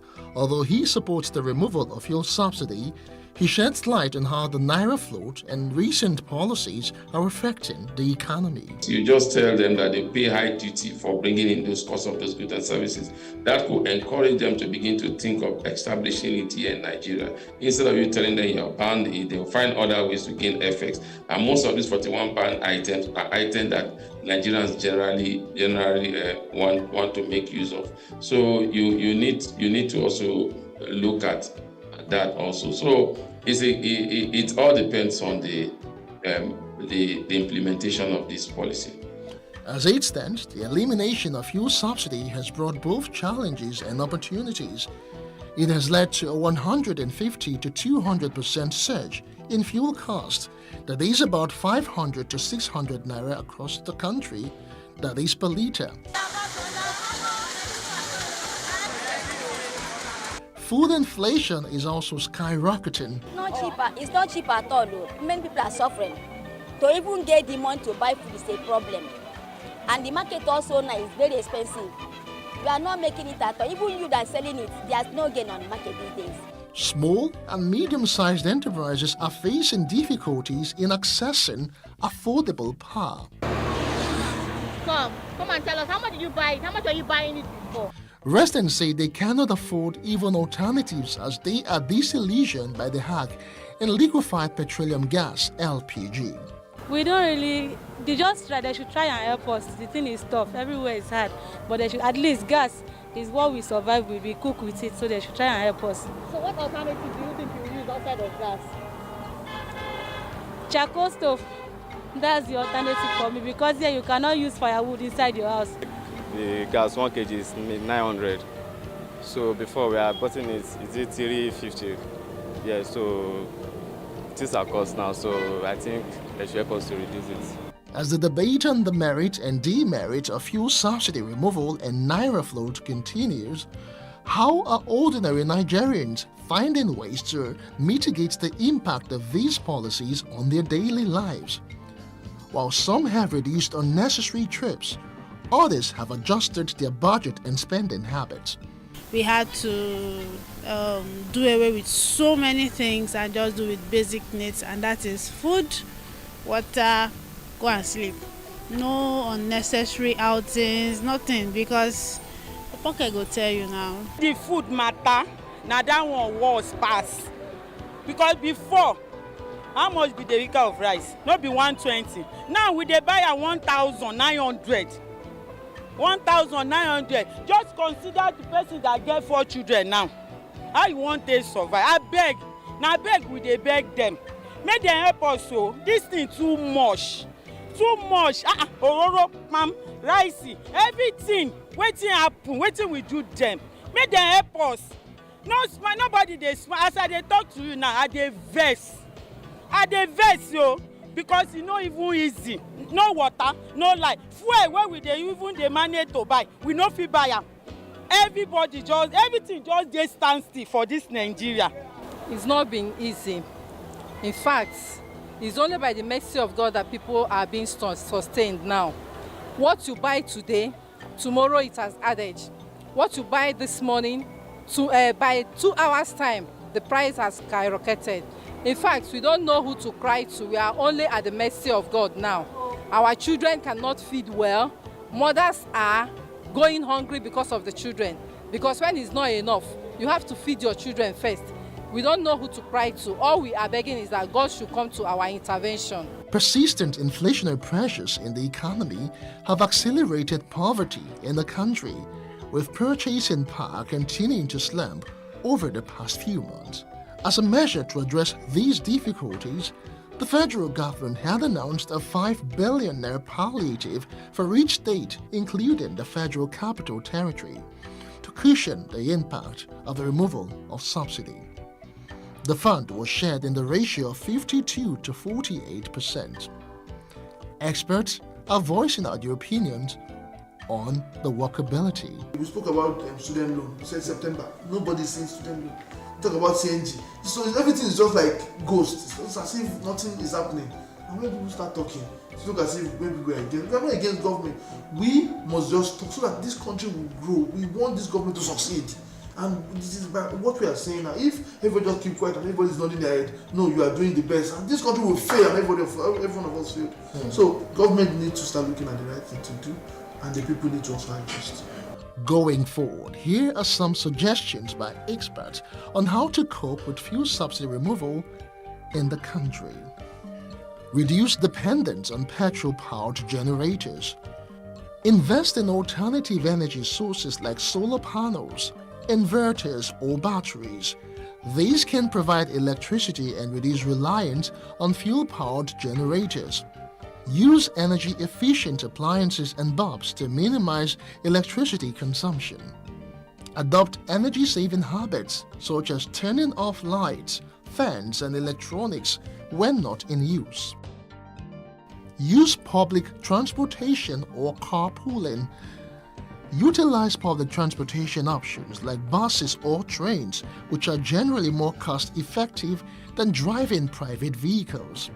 Consider carpooling with colleagues, neighbors or friends who travel similar routes. This helps share fuel costs and reduces traffic congestion. Plan your trips and errands ahead of time. Make a list of places you need to visit and tasks you need to complete. Combining errands into a single trip minimizes fuel usage.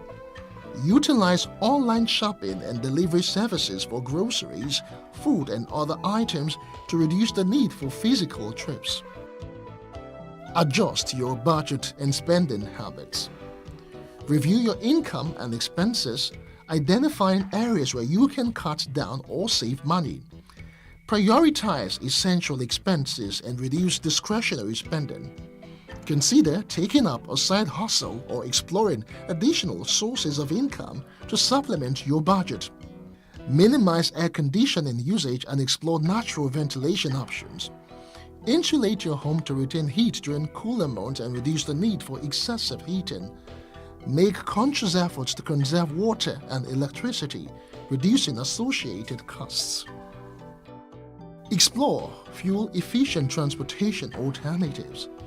Optimize driving habits by maintaining proper tire pressure, avoid rapid acceleration or braking, and keeping vehicle maintenance up to date. These can improve fuel efficiency. Engage in advocacy and dialogue.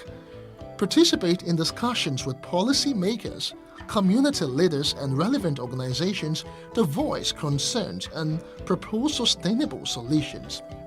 Advocate for policies that promote renewable energy sources and support initiatives aimed at reducing reliance on fossil fuels. Avoid long and unnecessary commute. Optimize your travel routes to minimize distance and time spent on the road. Consider remote work or flexible work arrangements, if possible, to reduce the frequency of commuting. For shorter distances, consider using bicycles as a mode of transportation. Cycling is not only cost-effective, but also promotes physical fitness and reduces carbon emissions. Invest in a sturdy bicycle, proper safety gear and accessories like bike locks and lights to ensure a safe riding experience. Familiarize yourself with bike lanes, paths and safe routes in your area. And remember to take a walk. Walking will save your life.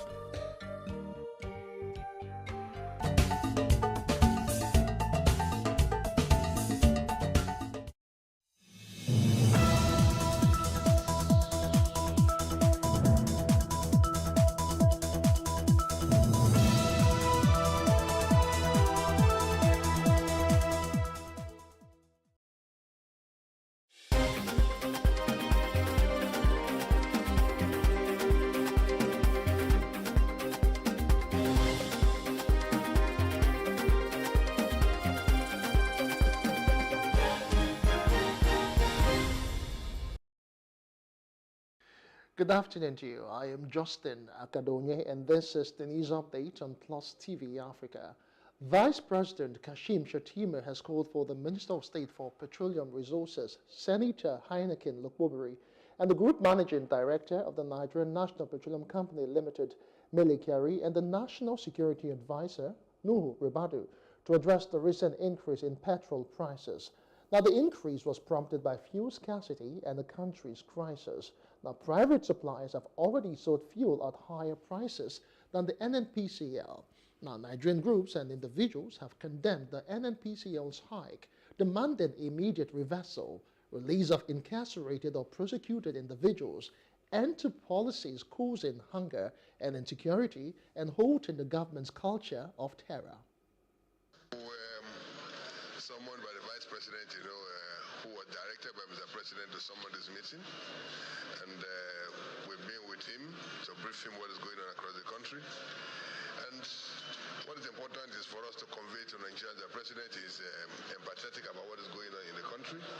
He's concerned about the hardship of Nigerians, and that was why he directed the Vice President to call this meeting, for us to reflect on what is going on in the country. Products are available in the country. And we believe that between now and the weekend, there will be availability of products across the length and breadth of the country. The price could be high in some other areas, much more. Higher in some other locations, in some locations much more than, other areas. But we believe that by the time, there is availability of products across the country, the price itself will stabilize. But what is important is that government is not fixing prices.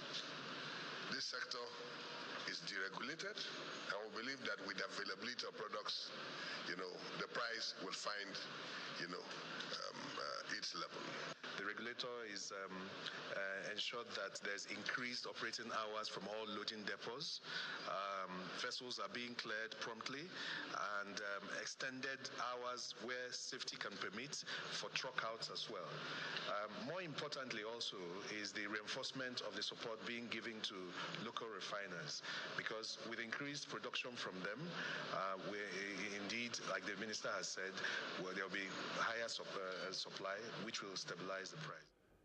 Now, the minority caucus of the House of Representatives has called for the immediate reversal of the recent increase in prices of petrol, saying that it will no doubt increase the suffering of Nigerians. The caucus, in a statement, said the unilateral action of increasing the price of premium motor spirit disregards the principles of transparency, accountability, and fairness, which should guide decisions affecting the lives of the citizenry. The statement by the minority leader, Kingsley Chinda, titled "Reverse Petrol Prices Now," asked the president to immediately put in place urgent measures to address the connection between dire economic conditions and social unrest, rather than create conditions that worsen the already extensive economic conditions. Now, the increased pump price of petrol appears to have worsened the hardship in Nigeria, with the increase in pump price creating long queues at filling stations in Asaba. Now, Kelvin Obeche, who monitored the situation in the metropolis, reports that the number of vehicles plying the roads have significantly reduced. At some filling stations, petrol is being dispensed at 970 naira per litre, resulting in low patronage. A few others are selling for 900 naira per litre, while there are even longer queues at the NNPCL mega station, attributed to its pump price of 885 naira per litre. I'm just coming back from Ugeli now, and think Ugeli houses, they are selling 1,200, and here in NNPC, as of day 4 yesterday, we are buying 591. Getting to yesterday, they changed the fuel pump to 880, 850. It's not really funny. I think as of now, we are really missing Buhari. We are really missing him. How I wish Buhari will hear me now to come back again. At this thing, very close to this place. We bought 10 liters for 10,000. That's 1,000 per liter. The government put high grant now. All of us mind don't they spoil you, making another thing no can happen. Because this country now, nobody can enjoy. They do things again. Please, we are begging on you people. You people should help us. People are suffering, masses are suffering. Cost of food is expensive because of transportation. From you take your goods from here to north. You know how much you spend in buying fuel, diesel, and the rest. So the thing is really not good. Away from all of that, President Bola Tinubu has highlighted the significance of global collaboration in achieving collective progress and prosperity at the 2024 summit of the Forum on China-Africa Cooperation in Beijing. He praised the China-Africa partnership as a model for sustainable development and shared prosperity, asserting that global challenges can be addressed through cooperation. Now, Tinubu congratulated speakers, particularly FOCAC co-chair President Bassirou Diomaye Faye of Senegal, for their contributions to the partnership. President Xi Jinping announced a $50 billion financial aid package for Africa, along with additional military assistance. He called for both China and Africa to unite their populations to contribute to a new era of global peace, prosperity, and progress. Thanks to African Union for having been very consistent in their advocating for global peace, working towards the realization of its vision for a peaceful and secure Africa, as articulated in the Agenda 2063. Your Excellencies, as the world searches for new ways to address peace and security challenges, I would say there is an urgent need to rethink approach to global governance and economic development if we are to achieve lasting peace, security, and stability and prosperity for the future generations. Nigeria has played a pivotal role in ECOWAS evolution, transitioning from an economic bloc to a security framework for West Africa. Nigeria has been there.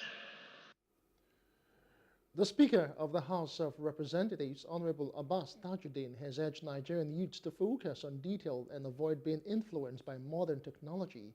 He said this during an interactive session with participants at the 2024 Legislative Mentorship Initiative. Tajuddin emphasized the importance of trust, accountability, and transparency in leadership, and emphasized the need for youths to pay close attention to detail to succeed and become effective leaders. The Director, Planning and Advisory Committee appreciated Tajuddin's support for the LMI youths. Now, Edwin Clark, former Federal Commissioner for Information and South-South leader, has requested the Inspector General of Police, Kayode Egbetokun, to arrest and prosecute the Minister of the Federal Capital Territory, Nyesom Wike, over his threat to set fire in the state of governors of the People's Democratic Party, PDP. Wike warned PDP governors to steer clear of the party's affairs in Rivers, threatening to set fire to their state if they did not want peace. Now, Clark criticized Wike's words as disrespectful to President Bola Tinubu and described his comments as treason capable of inciting violence in the country. Wike has breached a number of Nigerian laws, public laws, and so on. He has committed crime. And for him to call on, to say that he will burn states belonging to PDP governors and so on, it's treasonable. It's treasonable. All of their totality, Wike has committed treason. Is it Shawari that committed treason by saying, I called for revolution in Nigeria? Is that what you are saying? Where did he say it? In what ground? At what ground? What impact did he make? But here is a serving minister in the Federal Republic of Nigeria saying that he will burn the states of his colleagues, he will burn their hands and they won't sleep again in their houses. He will do everything to disorganize the governments of those states. Nobody, no governor, no minister can go to that extent. It's a breach of the Constitution. Well, moving on now. Former Attorney General and Minister of Justice, Kanu Agabi SAN, says Nigeria has yet to find the right leaders capable of propelling the country to greater heights. Agabi believes that until Nigerians wisely use their votes to elect qualified leaders and likewise use the ballot to prevent those whose sole interest is to divide and exploit the nation, the country will struggle to make meaningful progress. He shared these thoughts as the guest speaker at the 23rd Mike Okonkwo Annual Lecture in Lagos. Details now. I'd like to go straight into the chairman's opening remark. The Bishop Mike Okonkwo Annual Lecture, launched in 2000, has become a prominent platform for shaping government policies. By convening seasoned experts to discuss pressing national issues, the lecture series has steadily grown in influence. This year's edition is themed Nigeria's Pathways, Diagnosis and Prescriptions. The chairman of the event, Atedo Putiside, emphasizes that effective leaders inspire through both words and actions. But if the bulk of the nation is willing to embrace evil and hail whoever loots or embezzles money and goes home and you make him a hero and you turban him, then what exactly do you expect to have in future? So I think there are lots of important things to take home. Don't dismiss it as saying he didn't come up with a magic wand. The guest speaker, Kanu Agabi SAN, takes the stage. He passionately urges Nigerians, regardless of their ethnic, religious or cultural differences, to see themselves as true brothers and sisters. We are better as we are, from east to west, from north to south. Igbos, Hausas, Yorubas, Fulanis, together. As they say, the shades and the lights make the perfect whole. Agabi, a former Attorney General of the Federation, emphasizes that merit and quality, not nepotism and mediocrity, should determine Nigeria's leadership. He points out that Nigerians have a fundamental misunderstanding of democracy and the presidential system of government. We are indeed a new nation. We are experimenting with systems of government and laws that have been in operation in other nations for hundreds of years. We are trying to do things by ourselves. In doing so, we had to rely on people who are not qualified, who have no experience, and who are not sincere. Bishop Michael Okonkwo then addresses current national issues after awarding the winners of the annual essay competition with cash prizes and gifts. And so it's very important, but the challenge the Nigerians are facing is that the government should be seen to have empathy with the masses through the way they themselves have cut down on their excesses. I mean, you can't be telling Nigerians, oh, things are hard, or the fuel price is increasing, electricity is increasing, everything is increasing, and then you people are enjoying luxury. According to the bishop, developing Nigeria into the nation it deserves is the responsibility of everyone, not just political leaders.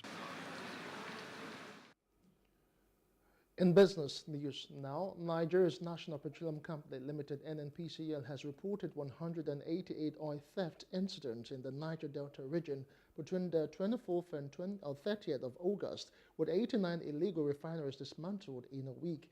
Illegal connections were discovered in Bayelsa, Abia, and Rivers State, and crude oil spills occurred in Abia, Rivers, and Bayelsa State. Now, vandalism incidents were also noted, with a boat carrying metals from vandalized oil wellheads accosted in rivers. 31 suspected oil thieves were arrested last week and handed over to the government security agents for further investigations. NNPC's Group Chief Executive Officer, Mele Kyari, criticized crude oil theft as the most virulent economic crime in Nigeria and urged the Economic and Financial Crimes Commission to address it. In entertainment news now, iconic actor Michael Keaton has announced that he is returning to his birth name after nearly 50 years in the entertainment industry. The actor, known for his role in films like Beetlejuice and Batman, has decided to go by Michael Douglas professionally. Now, Keaton's decision to revert to his birth name stems from the Screen Actors Guild's rule prohibiting two members from having the same name. He chose the name Michael Keaton as a compromise when he began his acting career, as there were already established actors named Michael Douglas. Now, Keaton expressed his intention to use the name Michael Keaton Douglas going forward. And entertainment news wraps it for us on the update. For more stories, please follow us on Facebook, X, and Instagram, and do subscribe to our YouTube channels at Plus TV Africa and Plus TV Africa Lifestyle. You can also view us from Limex on limex.tv and Glow TV apps anywhere in the world. I am Justin Akadonye. Many thanks for watching.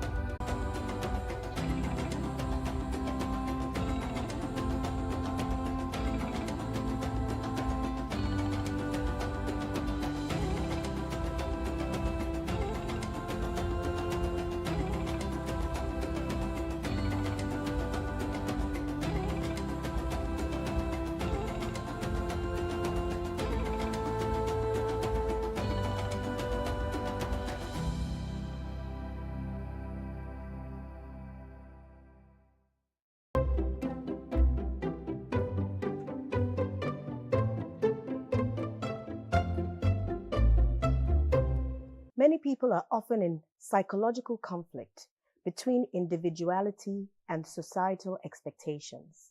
Thus, due to not knowing any better, or sometimes out of the audacity of thinking that they do, many tout these norms and expectations as the one single version of the truth. Oftentimes, we are judged by them, driving many to sacrifice the happiness they can attain as unique individuals for the rule of society that do not really matter in the grand scheme of things, and that many do not even sincerely follow themselves. Well, here's what I say. Flout their tout. A wise person once said, "Don't base your decisions on the advice of those who don't have to deal with your issues." The fact that you have remained single for a long time, especially if you're a woman, is often viewed as some kind of stigma in many parts of the world, even in the so-called liberal parts of society. But I'm here to tell you that regardless of what your relationship status is, and in fact, and now I'm ad-libbing, irrespective of what your status, your age, your phase of life is, you are in an enviable position because you have the opportunity to write a new script for yourself, to create a beautiful, wonderful, and fulfilling life. So no, do not keep your head down. That is the last thing that you should do. Do not compare your life to others. You have no idea what their journey is all about, Woody Hayes said.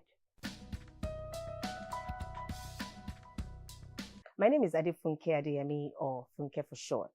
I'm an advocate and I'm the regional director for the International Air Transport Association in Africa, looking after external affairs and sustainability. So I have to confess that this was not the first book that I thought I had in me. Many people who know me know that I can be quite academic, and the work that I've been doing over the years as a lawyer, I'm a lawyer, and also the work I've been doing over the years has lent itself to policy issues, economics, aviation, trends, and things like that. So I thought that I was going to write something academic. I'm also a Pan-African, so I'm really, really passionate about Africa and how we can seamlessly connect the continent and integrate it better. So I also have that in me.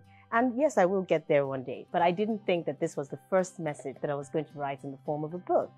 So it was a particular incident that sparked this off.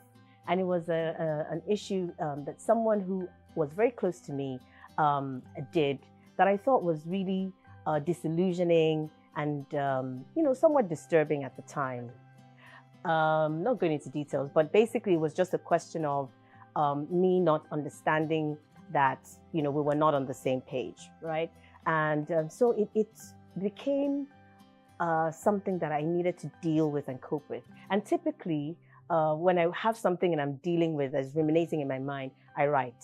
I've always loved words, and I've been reading voraciously since the age of 5. I read everything in my father's library, including encyclopedias and things like that. So I've always loved words. I love the power of words. I love the way that they evoke emotion, the way that they can make you escape, the way they can transport you to different places. And so, the natural home for me to cope with the emotions I was dealing with from that incident was to write something down. It also coincided with the time that I was traveling on so it started out as a dump, right? Just to cope with a particular incident. But then as I was on that business trip, I started to think about it more and more as a message that the world needed to hear. And so on that trip, within 36 hours, I had banged out the first 3 chapters of the book. Now that was in 2016. So this has been a 5-year journey. I launched it, I finished it in 2021 and launched, the first few days in 2022. So it took 5 years. So I have to tell you, it's been overwhelming and very, very surprising. And I know the question you're asking, I'm going to answer that. But it's been overwhelming. A lot of people who have read the book, I mean, even the most unlikely people. I was just telling someone in the store before we started that a 79-year-old woman, my friend's mother, read the book and said, wow, I'm so excited by this book. And it's inspired me to pick up my life again at 79. So I was really blown away by that. So many different reviews. Someone said, oh, I've given it to my mentees and they're raving all about it. So many people say that they can relate to the message of the book. And now, so to your question, the simple message of the book is this, that no matter what age or phase or stage or relationship status you're in life, it's incumbent on you to, first of all, be unapologetically yourself. Secondly, to live the best life that we're called to do, because we're not called here for anything else, but first and foremost to be our best selves, and then to add on to that, be doing other things. And the other thing is that we're supposed to be using the totality of ourselves, and this is my own personal firm opinion, that we're to use the totality of ourselves, our gifts, our physical abilities, our talents, our passion, our interests, our experience, our exposure, everything that we have the opportunity to experience to impact the world positively around us.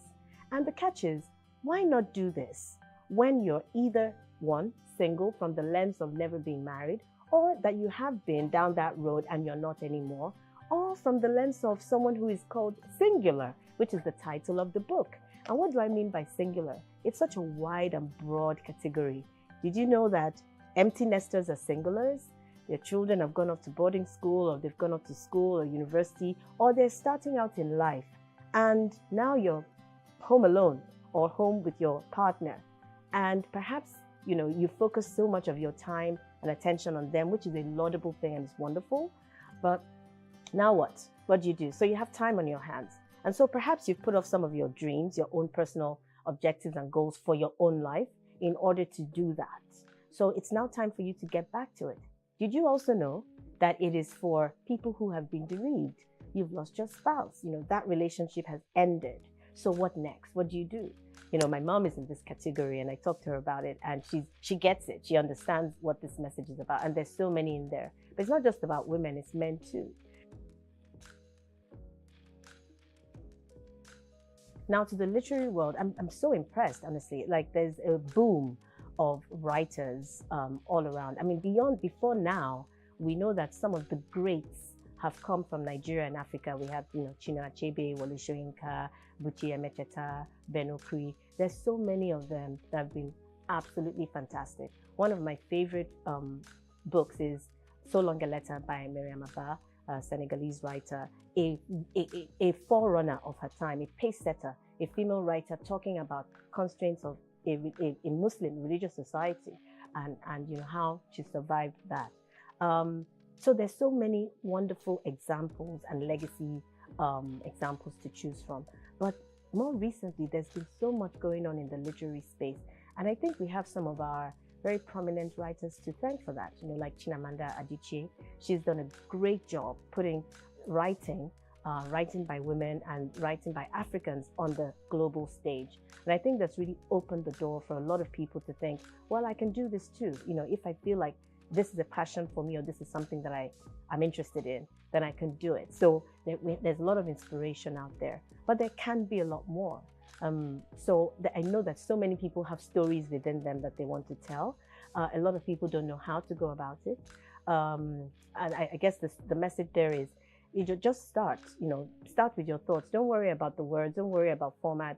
Just start with putting your thoughts down, and then you can start to create, the structure around it. But if you have a story to tell inside you, go for it. Star phone switch prime, on, light on. Switching command to internal. Expectedly back, DW. Still same pressure, 1655. Your nav state with back and is perfect. Comic Republic is a Nigerian startup where we tell African stories. We push the African narrative forward through a traditional art form that is popular all around the world, which is comic books. We kind of write stories that everybody can find a bit of themselves somewhere in there. When you read our books, you will always be able to find one book that you are able to connect with, even if you're not an African. It's not just for Africans alone, but it's the African narrative. That's really what we do. We take the process of telling our stories, making our comic books engaging. We do it professionally and we take it as a business. We're growing bigger every day. We try to make sure that all of our comics, all of our content has a positive message underlying them, even apart from all the action, all the punching, and all the superheroics. Right now we have close to 48,000 downloads per comic book. We get between 5,000 to 7,000 unique visitors every week. Nigerians have been really excited to see people in Nigeria creating heroes from Nigerians, telling Nigerians that we can be everything we need to be if we only try. The comic business actually has a wide range. One of the major things that actually helps us to move forward here is the fact that we are more than just a team, we are a family. And family is everything. We understand ourselves. We know what we're meant to do when we're meant to do, and we get them done. The first and foremost vision for Comic Republic is to take control of the African narrative. Who are the biggest superheroes you know today? You're looking at Spider-Man, Captain America, and Superman. If you look at the colors of their uniform, they're all the colors of the American flag. If you look at where those people come from, they come from America. This is a way that a country has, from generation to generation, program their people to believe that they are strong and they are efficient. We want to do the same with Comic Republic. That's what we want to do at Comic Republic. That's our vision. And until we're number one at that in the world, we're not going to stop.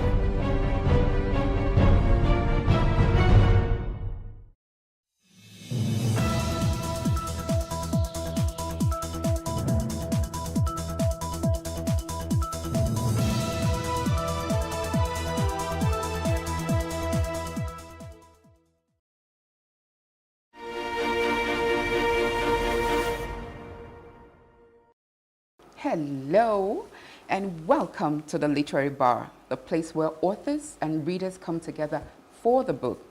I'm always excited to spend time with you right here in the bar. Now, a lot of you are still buzzed from our last episode on inclusion. Thank you for your kind comments. The girls will be back later and the boys will join them too. So how was your weekend?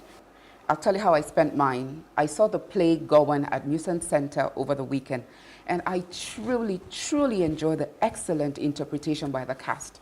The delivery and performance was captivating. So well done to the cast and production team of Gowan. So go grab your cup of tea or that glass of wine and join me after the break.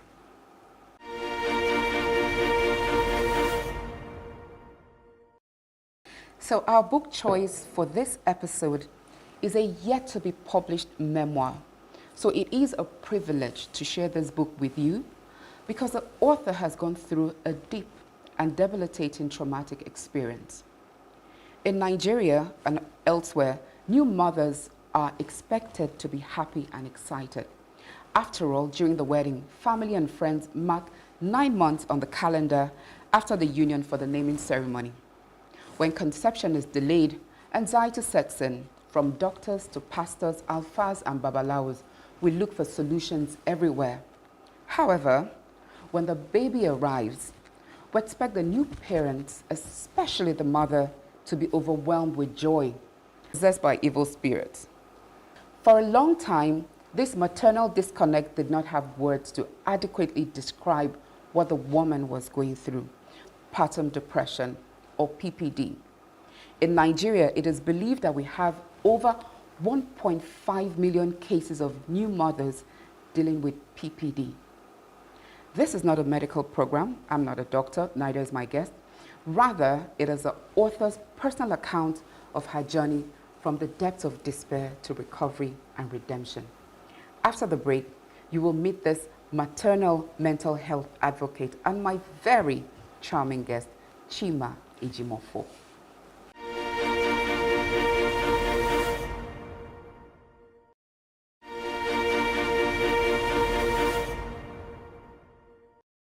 Welcome back. There's so much to learn from this segment. So without further ado, let me introduce Chima. She's an entrepreneur, a teacher, author, and a life coach. Her professional experience includes banking, insurance, sales, and marketing. She's currently the MD of Infinite Health and Wellness Consult. Chima loves to exercise, and that's where we met during our exercises. She's married to Ike, and they have 3 wonderful children. So Chima, welcome. Thank you. To the Literary Bar. Okay. They do or they do not? They don't. They don't remain, and have a lot to thank for that. Family, friends, and your spiritual connection to God. Yes. Yes. But before we get to the recovery, and I'm very happy that the scars do not remain so that you can give people hope. Like I said, 1.5 million new mothers have to cope with postpartum depression. And some recover like you, and some do not. Yes. It can actually get really tragic. Yes. So what happened to you, Chima? Okay, thank you for the opportunity to share. I was one of those, I got married at 26. And just like you said, people began to count. But deep down inside us, we were prepared not to have a child in the first, but nothing has happened. And so that's how come I even knew that there is a time frame within which you're months. Expected. And so we did some medical checks, and that I discovered that I had fibroids, and that was what was delaying conception. I went ahead to have the procedure done, and we were told that 6 months afterwards we could begin to try. Now that 6 months became 3 years. Another 3 years? Yes, another 3. So this is 6 years now? 6 years now. Wow. And then in between then, a whole lot of stuff happened. Apart from medical, taking conception pills and all of that, I do know that I built up my faith. Yeah. And when it did happen, it just happened. I couldn't have said there was any special prayer or anything extra that I did I could give as a formula. But it happened. My 9 months pregnancy, sincerely, was a breeze. Why? Because I was so prepared. I had done all the studying, what to expect and all of that, what to eat. And anyway, so because of the history of fibroid, on the 39th week, the doctor said to me that, I hope you know that you're going to deliver today. I guess went for my normal antenatal. I had packed like 3 months ago, so it was like, oh, okay. They say I will not be going today. Set me up. I didn't know I was being induced. So all I did was they didn't believe me because I was a first timer. So it was when I, by myself, got off Brooke. And that's when they realized that, true, she knows what she's saying. So got into the delivery room. Before I knew what was going on, some very enthusiastic lady came and used a razor blade to give me a cut. According to her, I'm a first timer, so they need to help me. But did they tell you to expect this? No. Okay. So 1, 2 pushes, the baby came out. And then I wouldn't stop bleeding. I bled until I literally saw my spirit leaving my, it was like looking at yourself. Out of body experience? Yes. And so I said to God, excuse me, am I dying? The way you're saying it, it sounds funny, but I know that at that point, there was nothing funny about it. It wasn't funny. But you see, because I had stepped out from just being a churchgoer, I know when I became a Christian. And one of the habits of scripture. So I knew certain scriptures. Yeah. And I said to God, excuse me, this is inconsistent.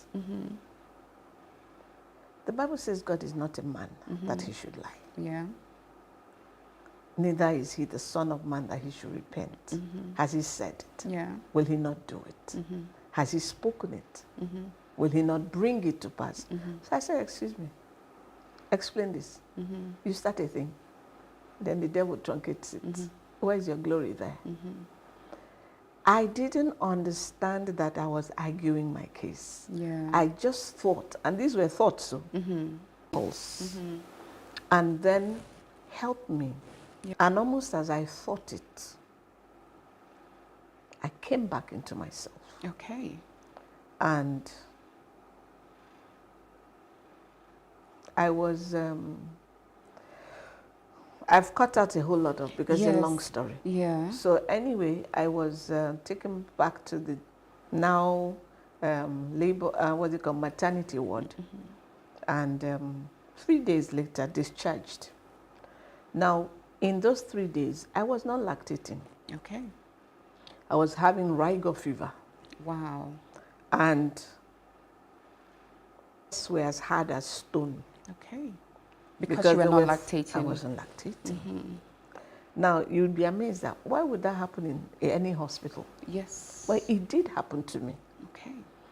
A friend who's a medical doctor, her name is Ochi, Dr. Ochi Ibe. She came and she said, Chima. Then she showed us how to use hot towels and manually express the breast milk. And how's your baby at this time? My baby was literally being fed with, what do you call it? First and foremost, she was being given like, is it glucose water? I don't know. Yes, yes. Just to keep her, you know.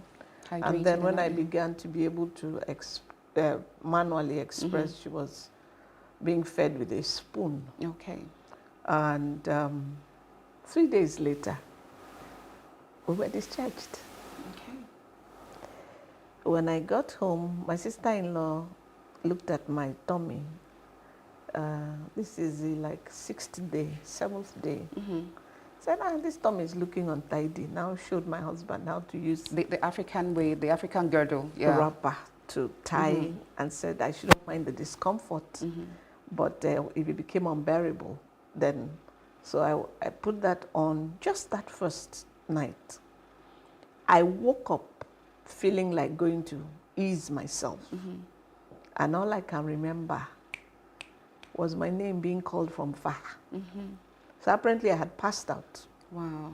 In the bathroom? Yes, in the bathroom, in a pool of blood. Oh, wow. So thank God for that. The girdle. Girdle. If not, nobody would have known what was going on in there. Now, these were the days when street gates, securities, you know, they ran to the gate. Gate people had locked the gate had locked the and disappeared with the key. My husband prayed from 1 a.m. till 5 a.m. when those people finally returned. Wow. Returned. I was rushed to a different hospital, and that's where they discovered that retained placenta. Wow. So I had to have an evacuation done, and it's just the mercy of God, because up till now, I still can't understand, explain it. Okay. And then from the hospital, naming ceremony on the 8th day, that was a tradition then in our local church, Winners. Well, all this was happening within a week of you being a mom. Yes. Just 1 week. Yes. Quite an adventure. Yes. You know, the usual thing, my mom, she moved in. My Mugo, yes. And she was a fantastic help. She knew everything to do. I was just coasting before all of this happened. Okay. And then after the naming ceremony? After the naming ceremony, I just asked if I could be allowed to stay at home before going back to the hospital. Okay. Because I was on antibiotics and I couldn't breastfeed and a whole lot of stuff. I just realized that that first day I couldn't sleep. The next day I couldn't sleep. And then all of a sudden, I seemed to be having a lot of revelations in quotes, and I was talking. Were you aware of what you were saying? Yeah, I was aware of some things. It was almost as if I had supernatural insight into everybody's problems. Wow. And I was saying a whole lot of stuff, a lot of things that, looking back now, it was like files that had been buried somewhere were just coming out. Did you think about your baby at any point now? No. Talking? The baby was not even in my radar at all. Right. Because it was like I was in a different plane, let me put it that way. Yeah. So they just realized that rather than resting, I was high, very high, you know. And I was just talking until they realized that, no, something is wrong. So that's how come I was taken back to the hospital. And that was the beginning of the drama. Now, another thing I found out was that the nurses would want to give me injections and medications, but they wouldn't answer my questions. What are you giving me? Okay. Why? It's like, hey, when doctor comes, doctor will tell you. And then doctor too had this, as if you shouldn't ask any questions. Yeah, who are you to question me, my medical background? Yes. The whole thing was so frustrating. At some point, I didn't trust anybody anymore. As a teenager, I did karate. Okay. When they want to inject me without telling me why, you will need 5 people to hold me down. Second day, I was all bruises because they would forcibly hold me down. Didn't care, just jab her, give her the injections. My parents lived in Satellite Town.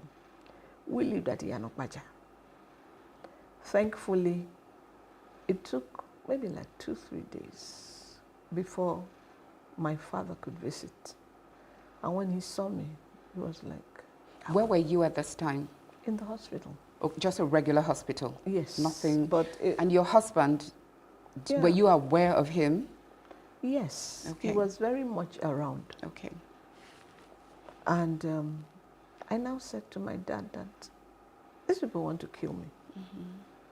And he said, why? And then I told him. He said, oh my God.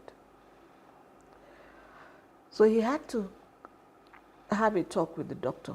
He said, this one, if you want to give her anything, explain it. Okay. Tell her why you want to give her this particular drug. If not. And so they had to come down and reason with me and realize that, oh yes, there's some people who want to ask questions and you must answer. Okay. So that was one phase. At some point, because my dad was a pharmacist, he had to sit down with the doctor. They found out that they were just maintaining me. There was not really any real improvement. Is it possible that they did not understand what was wrong with you? This hospital where you were? It's possible. Yes. But then my father, like I said, was a pharmacist. So apart from the medical side, he also knew a bit about mental health. Yes. So that was the point at which he invited the late Professor Famuyiwa, who was head of psychiatry in Luth. That was the game changer. Okay. Were you aware how many weeks or months into having this baby that, you know, you had to transition from being just a mother who's not feeling so well to a psychiatric patient now? All of this was within the first 2 weeks. Wow. Yes, because I had the privilege of having a father who had some medical background. Okay. So I think he knew what was going on. So that was why he invited the psychiatrist who came in. Before the psychiatrist was invited, I went through some things that, in fact, first they thought it was a spiritual problem. Okay. So at some point, I was taken to some pastor who was supposed to be an expert in deliverance. I was subjected to fasting against my will. And at some point, I was chained down. Wow. And the flogging? The flogging, I would not say was under the pastor's instruction. Okay. But rather the assistants who were kind of amused with, who is this person that they're giving all this attention? So it was like, maybe if we flog her, her sense will correct. That kind of attitude. So you know, it's amazing that till tomorrow, there are places where they feel that people who have some sort of mental health issues, you know, if you're not mad, it's a spiritual attack, and then they need to flog the devil out, you need to starve the demons out of your body. Yes, all of that. I would tell you that yes, it happens, because it happened to me. Wow. And in my life, nobody has ever flogged me with koboko before. In my life. Until church. Until it happened. And so I cried out. And that was when my parents requested that my husband allow them to help him. Okay. Because all of this while he was trying his best to manage the situation. And that shows, you know, how important it is to have a supportive Strong spouse. Support base. Yes. Siblings, friends, family. Yeah. Absolutely important. And again, where was the baby? Momsy. Momsy Okay. was taken care of. Okay. My mom, my sister-in-law, they were still all very much in the picture. So. How long did this episode last? 3 years. 3 years. So for 3 years, were you getting this treatment from the house, or you had to be institutionalized? Okay, what happened was that my folks were still alive, so they lived in Satellite Town. And so they appealed to my husband to allow them to help. Okay. So I was with them at home.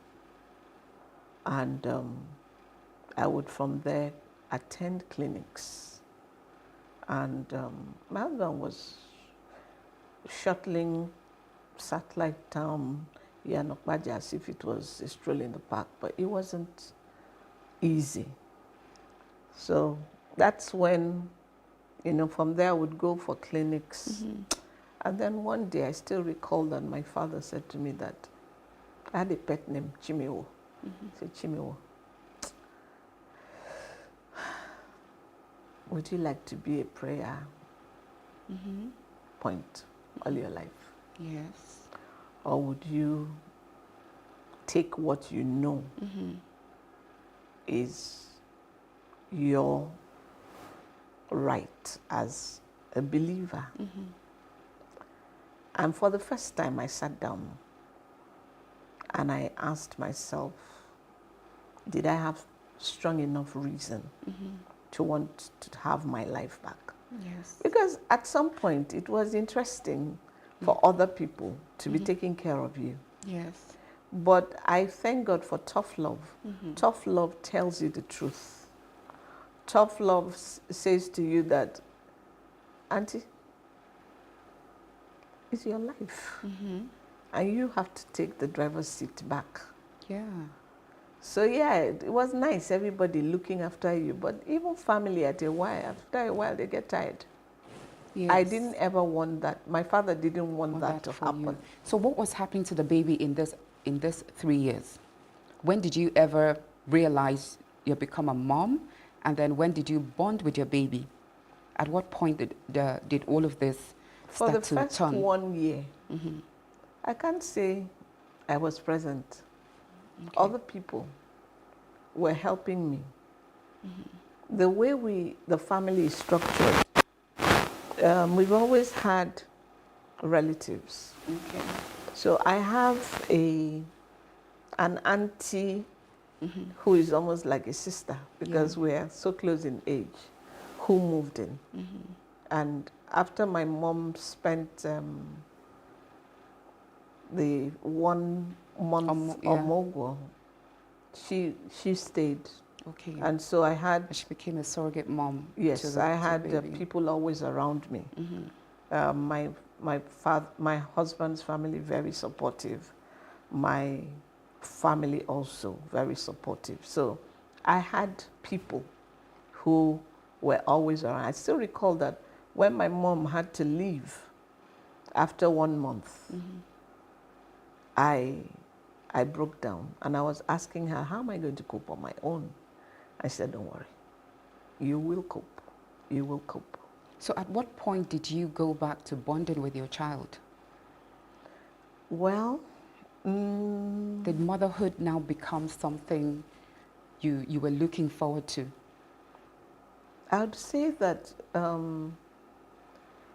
like I said, all of this within 3 years. Yes. But of course, in between then, at some point, yes, they had to begin to step back and allow me to do a whole lot more until it was, okay, you can now go back home. Because I lived in Satellite Town for almost the first 1 year of my daughter's life.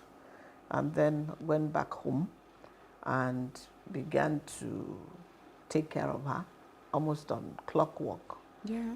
But bonding with her,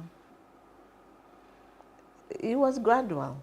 It was at first I was afraid of being left with her, but I gradually regained. Why were you afraid?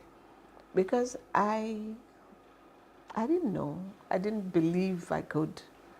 I saw a whole lot of inadequacies, but yeah, I mean, I had to agree with myself. You know what you say is very interesting because you had support from everyone. Yes. Now there's so many people who don't even have that sort of support. Once we cross to the part of it being a spiritual problem, everybody hands off to holy water and deliverance methods, different, flogging, fasting, and just even abandonment. You know. But and did anyone ever have something negative to say about your situation, even if everybody had only good things? Well, maybe not to my face. Okay. I do know that my husband had to also come to grasp with the situation, because anytime I felt inadequate or expressed it, he would always tell me that I shouldn't worry, that he's here, and that together we'll get past this. And so he was a very, very strong support base. Now, Wonderful. when I went for clinics, because I was going for checkups, you know, I was seeing Professor Famuyiwa almost every other week, and then as I began to get better, the clinic times began to get wider and wider. And then when my father told me that, he said to me that he's going to discuss it with the psychiatrist. Okay, your medication. My medication. Yeah. Because you see, when you're on mental health medication, there's something always a bit off. It's either you're extremely happy or you're down in the dumps, that kind of thing. Yeah. And I noticed that mental health is expensive. Okay. We went from being comfortable financially to less than zero. Because of the drugs, the medication? Because of the cost of the drugs, of the treatment. Are there alternative treatments beyond medication that are acceptable for people living with some spectrum of mental health? Yes, so that's where my father came in. Okay. And said to me, Chi, you have to agree with yourself that enough is enough. Yeah. Say that the healing comes from within. Yes, because that's the only real healing. Yes. Every other thing is external. That's the one that is sustainable. That's the one that comes from inside of you. So I had to sit down and agree with myself that I deserve to be okay. You know, I must mention at this point that in Nigeria, when people are living with some sort of mental health situation, you get all the labels: Kolo mental, Yaba lefts, Arrow, and all of that. How do you think having that stigma following mental health patients around, how does that play into their treatment or even the ability for the society? You had your own personal society, you know, your father, your siblings, your husband, your friends. Yeah. They came around, they rallied around you and they supported you. Now, where people are pointing at someone, say, Kolo mental, Arrow, Yaba left. It's even a joke now when somebody say, I know well, me, I decrease, you know. It's become a joke of something that is really, really serious. Okay. So how do you think that we can actually give mental health the right sort of support in the midst of the stigma that is attached to this condition or situation? Okay, I think that's where education and where awareness is so important. Yeah. One of the things that the psychiatrist said to me, because at some point, I just stopped taking the drugs. Okay. Now, that is not, please don't stop any medication except your doctor no, says I was yes, going to say that. So, and I was going to say that medically, that's not acceptable. Yes. However, I said to you that I had a discussion with your dad, with my dad. I had a discussion with the psychiatrist. Okay. And then with my father, we just began to taper off gently. And I still recall the last time I ever took any drugs. Okay. That day. You know what? If I tell you the amount of information that hits the mind all at the same time. Wow. Now, those drugs were helping to, as it were, calm down the situation. Okay. But when I went off the drugs, that first night, it was hell. I was like, my mind was erasing. That's when I understood how powerful the mind really is. Because if all the information hitting you, you were to be aware of it, you literally, your mind will pop. Yeah. So without that filter, this was happening. And that's where I now discovered another reality, which the psychiatrist said to me, that everyone he knows who has ever been able to transition themselves out of medication needed an anchor. Okay. Which is like a spiritual base. Okay. So for me, he knew I was a Christian. And he knew that my being a Christian was not casual. Like I said to you, I internalized the word of God. So the first night I was taken off medication and all of that was happening, I couldn't sleep. A pastor friend who lived in the next close came to visit. Yeah. And he just shared with me casually Genesis, how everything was chaotic. And when he left, I just had this strong impression to start reciting the word that very scripture. That's why I started. Okay. I know that as we round up, I mean, this story is so captivating, and I know that we can't wait for this book to hit the shelf because people need to know more. You have survived this, yes. And there are women today who feel that they are coming to the end of their lives without it. I know, again, because I mentioned that we met during exercises. I know that exercise is also very, very important to you. Yeah. And another thing is that we have to guard our health. We have to guard our mental health space. We need to put up guardrails so that we do not fall victims to something that our spirit or our body does not agree with. Yeah. You know, quickly, tell us something that happened when you received a particular text message or video. Good. Without anybody warning you. Please, this is so important. Please. Okay, so that phase ended. Yes. I began to recover. I went back to school. Finally, I faced doing my master's. All I wanted to do was to prove to myself that mentally I was back in control. Yes. Exercise became one of my strategies for being able to, as it were, go through a program, achieve it. And then in the days of BlackBerry, I was just given a BlackBerry as a gift. And someone sent a video, and with no warning of anything, innocently, I opened the video. It was the video of the lynching of those four, the Alu4 boys. And oh gosh, that terrible. Violence triggered. Yeah. So for mental health people, for people, you have to know what are the things that stress you out? What are the triggers? For me, violence of any form, injustice of any form triggers me. So I have to be particular.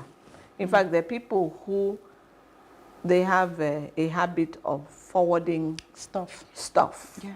I don't want certain people. Yeah. If you ever send me this kind of thing again. Block and delete. Yes. Yes.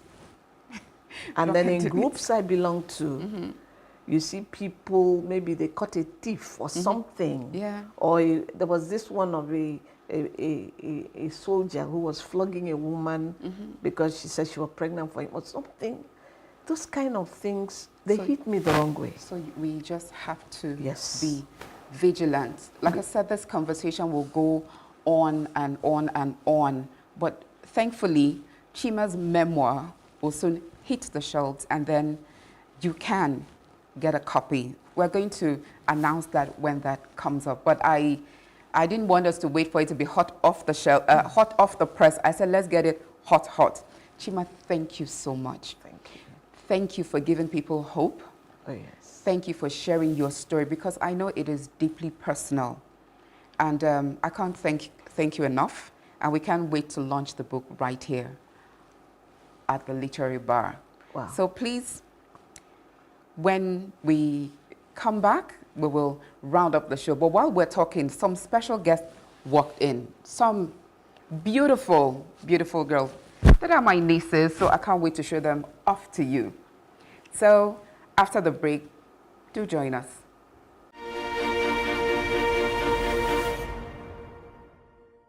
Hello everyone, my name is Olivia Olatunde. And I'm Enya Olatunde. And we're here to read you a poem written by our big sister, Wuraoluwa Olatunde, titled Head Held High. Stand up, dust it off, breathe in, breathe out. It's not you, only them. Don't take to heart the words they spit out. Those vicious snakes constricting you, suffocating your voice. Don't be ashamed, just be who you truly are. Embrace your inner warrior. That being said, violence is never the answer, unless you want to be just like them. So stand up, dust it off, breathe in, breathe out, and try again.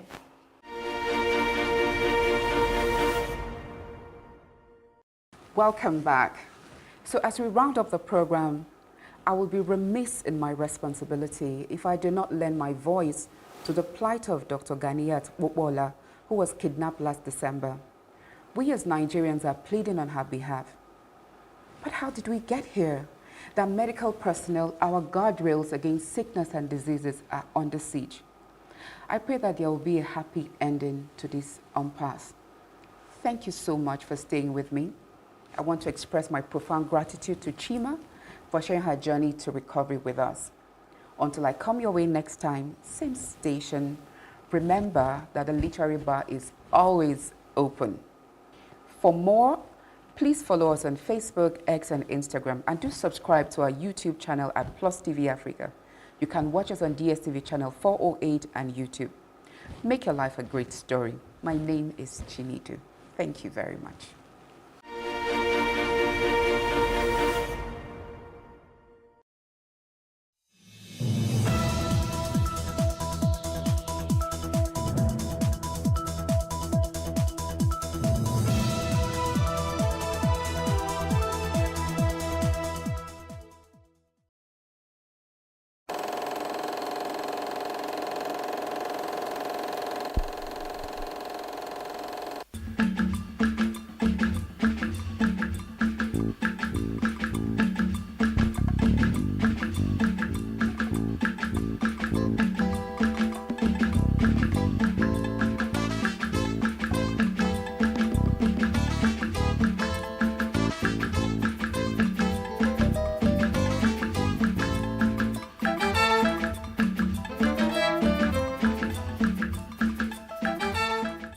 Welcome to Timeless Conversations. This is the very first edition of the program, and it's such a privilege for me that my first guest is someone with whom I have this very personal relationship.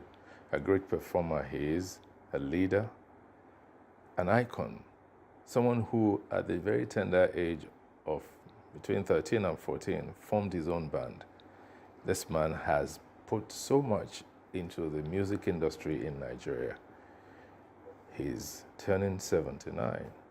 That means he has spent close to 63 years performing.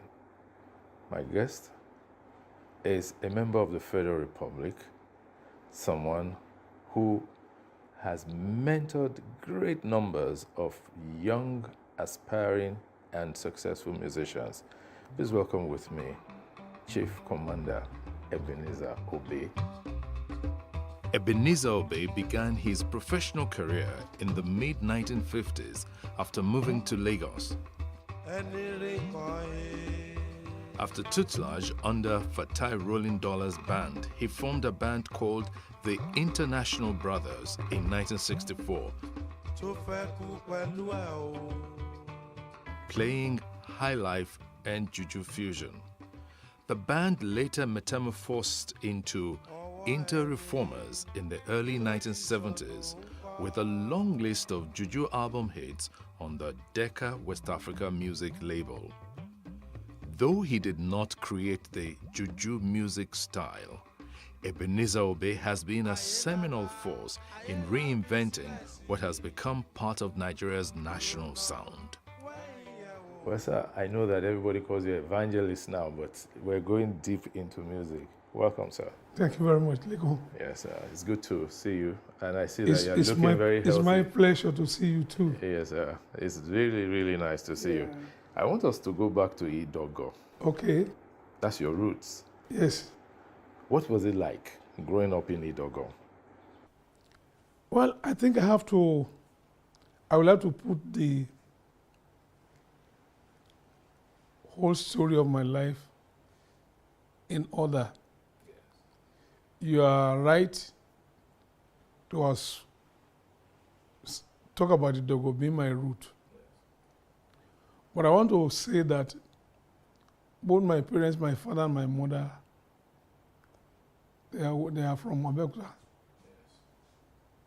My father is from KC, Abeokuta. They call us Omulakisi, Omorula Shika. That is our Oriki, Omosun Abinu. Ẹni bá ṣe ìkà lọ́sàn kò ní fara rẹ̀ lọ. So my father is an Egba man, and my mother is from Owu. So Owu Lakoda? Yes, and Omoye, Omajiri, and so on. That's my mother. But the miracle about the boy, Ebenezer Obey, started with the fact that my mother got married to her first husband. And she lived with him for 20 years without having the fruit of the womb. And it was the parents of that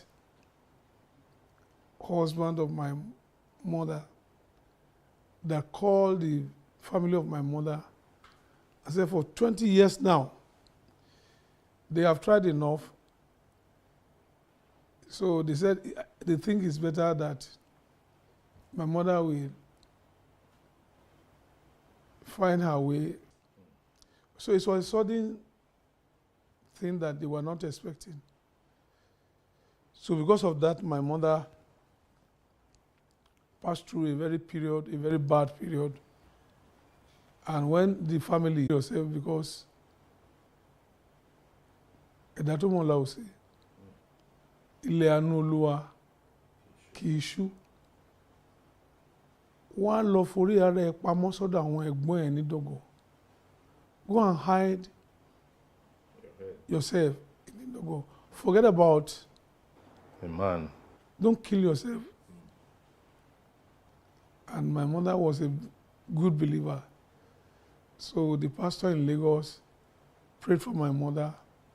That was how my mother left Lagos for Idogo.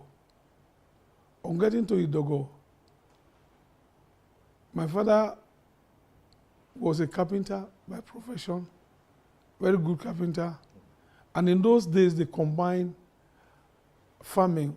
So my father was combining farming with the carpentry job he was doing. But my father was a friend of my mother's brothers. My mommy's senior brothers. So when she got there, my father saw my mommy and said, in Egba dialect, "Èmi rè má fẹ́ àbúrò yín yìí o.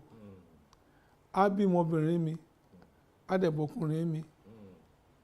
Very prophetic. Yes, so prophetic. That's something that my mother said, me, I don't want to marry a carpenter, but as God wanted it.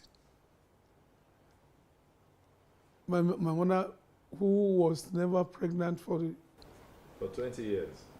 Got pregnant. And my father said, I be more me, I de me. So the first born was a female. Was a female. And the pastor in Lagos told my mother, just be praying. Ma gbàdúrà pé Ọlọ́run wọ́n ní mi ò lè bímọ. Oore ọ̀fẹ́ ó tó fún mi. Oore ọ̀fẹ́ ó tó fún mi. And my mother was praying along that line that the pastor directed her to pray. And when my sister came, so my mother said she told my father she want my father to want them to name my sister Grace. Well, it was grace that the pastor was talking about. Your grace is sufficient for me. They said I cannot have fruit of the womb, but you alone I have, and your grace. So that's why they named my sister Grace Olasumbo Amoke Fabi. And then when she was married to Kayede, later on, she has been with the Lord a few years ago. So. And then you came. Then I came. When I came, my mother said, me that they said I cannot even have a baby, Iketamosi. The only children you can have, either you have girl, a boy. Kusiketamo. I have the female and I have the male. So my mother said, she told my father again, let us call this one Ebenezer. Ebenezer is it one this is day in the Oluwa run the Lord day. If you don't run Lord day. And then Remilekun.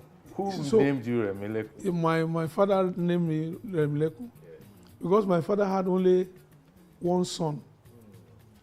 That was my late senior brother.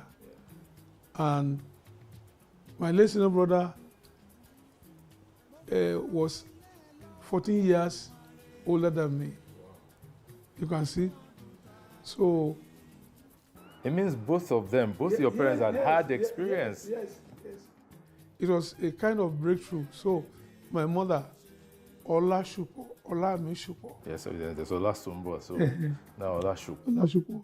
But my father always called me Oluwaremi. Oluremi. All my father's relations, they call me Oluremi. Up till now? Yes. Wow. So that was how. And now in Idogo. Growing up in Idogo. Growing in Idogo. Yes. My everything, my mother became pregnant, but came to Lagos for her clinic at Mercy Street Hospital. That was where I was born. And immediately I was born, I was taken back to Idogo. I grew up in Idogo. I started school in Idogo. My everything, just the music, everything. Started in Idogo. Started in Idogo. So really, there is no Ebenezer Obey without Idogo. There's no Ebenezer Obey without Idogo. Without Idogo. Even if Mercy Street wants to claim you, yes, it's still Idogo. That's why I used to say that I was born in Lagos. Yeah. I was made in Idogo. Because my mother and my father slept slept and have an affair in Dogo. He became the baby. But the baby was delivered at Mercy Street, Lagos. So I'm a Lagosian. By birth. So, but Dogo. So I'm an Egba man, born in Lagos, made in Idogo, an African, a Nigerian. Presented to the whole world. Thank you so much for taking us back down memory lane. Sir, going back still, what was that inspiration that made you start a band? Because in 1957, you renamed your band. Yes. Why? You know, in the school, I was influenced to music through the church choir. My mother told me that I used to trouble the choir. When I was crawling, I would crawl to where the instrument is. She would be carrying me. So much that the pastor carried me one day and said, this boy must become a good musician. Just prophecy. And he prayed for me, gave me back to my mother. So I became a member of the band, the church and the school band. I became the school band leader.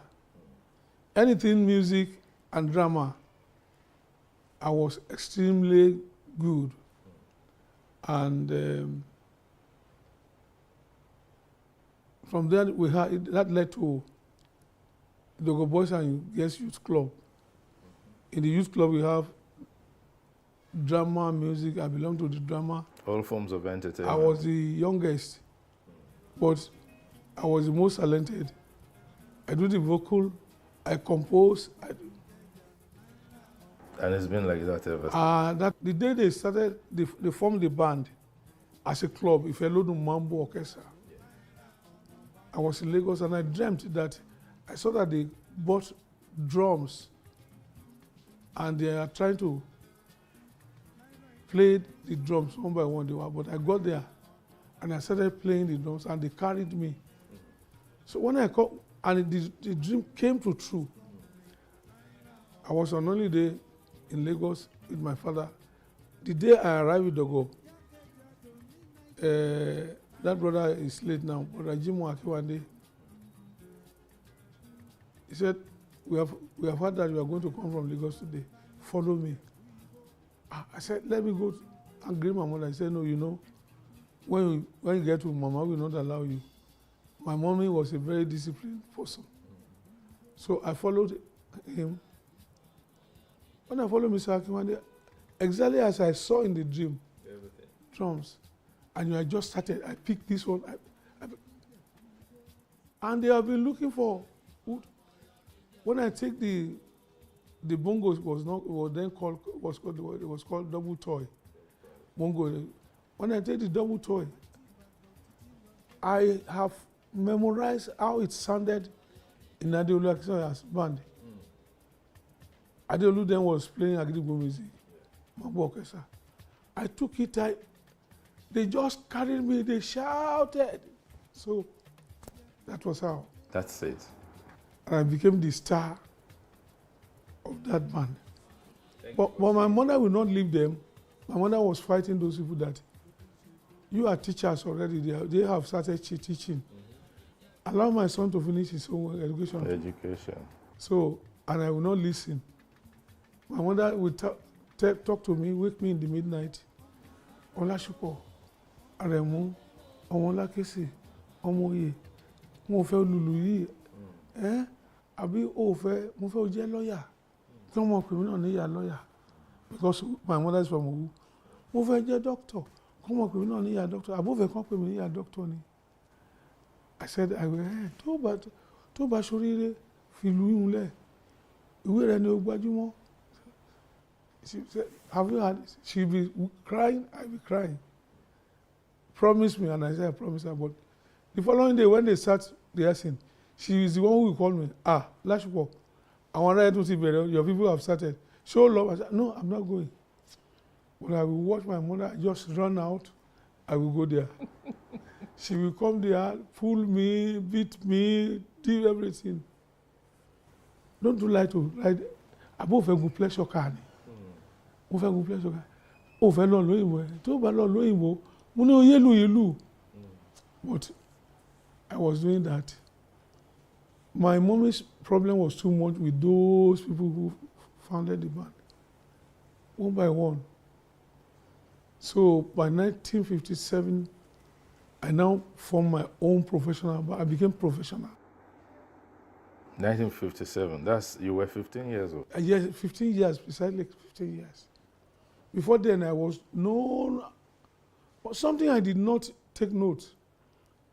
When I entered the school in the morning, obey. The teachers were my friend. The fame started then. But why did they call you Obey? You need Obey. As then in those days, teachers were allowed to discipline the pupils. If at times we were 30 or 35 in the class, if the teacher taught us something, and maybe 7 or 8 or 10 didn't do well, we then line out. The line out means the teacher wants to punish you. We say, I'm going to give each of you 6 lashes of cane. Give me your hand. Well, if you give the teacher your hand, but every pupil didn't want to be caned. Sorry, sir. Excuse, sir. You want to explain. The teacher will say, obey first and then complain.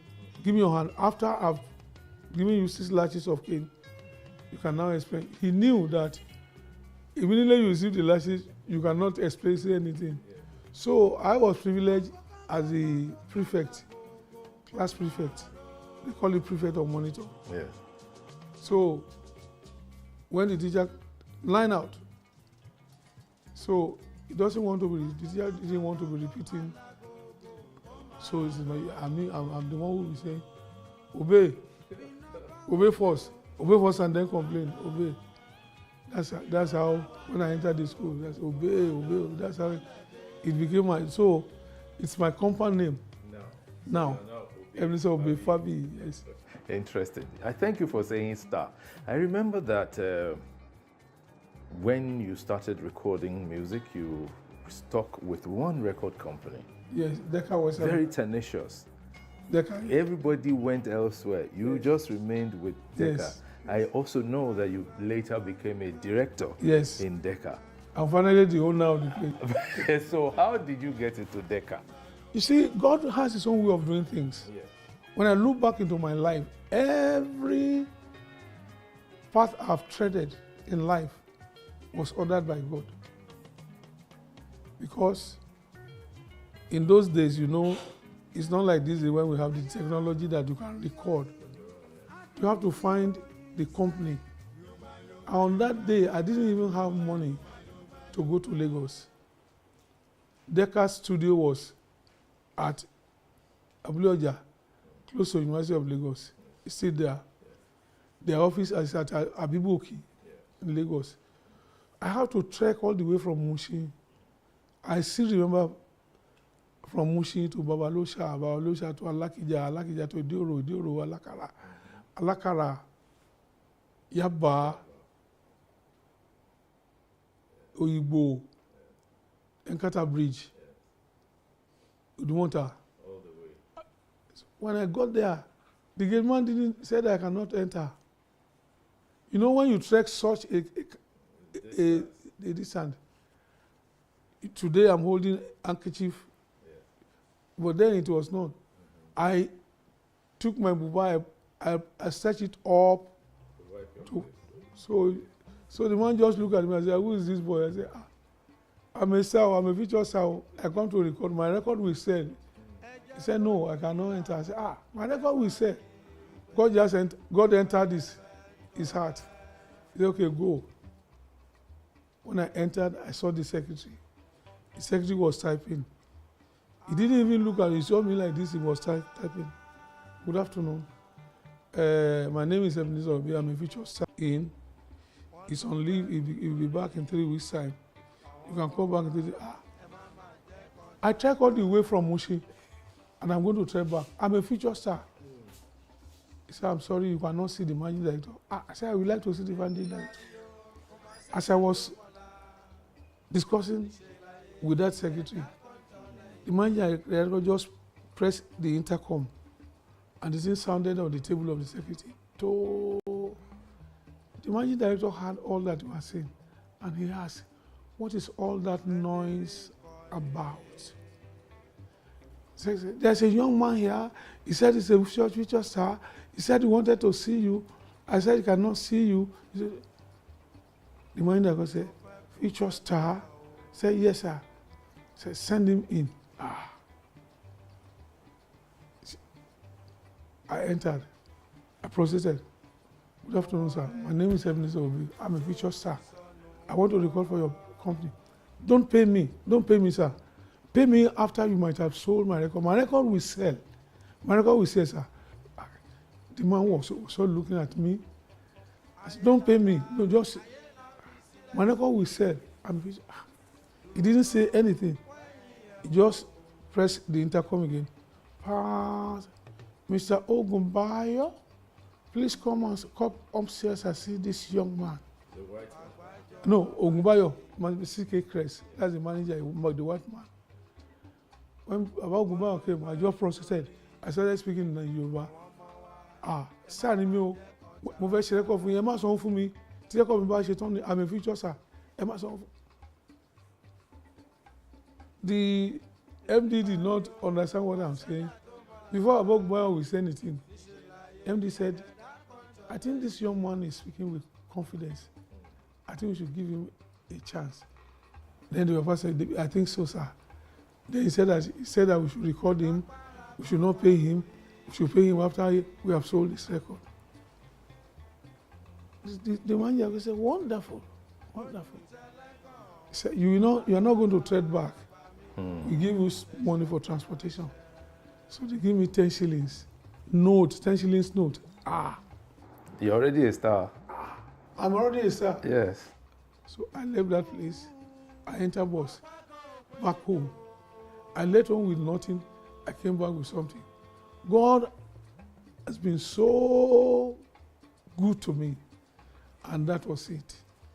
Then the studio, we have to come for, what do they call it? Audition. Audition, yes. They said, bring 4 songs. I have 6 songs. But one thing I want to say, we were not able to enter the studio that day. It was under the tree outside that they listened to me and my band. And it was after they recorded me. And I started going to record store.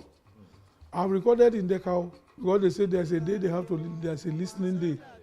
That day they need to order the records.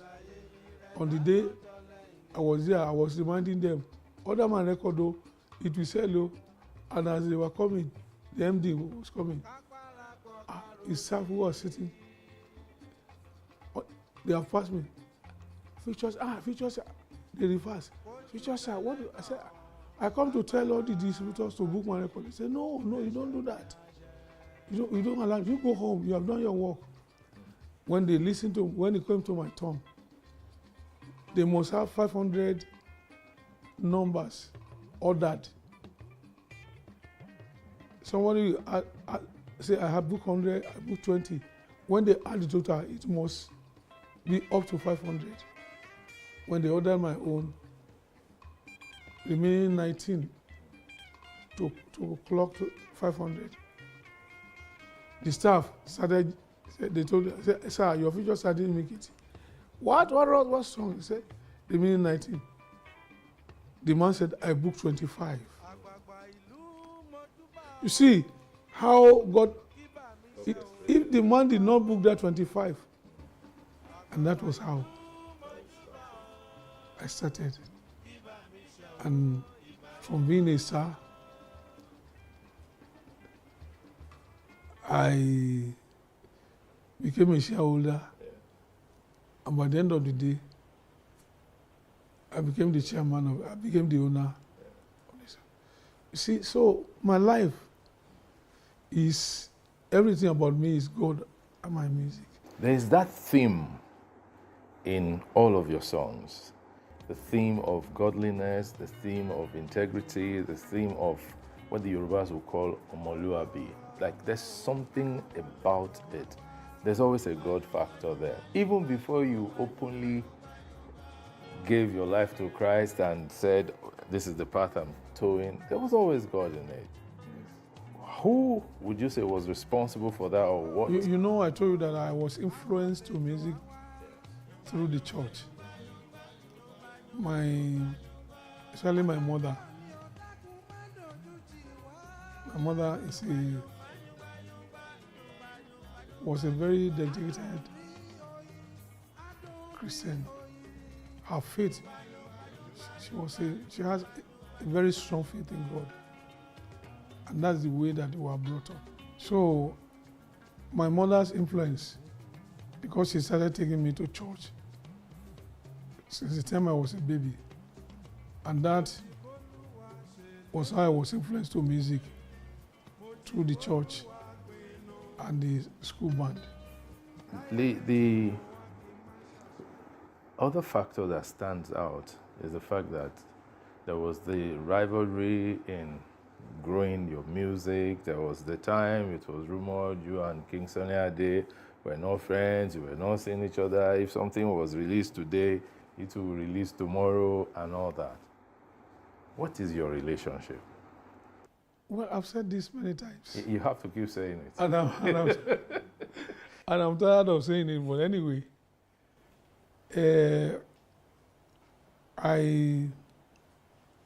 I've said that there was nothing between me and Sunny Ade. I started before him, and he came along to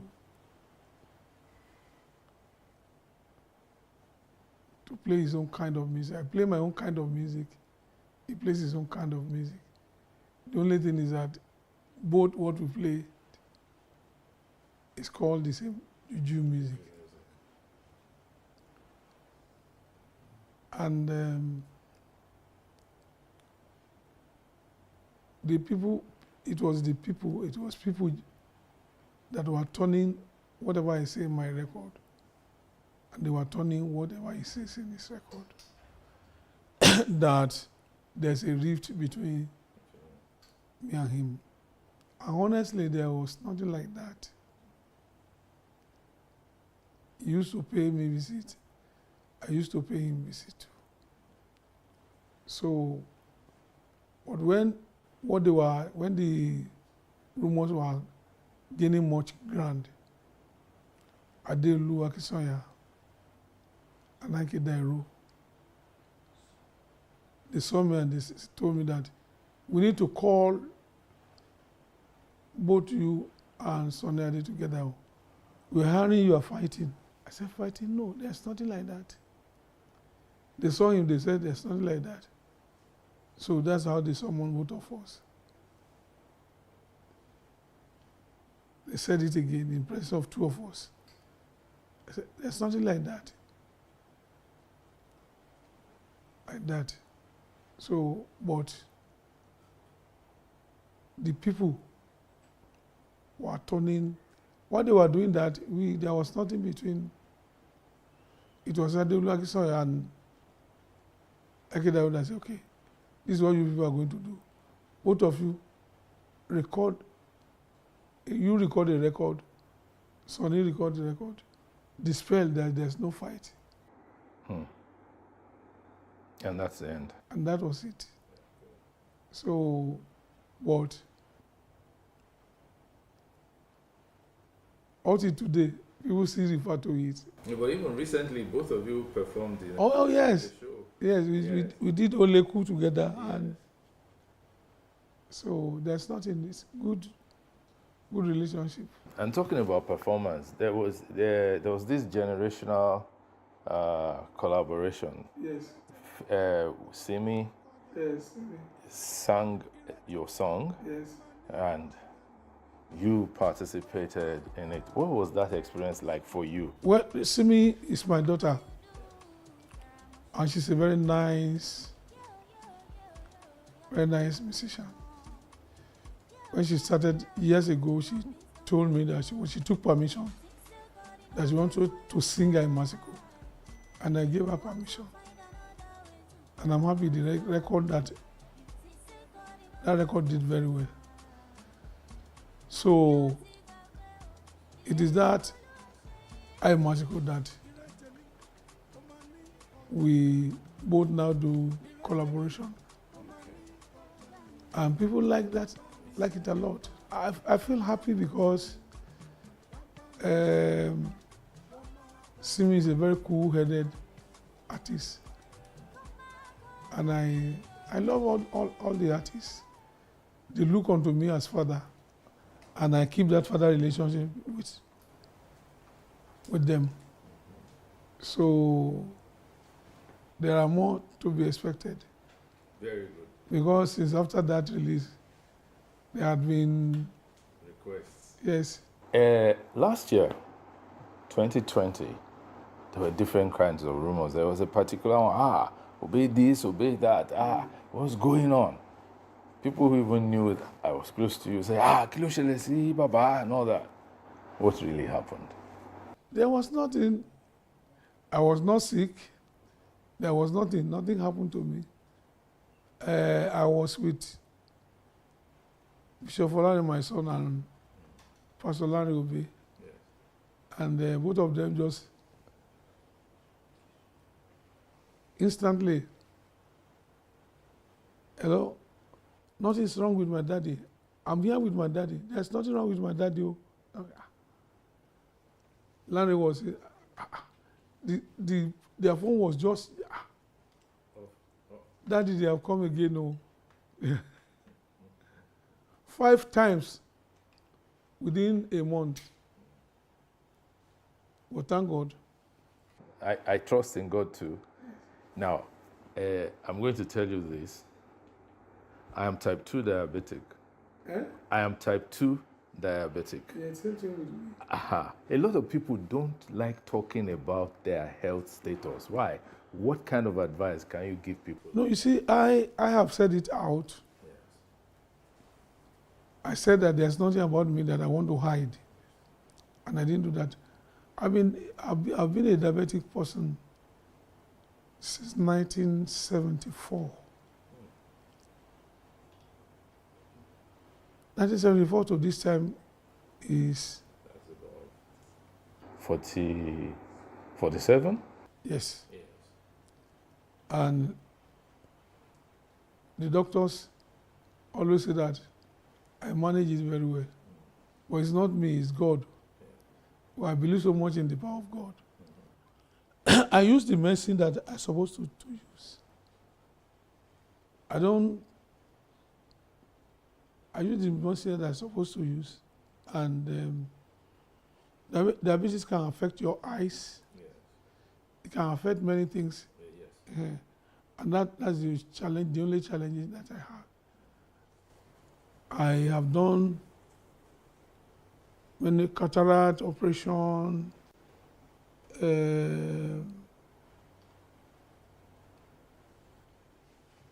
I'm well, I'm okay. People rumor at the time that I was blind. I was not blind. Yes. Up to now, the color of your cap, everything, your flesh, the skin, everything, I see everything. What you place in your hands, I see everything very, very clearly. Yes. So the only thing is that it affected my walking. Yes. It affected my walking. But thank God, we are working on it and we shall overcome it. Amen. Once you can manage it, so that's the most important thing. Baby mi jọ̀wọ́ jẹ́ ká jọ mí ọgbọdún. Ẹ̀yà tó mọ yá yìí ló ṣe kẹ́ ọkọ rẹ̀. Bẹ́lẹ́gàn bá tàn ẹ kó má má ṣe gbà. What's the story behind it? Well, thank you for asking the story behind Olomingbotemi. This is going to give me an opportunity to talk about that part that I have never been saying much.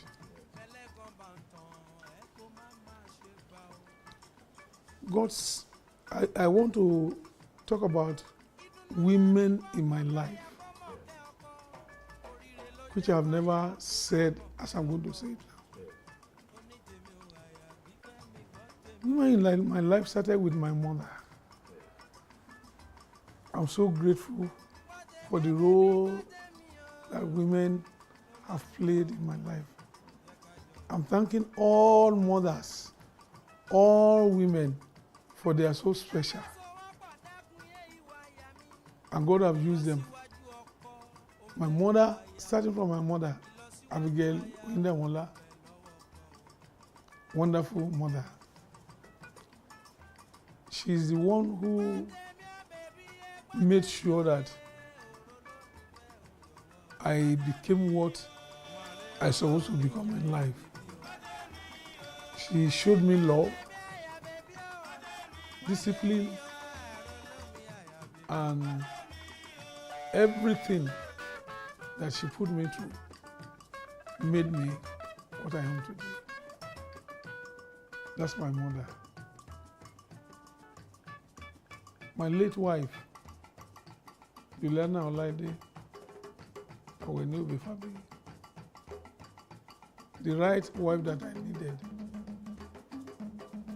But I must say this, women in my life, before I became what I am now, as a musician, I shared my own part in women. The love of musicians, God is the one, I believe God is the one who put it in the hearts of me. You know, between Saul and David, when David killed Goliath, it was the women that started singing. They composed songs and they were praising David that David killed thousands, while Saul killed less than.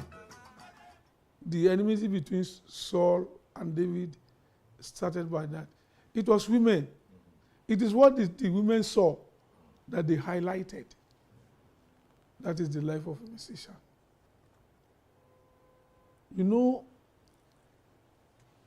what led to Oloyinbotemi? I have a girlfriend that is called Abike. Then I was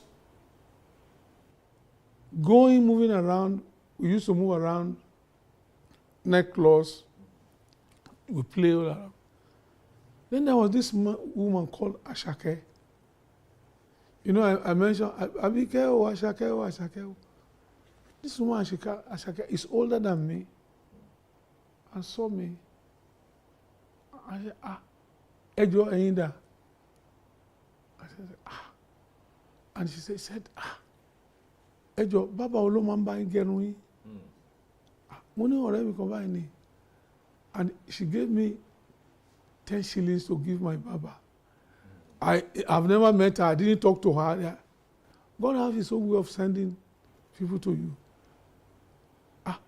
I said, I used to give my Baba 1 and 6. I said, thank you. I will give her 1 and 6. Then he brought another £1. Said, take this, sir. But this 10 shillings, give it to the Baba. Ó máa ń tún ẹlẹ́dàá yín ṣe. Ìgbàkígbà tẹ́ bá ti ń kọjá báyìí, tí n bá ti rí yín. Bí wọ́n ṣe ń gẹrun yìí, mo kàn like it. I didn't talk to her. She was older than me. I took the I told Baba, God have bless you. One woman said, and don't get me, tell her that. Tell me to tell you 10 shillings. I wanted to give you 1 and 6, but she gave me my own. Me and Baba, the Baba will joke. That was any time she said, Egba, boom, Baba. That was how the woman became my girlfriend. Do you know this woman when I wanted to buy instrument, I told the woman to borrow me 84 pounds to buy an engine, the modern one, that is better than the one that I was using, and a guitar, special guitar, and the woman borrowed me. And I thank her so much. And I promised I paid her. Then, and I kept the money, 84 pounds. Thank you very much. Oh. This is your money. He said that, he gave me. What am I trying to say? She played that part. Immediately after that, till today, I've never set my eyes on that woman. So by the time I was about to record, Abike was my girlfriend. I added Asake. Olómi jọ̀wọ́ o jẹ́ ká jọ máa gbádùn. Àyà tó mọ́yá yìí ló ṣì kẹ́ ọkọ rẹ̀. Ẹlẹ́gàn bá tàn ẹkún má ṣe gbà. Ìdùnnú ńlá ní fọ́kọ káyà kó mọ̀ kẹ́ ọkọ. Oríire ló jẹ́ fáyà tó bá mọ̀ kẹ́ ọkọ. Oní tèmi Àbíkẹ́ ni gbọ́ tèmi. Gbọ́ tèmi bèbí gbọ́ tèmi oyè òun lórí. Àbíkẹ́ o, Àṣàkẹ́ o, Àṣàkẹ́ o. That's the story. So, like I said, God have sent women to me in my life, and women have played very prominent roles in my life. So that's why I can never forget mothers, and I can never forget women. I can never talk about women in any bad way, but thank God that God finally delivered me from all that one. And the sinner of yesterday later now became a saint. That's what Jesus Christ can do. Mm-hmm. Okay, finally, sir, as somebody who has been there, who has the kind of experience you have, you became a star at 15 because you formed your own band then. Looking at today's music scene, how would you advise the musicians, the performers, the artists? What would you say to them to guide them in this path, the path that has been very illustrious and profitable for you? Well, to musicians, I want to say, number one, they must be ready they must have God, they must know God. God is the only one that they can depend on. In my record, ọmọ kékeré ọjọ́ yẹn, wọ́n ní kí ló fẹ́ ṣe, ó lóun fẹ́ lùlù, ó lóun fẹ́ kọrin. Màmá bẹ̀bẹ̀ títí ọmọ kọjá lẹ̀ o. Láìpẹ́ ọjọ́ ọmọ di chief commander òbí. So everything, they should just depend on God and work hard. What I see nowadays, the younger ones, that they are just running about after money. No. If they can solidify themselves, making sure they get the grip of what they want to do, using their gifts, their talent, people will know them. In our own days, you play our records, you do all that. This generation, they beg, they did everything to make sure their records are played. It was not so in our own time. How much do we need to give you people? You are doing it.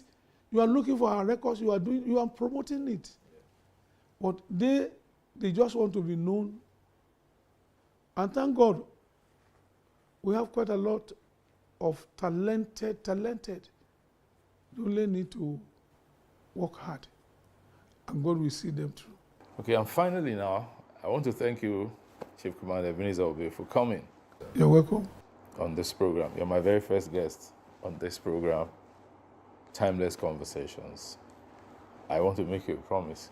We're going to be back with you next year, God tarrying, and even providing for you, giving you good health, and ensuring that we have people like you who will still guide us in the entertainment and performance industry in Nigeria. Thank you all for watching.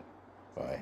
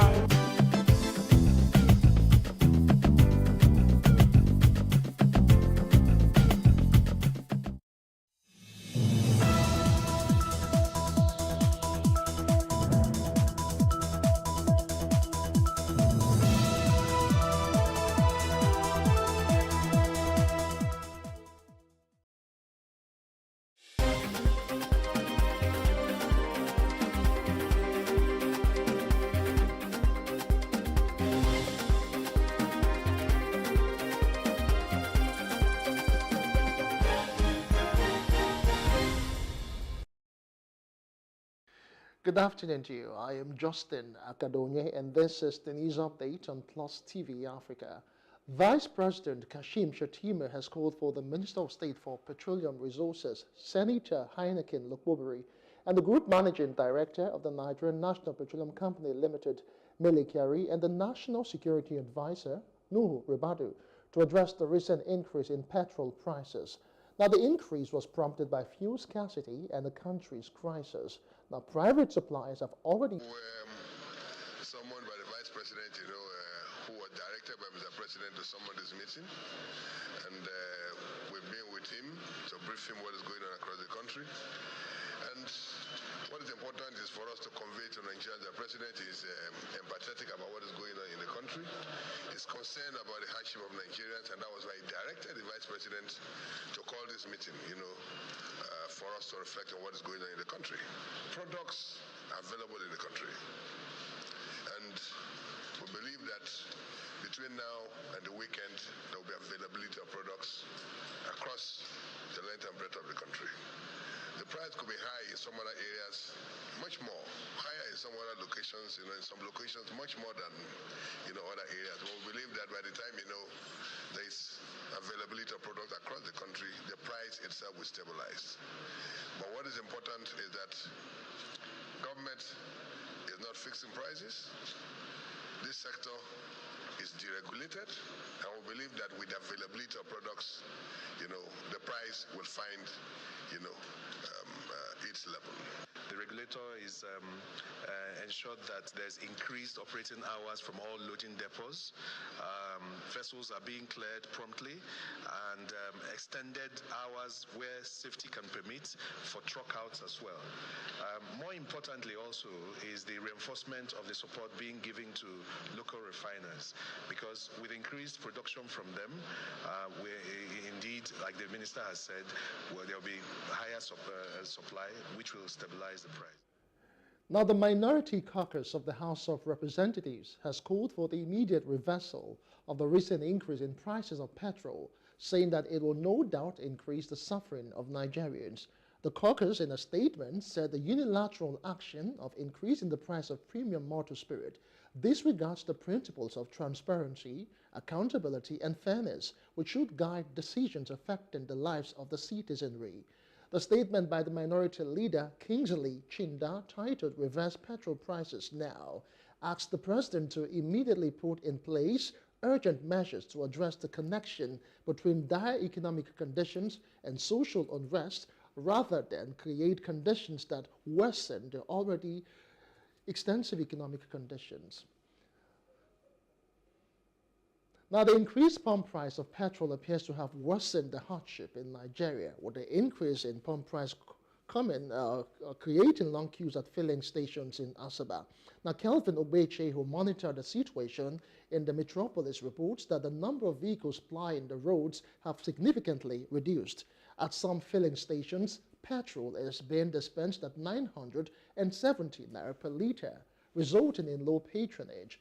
A few others are selling for 900 naira per litre, while there are even longer queues at the NNPCL mega station, attributed to its pump price of 885 naira per litre.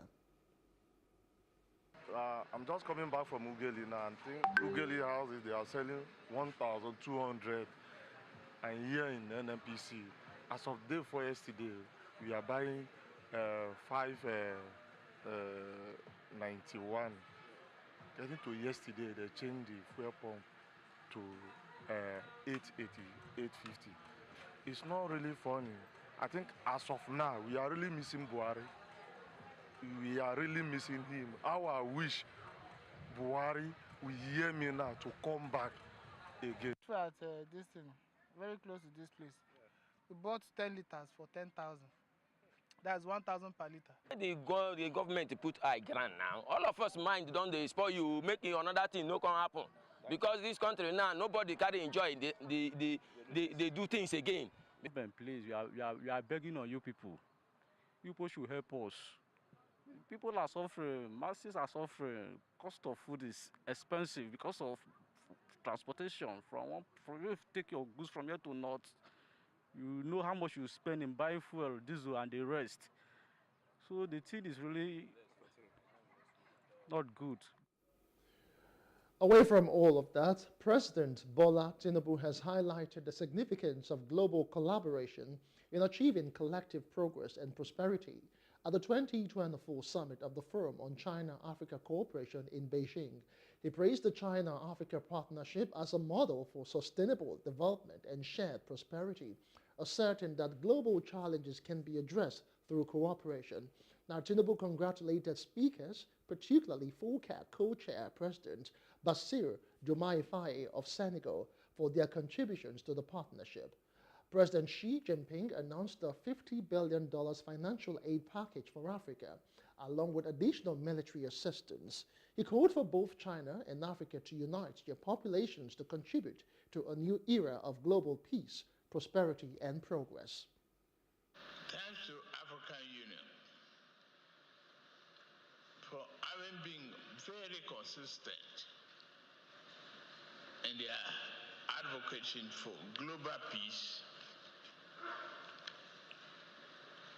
working towards the realization of his vision for a peaceful and secure Africa, as articulated in the Agenda 2063. I would say there is an urgent need to rethink approach to global governance and economic development around the world. Embracing multilateralism and rejecting protectionism and strengthening cooperative partnership are essential if we are to achieve lasting peace, security, and stability and prosperity for the future generations. Nigeria has played a pivotal role in ECOWAS evolution, transitioning from an economic bloc to a security framework for West Africa.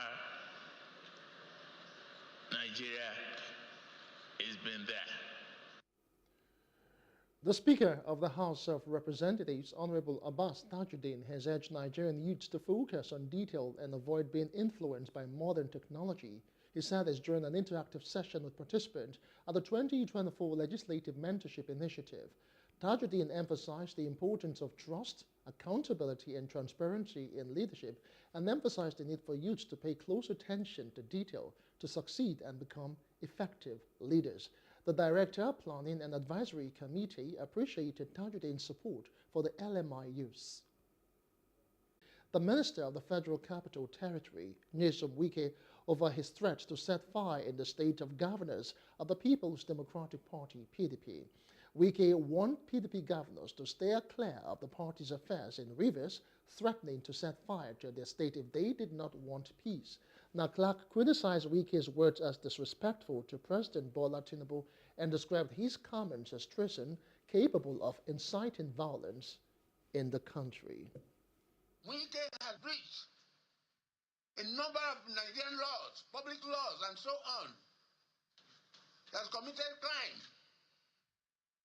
And for him to call on, to say that he will burn states belonging to PDP governors and so on, it's treasonable. It's treasonable. All about totality. Wike has committed treason. Is it Shawari that committed treason by saying, I called for revolution in Nigeria? Is that what you are saying? Where did he say it? In what ground? At what ground? What impact did he make? But here is a serving minister in the Federal Republic of Nigeria saying that he will burn the states of his colleagues, he will burn their hands and they won't sleep again in their houses. He will do everything to disorganize the governments of those states. Nobody, no governor, no minister can go to that extent. It's a breach of the Constitution. Well, moving on now. Former Attorney General and Minister of Justice, Kanu Agabi, SAN, says Nigeria has yet to find the right leaders capable of propelling the country to greater heights. Agabi believes that until Nigerians wisely use their votes to elect qualified leaders and likewise use the ballot to prevent those whose sole interest is to divide and exploit the nation, the country will struggle to make meaningful progress. He shared these thoughts as the guest speaker at the 23rd Mike Okonkwo Annual Lecture in Lagos. Details now. I'd like to go straight into the chairman's opening remark. The Bishop Mike Okonkwo Annual Lecture, launched in 2000, has become a prominent platform for shaping government policies. By convening seasoned experts to discuss pressing national issues, the lecture series has steadily grown in influence. This year's edition is themed Nigeria's Pathways, Diagnosis and Prescriptions. The chairman of the event, Atedo Putiside, emphasizes that effective leaders inspire through both words and actions. But if the bulk of the nation is willing to embrace evil and hail whoever loots or embezzles money and goes home and you make him a hero and you turban him, then what exactly do you expect to have in future? So I think there are lots of important things to take home. Don't dismiss it as saying he didn't come up with a magic wand. The guest speaker, Kanu Agabi Essien, takes the stage. He passionately urges Nigerians, regardless of their ethnic, religious or cultural differences, to see themselves as true brothers and sisters. We are better as we are, from east to west, from north to south. Igbos, Hausas, Yorubas, Fulanis, together. As they say, the shades and the lights make the perfect whole. Agabi, a former Attorney General of the Federation, emphasizes that merit and quality, not nepotism and mediocrity, should determine Nigeria's leadership. He points out that Nigerians have a fundamental misunderstanding of democracy and the presidential system of government. We are indeed a new nation. We are experimenting with systems of government and laws that have been in operation in other nations for hundreds of years. We are trying to do things by ourselves. In doing so, we had to rely on people who are not qualified, who have no experience, and who are not sincere. Bishop Michael Kunko then addresses current national issues after awarding the winners of the annual essay competition with cash prizes and gifts. And so it's very important, but the challenge the Nigerians are facing is that the government should be seen to have empathy with the masses through the way they themselves have cut down on their excesses. I mean, you can't be telling Nigerians, oh, things are hard, or the fuel price is increasing, electricity is increasing, everything is increasing, and then you people are enjoying luxury. According to the bishop, developing Nigeria into the nation it deserves is the responsibility of everyone, not just political leaders. In business news now, Nigeria's National Petroleum Company Limited (NNPCL) has reported 188 oil theft incidents in the Niger Delta region between the 24th and 30th of August, with 89 illegal refineries dismantled in a week. Illegal connections were discovered in Bayelsa, Abia, and Rivers State, and crude oil spills occurred in Abia, Rivers, and Bayelsa State. Now, vandalism incidents were also noted, with a boat carrying metals from vandalized oil wellheads accosted in rivers. 31 suspected oil thieves were arrested last week and handed over to the government security agents for further investigations. NNPC's Group Chief Executive Officer, Mele Kyari, criticized crude oil theft as the most virulent economic crime in Nigeria and urged the Economic and Financial Crimes Commission to address it. In entertainment news now, iconic actor Michael Keaton has announced that he is returning to his birth name after nearly 50 years in the entertainment industry. The actor, known for his role in films like Beetlejuice and Batman, has decided to go by Michael Douglas professionally. Now, Keaton's decision to revert to his birth name stems from the Screen Actors Guild's rule prohibiting two members from having the same name.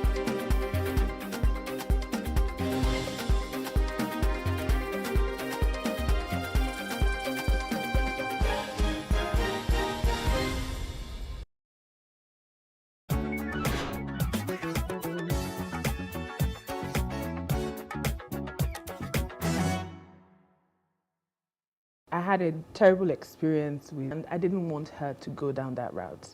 So for me, I had to go in and find out the best ways and safest ways to grow her hair.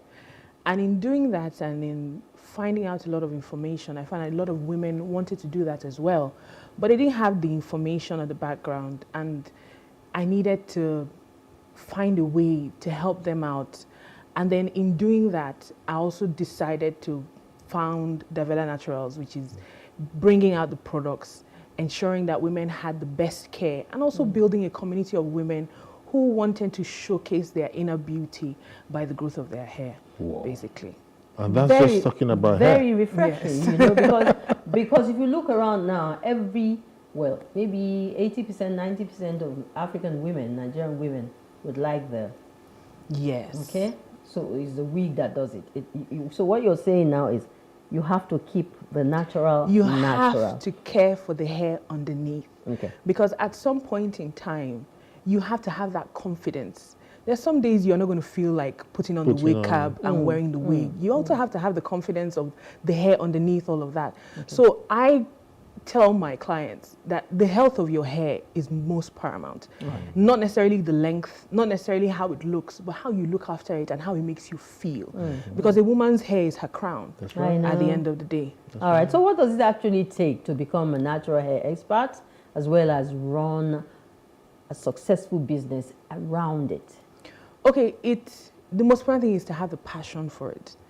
And then the knowledge and the expertise as well. You have to stay on top of current trends.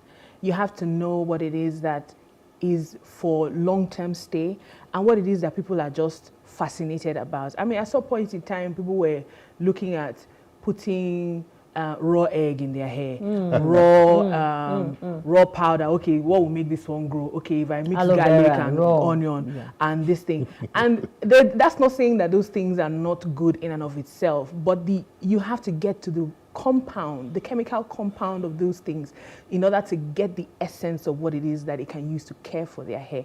So I always tell my clients that we at Develop Naturals, we redefine hair care, which is to let you know that, okay, you don't need to go around looking for the next best thing. Oh, this one will work or that one will work. You need to know the basics, how to look after it, how to wash it, how often do you wash it, how long do you care for it.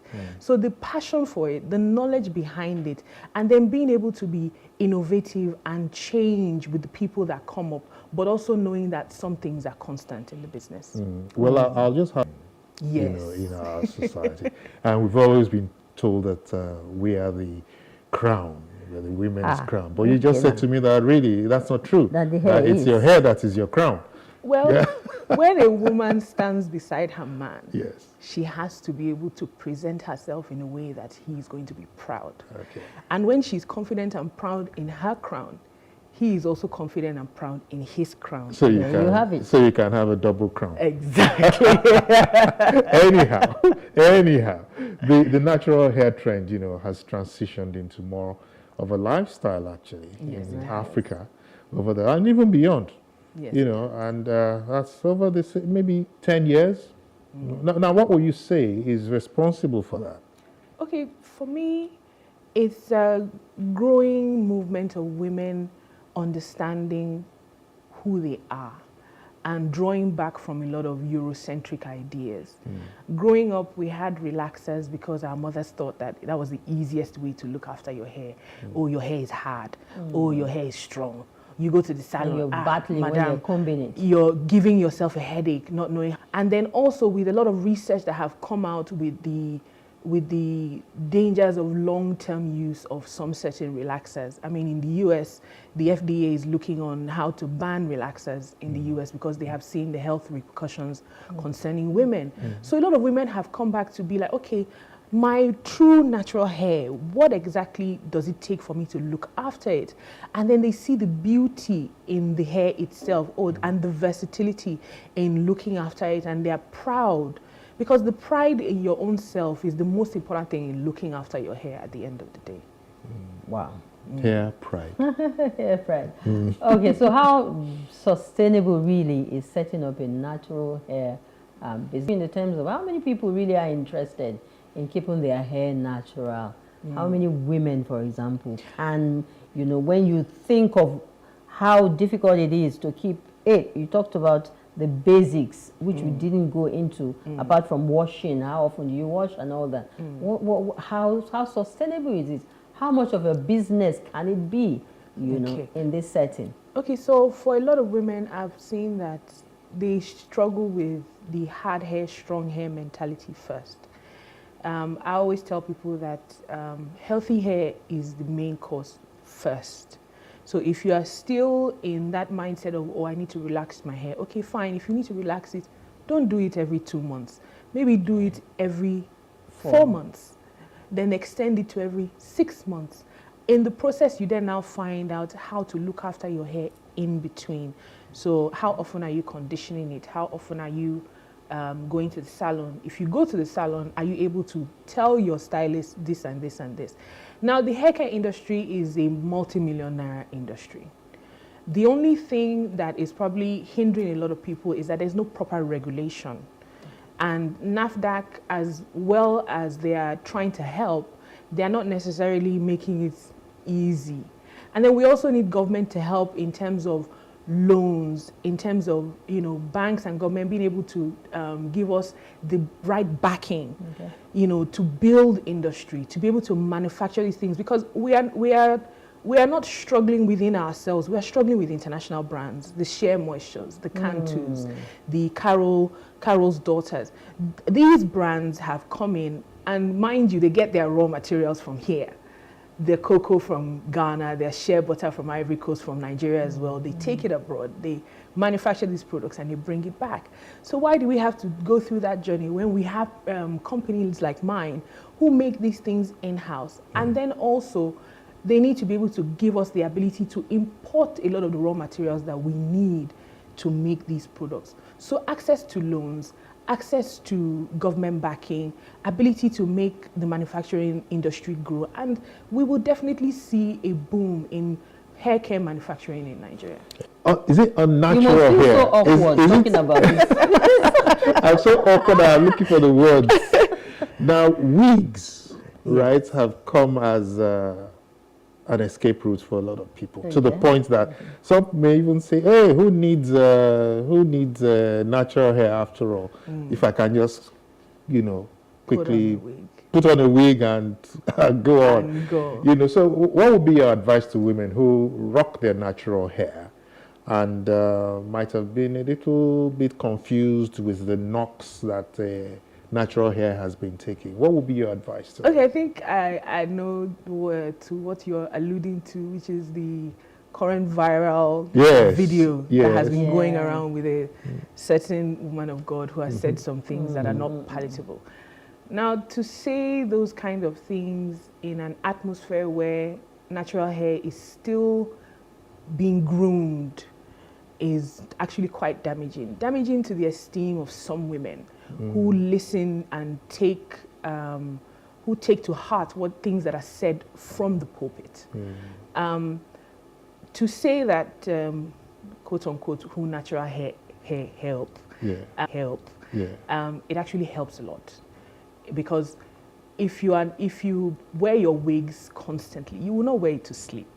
Yeah, you are not going to wear your wig to sleep. Unless you're with your new boyfriend. You're not going to wear your wig to sleep. You're not going to wear your wig, you know, when you wake up in the morning.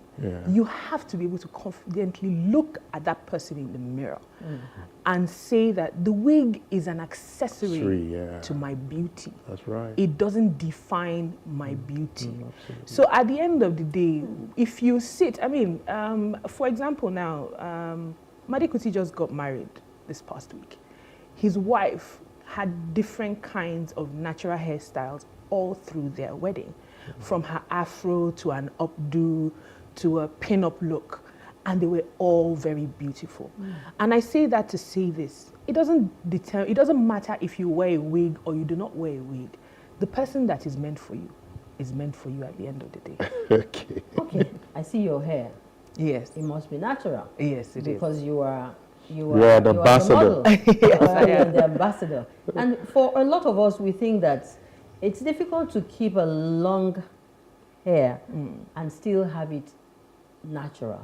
Because when it's short, a lot of people who do natural hair, the low cut thin is it for them. So if I want to keep my hair long, and you said something a while ago that really, you know, it resonated with me, that when you look at yourself in the mirror, you see your real you. Yes. Not with a wig. Yes. But the real you with your hair as it is natural.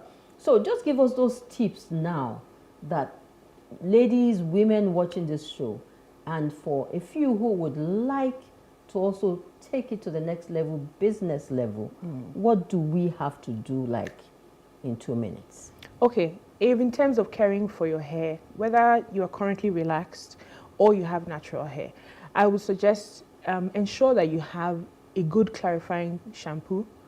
a good conditioner, deep conditioner preferably, leave-in conditioner, a good hair oil, and a hair moisturizer. Those are your basic tools that you need. Never allow your hairstylist use a rat tail comb, which is those very, very slim, thin combs on your hair. That's the first route to hair breakage. Always use a wide tooth comb, whether you have relaxed hair or you have natural hair. A wide tooth comb ensures that it detangles easily, especially when you're doing your hair. The quickest way when you're going to bed, have a satin hair cap or a satin pillowcase. Or if you don't have any of those, you have an old lingerie, old satin nightgown that you have in your cupboard somewhere that you've kept. Use it to wrap around your pillowcase, because cotton absorbs oil from your pillowcase and the friction rubs on your hair, which makes it difficult for you to keep length. So when women complain about length, I always tell them that consistency is key when you're doing your hair maintenance and you're doing your hair regimen. Make sure that you're consistent. If you're going to the salon, make sure that you understand what it is that your stylist is doing to your hair, and that they are not ignorant of how it is, and that you yourself are knowledgeable so that you can teach them, no, I don't want that. Use this instead. No, I don't want that comb. Because you should also have the confidence, you're paying for this thing, to tell them that I don't need this, I want this, and I want that. And then also in the business segment, ensure that you are willing to learn. You are willing to put in the work to be able to say, this is what I want to do, and this is how I want to do it. And also know that your friends and family are always your first customers in whatever business that you start. This has turned into a masterclass on natural hair for free. For free, yes sir, yes sir. And of course, what I'm thinking about now is my hair cap. You know, I'll go get my old haircut. Yes. Probably. I always tell people that our hair care products are not just for women; they're also for men as well. Okay. You know, especially men who are trying to grow their beard. Oh, really? Yes, our hair oil has been used. You know, by a lot of men. There's a chin guard. Exactly. And then, you know, we've had a lot of success with that as well. Anyway, quickly, let's just let's even find out. You know, because it can't be all rosy. You know, what challenges have you found that you and your colleagues face in the business of hair care in Nigeria? It's definitely not rosy. It's definitely not rosy. You know, you have a lot,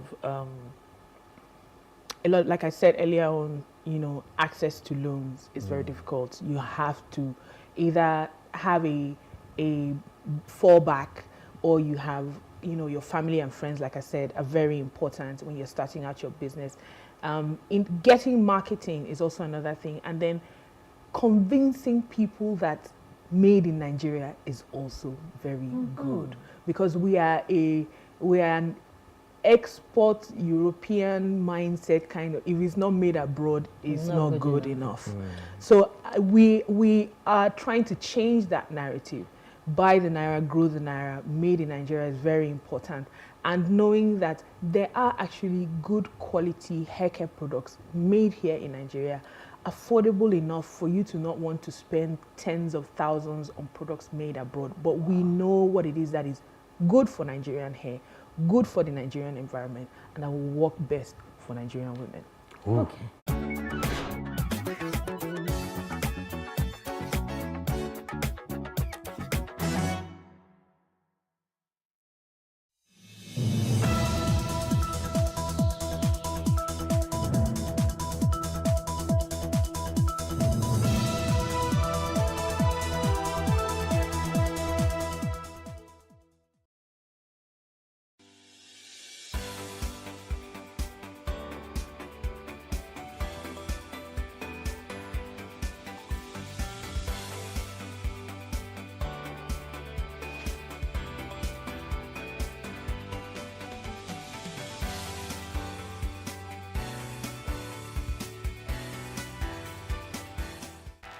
The Nigerian National Petroleum Company Limited has announced that petrol distribution from Dangote Refinery will begin on September the 15th.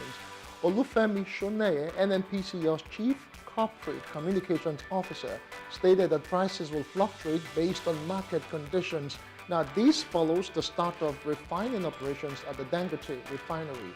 Now, NNPCL's Executive Vice President of Downstream, Adedapo Chego, confirmed that the downstream sector is fully deregulated, meaning that the NNPCL will not control prices, addressing concerns about potential monopolization.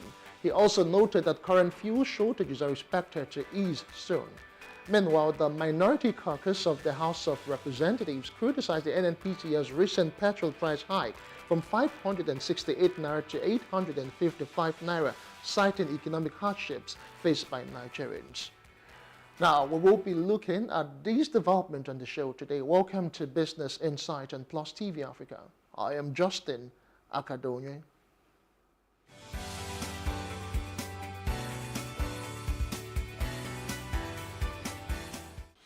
All right, before we get into the conversation proper, Vice President Kashim Shettima has summoned the Minister of State for Petroleum Resources, Oil, Senator Heineken Lokbobiri, and Group Managing Director of the Nigerian National Petroleum Company Limited, NNPCL, Millie Kyari.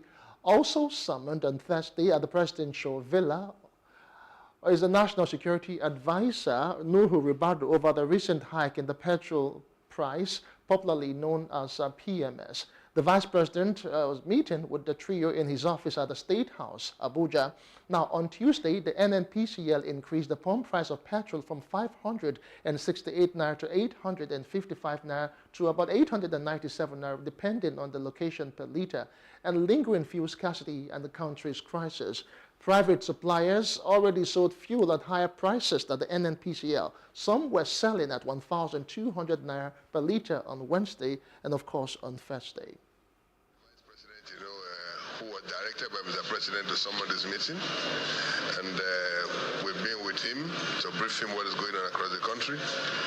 And what is important is for us to convey to Nigerians that the President is empathetic about what is going on in the country. He's concerned about the hardship of Nigerians, and that was why he directed the Vice President to call this meeting, for us to reflect on what is going on in the country. Products are available in the country, and we believe that between now and the weekend, there will be availability of products across the length and breadth of the country. The price could be high in some other areas, much more. Higher in some other locations, in some locations much more than, other areas. But we believe that by the time, there is availability of products across the country, the price itself will stabilize. But what is important is that government is not fixing prices.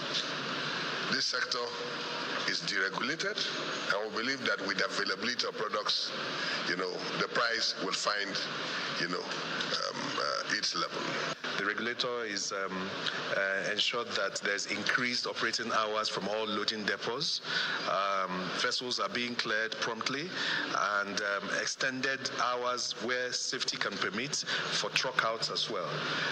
More importantly also is the reinforcement of the support being given to local refiners, because with increased production from them, indeed, like the minister has said, there'll be higher supply, which will stabilize the price. All right, welcome back. I have the Executive Director, International Organization for Peace Building and Social Justice, Ishaya Inuwa Dukowa, joining me now for more discussion. Good morning to you, Ishaya. Thanks for joining us on Business Insights. Yeah, good morning. I'm so happy to be here this morning with you in the studio. All right, this is indeed our pleasure to have you. A whole lot has been happening since the announcement of the increase in petrol prices since on Tuesday. There happened reactions from various associations, including the TUC, the Medical Association, the lawyers, even the NOC have all reacted to this. But the recent development is that NNPCL is telling us that Dangote product will be flooded to the market by September 15, but specifically it is going to be determined by market forces. Let's get your candid reaction specifically, because I know you also are bearing the brunt. So what are the feelers you are getting in recent days concerning this price increment in fuel? Well, it's a very sad situation for us in this nation, especially in times like this. Knowing that Nigerians have been grappling with economic challenges, from rising inflation to unemployment to diminishing purchasing power, and then this recent fuel hike, which is about 1,000 naira in the city where I live, as I bought fuel yesterday for my wife, only adds another burden to an already strained economy. So it's a very difficult season for Nigerians everywhere. And as you know, this petrol hike or price hike has a way of affecting every area of our lives as a people. So this is where we are at the minute. In your opinion, there seem to be a whole lot of expectations that are actually very rife with the coming on stream with the, of Dangote product, the PMS specifically, because he announced that the product will be available within the next 48 hours. But Nigerians are actually hoping that over time this issue of fuel scarcity, would ease very soon with this product coming on stream, and that maybe the issue of pricing might be reviewed. Do you share similar sentiments?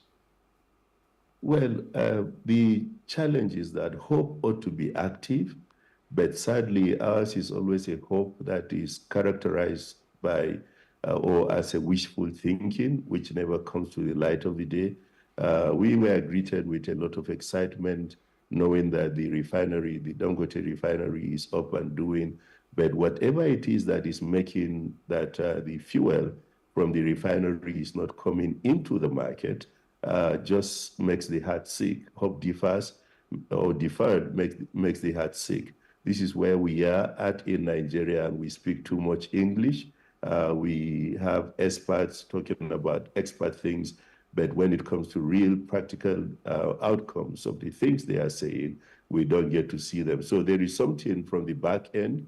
I don't work in the petroleum industry, but definitely there is something from the back end that they are shielding from Nigerians, whether it is NNPCL that is not lifting the fuel, or whatever the protocol there is, we need to deal with it. The bottom line is that Nigerians are not smiling. Nigerians are not happy. Even where there is fuel, you see queues. And so you are forced to go to black market to go get fuel. So I do not know I don't want to know what is going on in that sector. What Nigerians need is petrol, and petrol that is affordable. And that is the desire and the aspiration of all Nigerians. So whatever is there, leaders must lead, and to lead is to do the needful, to get fuel out for Nigerians and to get it in a price that is affordable. Okay, what can you say as regards the transparency in government in all of this? Because a school of thought believes that the government is always reactionary when it comes to issues and policies that they have carried out, and most times they tend not to carry, the average Nigerians along. NNPC have just put out a statement on Tuesday that the product has increased and they're having some debts and all of that. Reactions trailed. Then the federal government, that's the vice president, summoned the minister, summoned the NSA yesterday to a meeting, all in a bid to, forestall issues that would, occur. The minority caucus at the House of Representatives also issued a statement condemning the fact that Nigerians are actually groaning. So what does it really tell about our policy formulation and how transparent government has been in terms of, issues that affect the average Nigerian? I have argued everywhere that policy has never been our problem, but the willpower to see policy being carried out, policies being used in practical reality, that has always been our challenge. All of the policies promulgated in this nation, if we can use a fraction or put a fraction of them into usage, Nigeria is going to be a heaven on earth. But sadly, we have these policies, but nothing is coming out of it because of the lack of will from those who are leading us to see that these policies have crystallized and become actionable in Nigeria. And when you talk about transparency, what I would say about that is the fact that transparency is a strange word for us as far as governance is concerned in Nigeria. Our leaders have never been transparent, and there has never been a time that they need to own up to it and begin to become transparent with Nigerians and begin to communicate ahead of time rather than being reactionary. So, and I will point for instance, to prove to the fact that transparency has never been in supply for us. Until Dangote came out to say that they are not giving him crude oil, what was going on behind the scene? He had to protest. He had to come out and speak before an executive order was given for him to get crude oil. That is lack of transparency there. There is something going on behind the scene that an average Nigerian like me doesn't know. And that is a sad reality. But you know, this transparency thing cuts across every sphere of leadership in our nation. And until and unless we come to the table of transparency, we may not be able to drive anything in a reasonable way. Now, if there is transparency, government would have come out before now to say, here is the XYZ why petrol is not in market. Now, we are working to solve this problem, and by X date, you are going to have fuel. But they didn't say that until it was told, the problem was told, or whatever the challenge is, was told before we began to hear that fuel is not being lifted from the refinery. Dangote said the fuel is ready, but we are not seeing it in the market. So we need to, our leaders need to look at these issues, transparency and the willpower to see that policies are used to bring about social justice in our land, as against just mere rhetorics. We should go beyond this, please. Because right now, the average Nigerian is wondering what is going on. The minister, addressed newsmen yesterday after the summon by the Vice President Kashim Shettima, that's Heineken Lokbobiri, and he is saying that the issue is that there is a fuel supply. Let me just quote him. He said, despite the scarcity, he's saying that there's product availability, despite the fact that Nigerians cannot even find the product. Those who can find it are buying at a very exorbitant price. He said then what is important is that the product are available in the country. The minister also assured Nigerians that the scarcity being experienced will be over before the weekend, as petrol will be available across the country. He stated that once the product is available, the price would be stabilized. So I don't really get it. I don't know if you do. We have the product, there's scarcity, and now the issue of pricing is at the forefront. So he says that fuel is going to be available. He said there is availability of product. Yeah, so the weekend just began. Today is Friday. We've just started. The weekend just began. So let's see if by Sunday what the minister says would come to the limelight. Otherwise, you then know that we are going back to transparency issues. Those who are leading us are not sincere in many ways. I hate to sound strong or to talk with strong words, but if they are hearing those who are leading us are not sincere, they are playing with the life of Nigerians, they are throwing Nigerians into a state of anarchy and confusion because everything is being impacted by this lack of fuel, and they need to get up and begin to solve this problem before we face a monster that would destroy all of us. Nigerians are not happy. I'm a grassroots person, and I know people are hungry. We can talk about the implications of this fuel hike. And chief amongst the implication is that it increases hunger because poverty is increased. No purchasing power. Nigerians cannot save. And we can talk about all of these things. And I hope those who are leading us know that there is, to the extent that a person can endure hunger, because the clock is just ticking, and we'll get to where we may not be able to contain the situation. So I don't believe them until I see it, because they have said it again and again and again. I don't believe it. And there are many Nigerians like me who don't believe what they are saying. Sometimes it appears as if they are even clueless. But these things are simple. It's just the willpower to demonstrate leadership. Fuel is available, as Dangote has alluded. If fuel is not available, they would have countered it. And this is science. They can prove it. Go to the refinery and check if his claims are fallacious. Now, if the fuel is there, why is the fuel not in the market? So that the market forces can stabilize all of these things. So please, they should be sincere. All right. Okay. under pressure, and we shouldn't be going through this. All right, as we begin to round off this conversation right now, you are an advocate for peace and social justice. You will agree with me there's extreme poverty in the land. Nigerians are complaining. Just last month they were on the streets across the nation protesting end to bad governance and hunger in the land now. So how do you placate the average Nigerian? What would you say to them in as much as the transportation cost has actually gone up way over 400% since last year, since the removal of fuel subsidy, or even that is still in question, as we are told that subsidy is still around. So how do we placate Nigerians? The NLC is talking, the TUC is talking, the NMA is talking, the NBA is talking. So just what can Nigerians do? Yeah, Nigerians will need to find a way of holding their government to account, because there can never be good governance without active participation of the citizens. Now, the how is what all of us as stakeholders need to come to the table to discuss. We have been advocating for peace and social justice, and by that we mean Nigerians should get what is due them without going through untold hardship.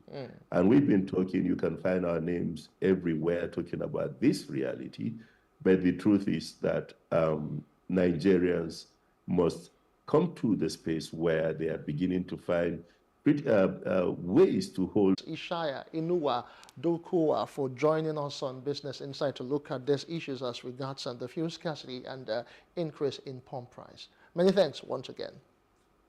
Thank you so much for having me here, and bye for now. All right, so we just hope that, like the minister has said yesterday, that indeed this issue will be sorted out by the weekend, since he is assuring us that there's availability of the product. That's where we drop the anchor for today. My name is Justin Akadonye. Many thanks for being there. Bye for now.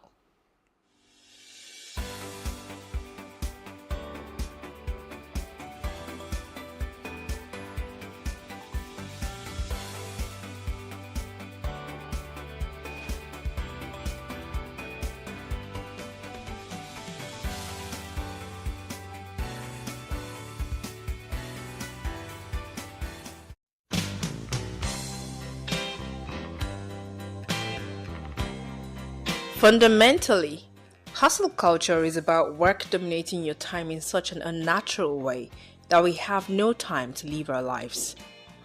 The demanding nature of our world now, where people have to pay multiple bills, take care of family, has led to the need to make more money to meet those needs. Coupled with the constantly increasing cost of living and inflation, people can't stop working. The weekends are no longer spent relaxing and spending time with family, but catching up on work that couldn't be completed during the week, or doing other side hustles that can provide that extra money to cover some bills.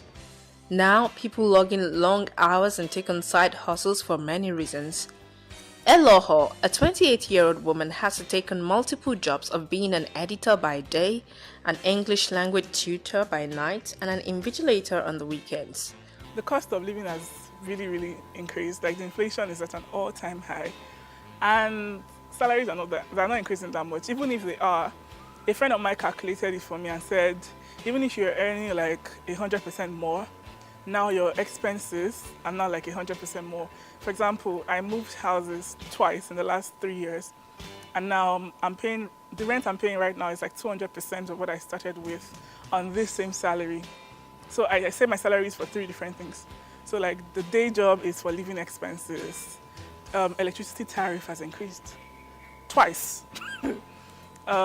There's water bill, there's light bill, there's so many things to consider. Then my 9th job is for skincare. Your skin starts caring when you take care of it. So, and skincare is now more expensive, just keeps getting more expensive. So like things that make me happy, that's what one of my income streams goes to. Another is for rent. Specifically dedicated to paying rent. And you know, I'm also a firstborn, first daughter, first granddaughter, so there's black tax too. Oyidamola Abati, is another young person who has found herself juggling many jobs and gigs. In terms of the juggling, it's not so hard anymore. People do it now, like especially now that the pandemic changed everything really. Before the pandemic, people used to ask me, how do you do it? But now, everybody has learned how to do it. I have friends that are working 3 jobs, that are working 4 jobs. It's stressful, but you know, you have to survive somehow. So for me, when it comes to passions, things that don't have to do with money, I work maybe, I can say once a week or on weekends. I have my easel here, so I do my paintings. If it has to do with resume writing business, I set up a schedule that enables me to work on that. I have people that work with me. You know, once a client comes in, there's step-by-step process. It's been assigned. You know, we have processes. So these things, this structure helps me, keeps my life in focus. Everything, you know, has a structure. With the rising cost of living, many people don't have a choice but to work at multiple jobs and also own businesses. The economic realities and the proliferation of entrepreneurship has necessitated many into working multiple jobs and hustles to make ends meet. The average young Nigerian works at a job and does a small business on the side. With such little time to rest, it's no wonder burnout has cropped up in our vocabulary since 2020.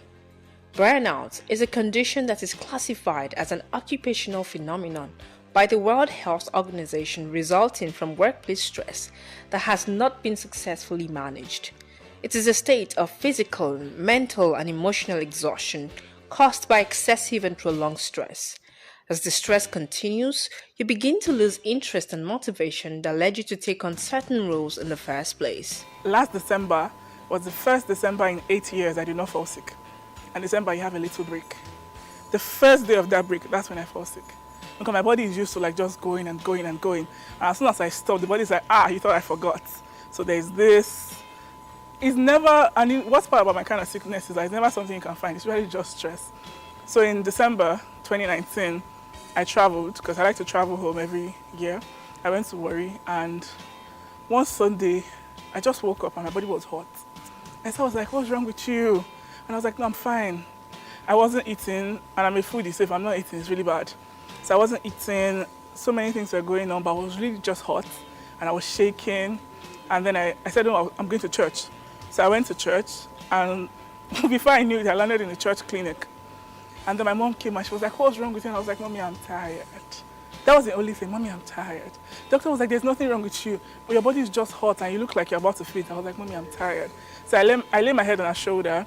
My doctor was like, you're actually very tired. And they just admitted me. So I was just lying there on the bed. I remember I was wearing a new dress based on it was December. And I keep saying, I tell people that my new dress was christened in the hospital. I was just lying on the bed, like IV in my arm, and I was just tired. I was like, I'm done. And I was like, for now, I'm just going to focus on my lecturing job. I know that even though it's a little, it can still pay some bills during the month. And I'm just going to manage for this period. So I took like a 3 to 6 month break. I said I wasn't doing anything else. So eventually, when I was ready again and I felt mentally up to it, I started applying for jobs again. While hustle culture glorifies overworking as a badge of honor, it often sets up an environment of fear, guilt, and shame, especially when you don't feel like running at the same pace as everyone around you, according to Nicole Kamak, a clinical psychologist and the CEO of Black Mental Wellness. To avoid burnout, here are some tips. Seek support. Make time or find time to rest. Burnout can be preempted by learning to take breaks in between work projects. Don't wait till you're tired and burn out before you take a deserving rest. Take note of the activities that re-energizes you and schedule them into your regular activity.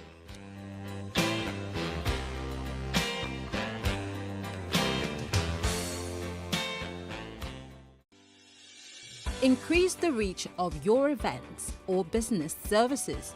To advertise on Plus TV Africa, please call 0906 000 5719 or 0909 040 8408, or send an email to marketing@plustvafrica.com.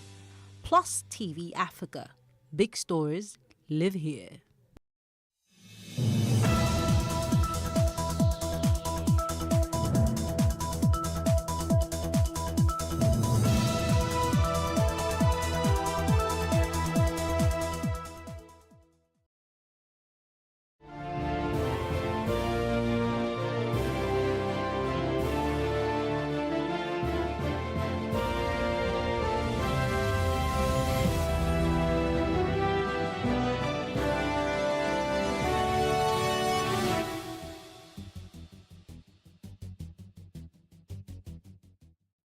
Working with Buhari, I wrote my book to change false narratives about the president, Femi Adesina.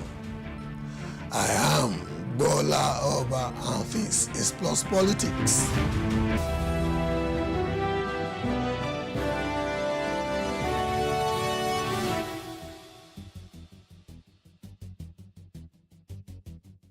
Special Advisor to former President Muhammadu Buhari on Media and Publicity, Mr. Femi Adesina, has explained that he wrote the book, Working with Buhari, on the former president to change the false narratives out there.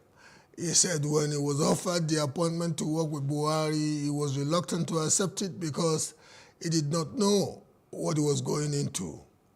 Quote, I would say I had known President Buhari long before I came to work for him as advisor on media and publicity, unquote, Adesina said. He went further. Before then, I had not worked in government and I had no desire to work in government. But when the invitation to work with him came, I took it because he was a man I admired. After he won the election in 2015, and said, come and work with me, I wanted to say no because I was managing director of the Sun newspapers. I was president of the Nigerian Guild of Editors, NGE. I did not want to leave what I was doing. I was very reluctant when I was asked to come to government. When I resigned my appointment, I began to cry because I did not know what I was going into, unquote. We have the honor of having Mr. Femi Adesina literally in our studios. Welcome. Thank you. Good evening. Let's start on the lighter note. How are you fitting back into normalcy, quote unquote? Well, the truth is that even while I was in government, I was not out of normalcy. I was still a member of the society. I didn't cocoon myself in government. I didn't make myself unreachable. I was still part of society. So finishing 10 months ago and coming back home was not difficult for me. Still on the lighter note, were you also stricken by the reported voodoo, invisible voodoo phantom in the presidency? One of your predecessors actually was once quoted to have stated that there is a phenomenon that ordinarily plagued those who worked in the villa.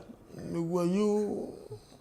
Well, I think if you have read the book Working with Buhari, it's a whole chapter that was dedicated to that. I didn't see anything untoward. I didn't see anything mystical or mysterious in the villa. I think it's just a myth. And anybody that claims things like that happened is the one that can defend it or justify it. But I was there for 8 years, nothing untoward, nothing unusual. Would you not think that maybe when people think that those who are going into the villa would act in a particular way, given what they think they know about the antecedents, and they see them acting in seemingly contradictory way. Maybe that's why they reason like the administration you served and the president you served was once thought to have subscribed to the idea of devolution when it was campaigning, especially in 2014.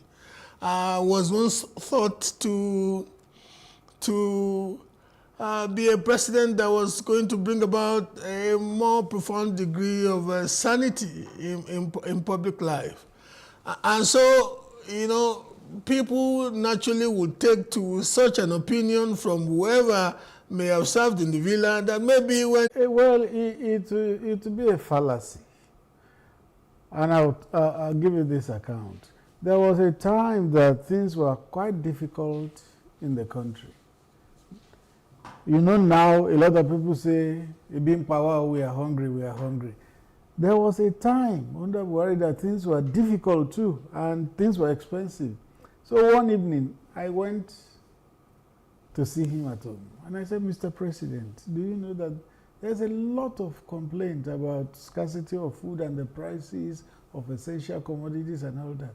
He said, I know. He said, I have people from my constituency who give me feedback.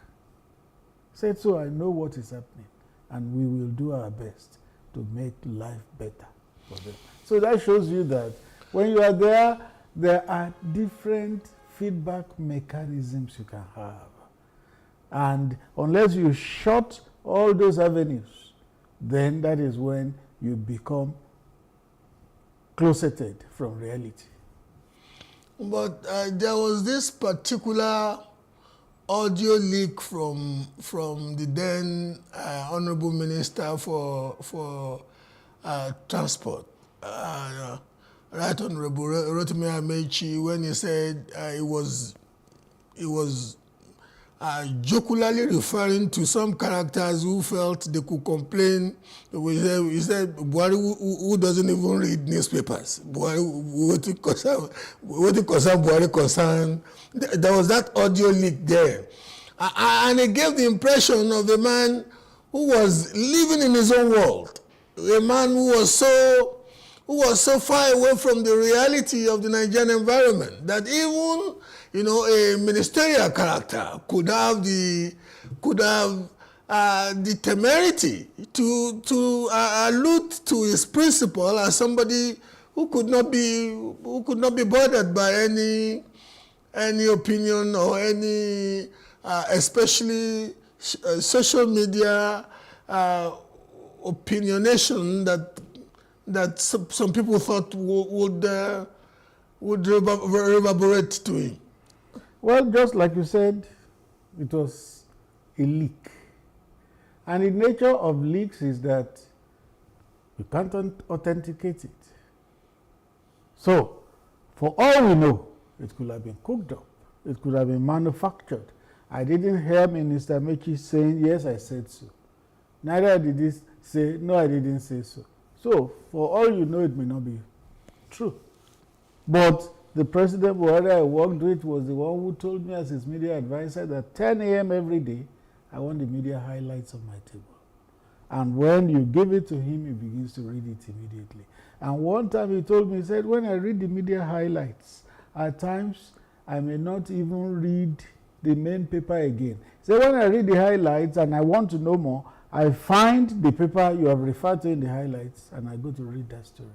So, I guess in this age of information inundation, that is what most of us do anyway. Yeah. Even those of us who are in the trade. In the morning, you want to look at the highlights and those items that are of interest to you. You then dig further by. Yes. I'm not saying is your brief to hold. It's a lifelong brief. You and Garba Shehu. Yeah.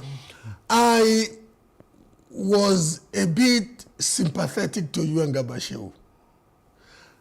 And I must confess that on a number of occasions, I think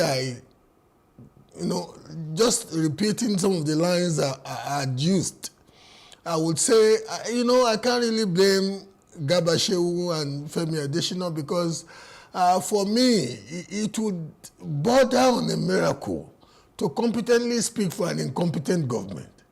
Many of the things that happened, and it's not very inconsistent with the presidential system of government, because it's like a big orchestra.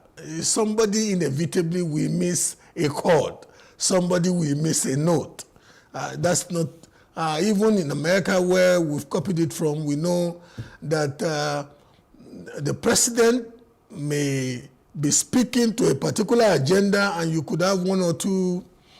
But having said that, what was the greatest challenge that you personally had whilst loyally and faithfully working for the man Buhari as his official spokesperson? Well, let me first attend to one word you used, an incompetent government. That's your opinion. That was what I used to say. Well, I never say it's not my opinion. It is your opinion. You have a right to it, but it doesn't make you right.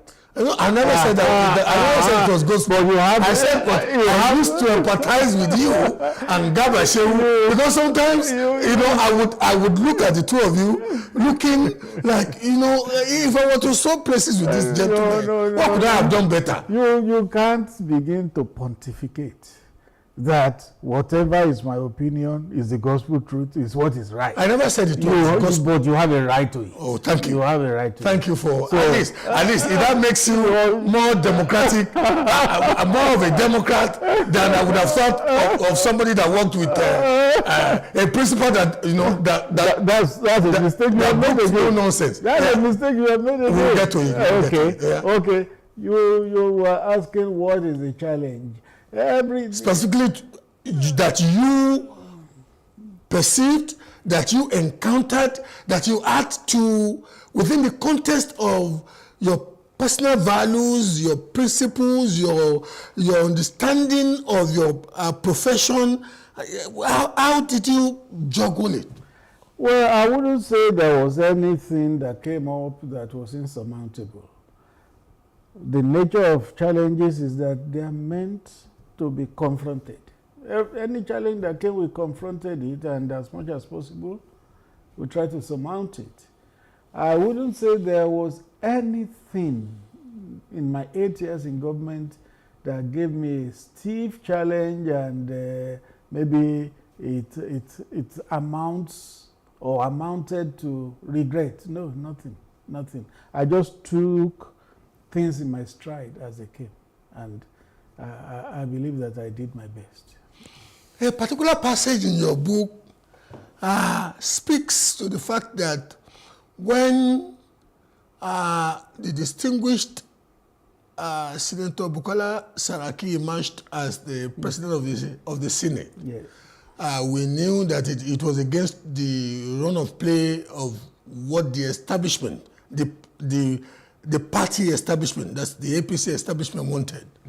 But many of us just felt that he ultimately emerged because a man who was predisposed to allowing democracy to run its course was not,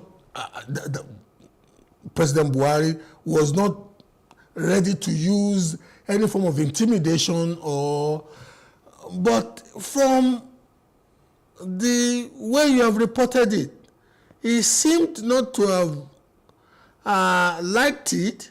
You had to work on him a little bit to even concede to really congratulating the new leadership of the then newly emerged leadership of the Senate. How could we have bought the line, those of us who thought we were tea leaf readers and political analysts? How could we have, on the one hand, bought the line that it was just because he didn't want to interfere with the process, and yet somebody as proximate to him as you were, still is, and writing from the perspective of somebody who still wants to portray him as a Democrat, write that. It was not a lie. It was reality. Because President Buhari is on record as having said before the proclamation of the National Assembly that whoever emerged as the leader or the leadership of both houses, he will work with. He was on record as having said that. That means, yes, the party has this prescription, or rather that the prescription of the party is what happens, but if it happens the other way, we will work with anybody that emerges. But then, somebody else emerging through subterfuge was what the president couldn't brook. If he had emerged fair and square, there would have been no issue. Remember the background happenings.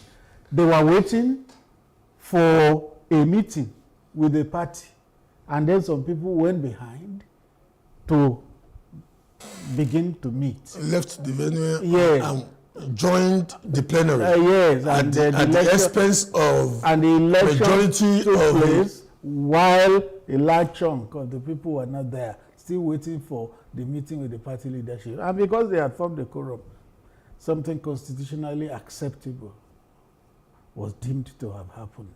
So it was the subterfuge and the hanky-panky that went in with it that the president took. Not wanting to be too forensic. I was a bit disturbed as an onlooker because at the said meeting that the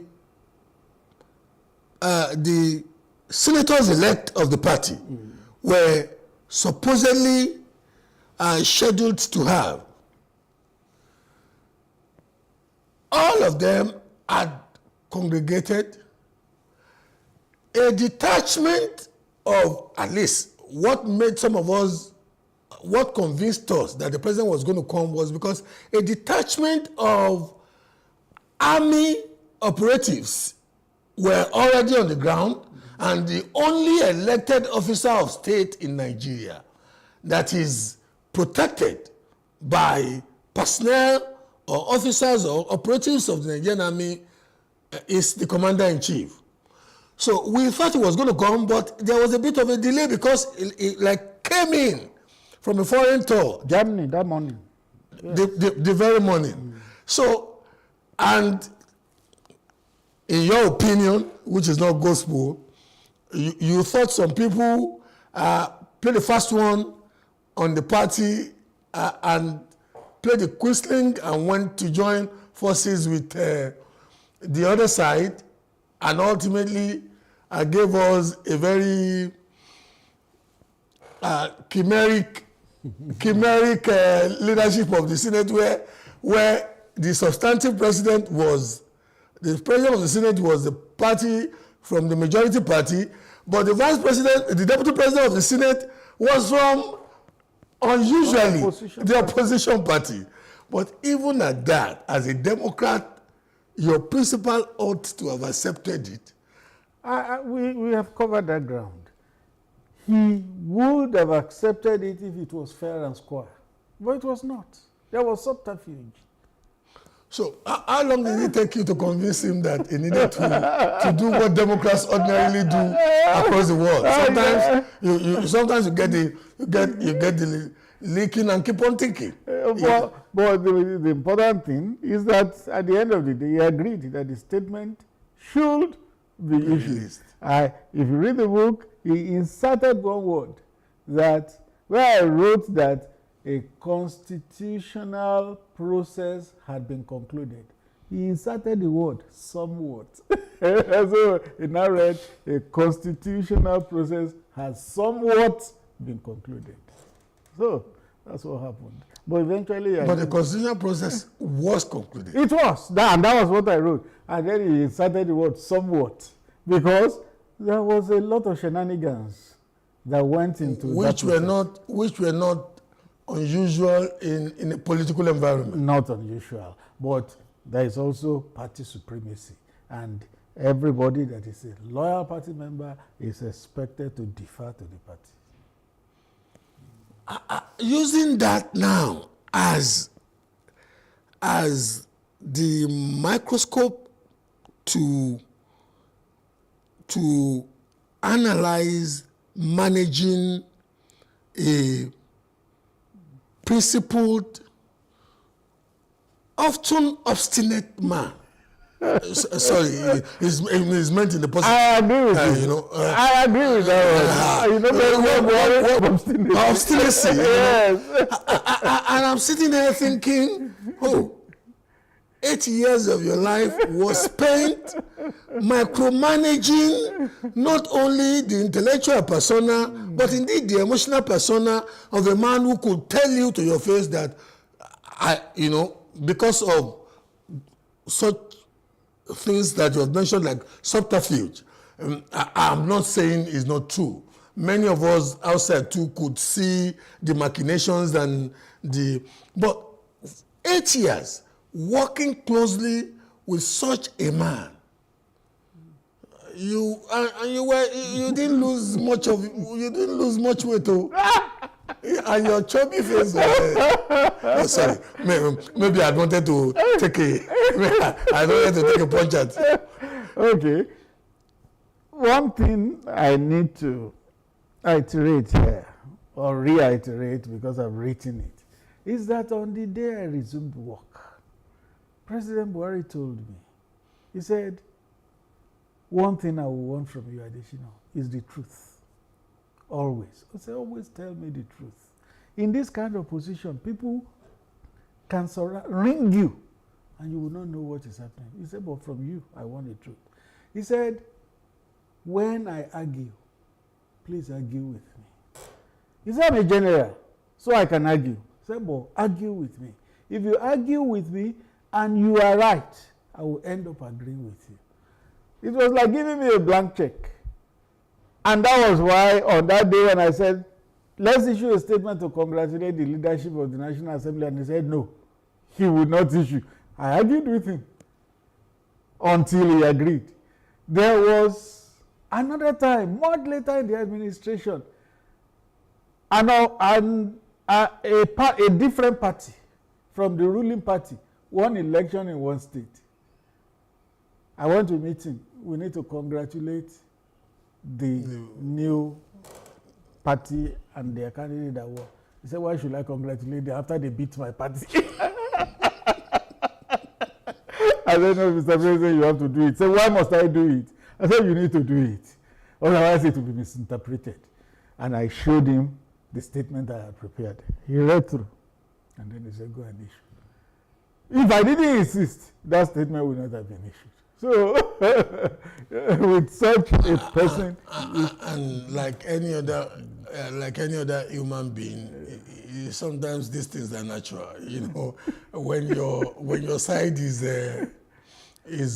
walloped, or yes, you feel okay. You see, and this perhaps will be the last time I mention it. I earlier said that I often empathized with you, and the word empathy, it was the word that usually came to me then, because the administration at a point went into or nurtured a culture of taciturnity. It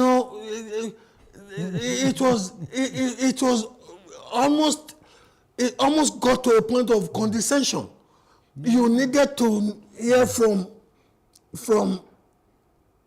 the president, and the president was like in Mongolia, and we were getting exasperated. Some of us were getting exasperated with Femi Adesina and Garba Shehu.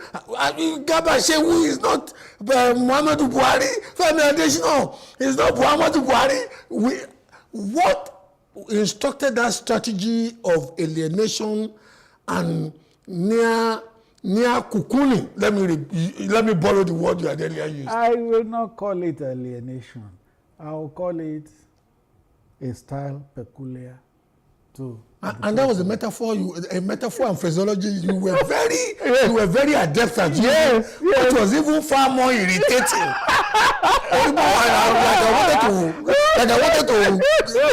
It was even far more irritating. Yes, because I had also been a student of stylistics in school. I remember my stylistics lecturer telling us that style is idiosyncratic, which means it differs from person to person. Soyinka's style is different from Achebe's style. Achebe's style is different from J.P. Clark's style. Style was peculiar to each of them. So also with the president. Donald Trump had his style where he would personally tweet and land himself in trouble. And leave his media team they're not packing this. And then President Buhari left things to us. We just needed to cross-check very crucial things with him before we issued. Now let me give you an illustration. During COVID, you know, there was a lot of trepidation everywhere. It was going to wipe out the world. It was going to wipe out Nigeria particularly and the black race. So, when there was going to be a shutdown, the president made a broadcast. A week after, he made another broadcast. And in another 2 weeks, he made another broadcast. 3 broadcasts within a month. I was then on the radio station and somebody called in and said, we want the president to speak to us. He must speak to us. He must speak to us. And then I asked the person, I said, this month alone, there had been 3 broadcasts. Isn't that president speaking to the country? But that was a time. Then what they wanted was a president like Donald Trump who would be tweeting and. But that was a time when many world leaders, many more world leaders were almost literally in the faces of their populace. The president rose to the occasion and he set up a presidential task force under COVID, headed by the Secretary to the Government, Boss Mustafa, which did a fantastic job. In fact, the UN Secretary General commended Nigeria for the way it tackled the COVID challenge. What mattered was result and not just the body movement. Nigerians just wanted a president who had all the body movements. Okay, let's speak to some of we've tried well enough to psychoanalyze the idiosyncrasies of the president. But you also have some very peculiar idiosyncrasies. That means the style is idiosyncratic. I'm coming home to you. Okay. Because at least I could sympathetically pardon you. Speaking for your principal.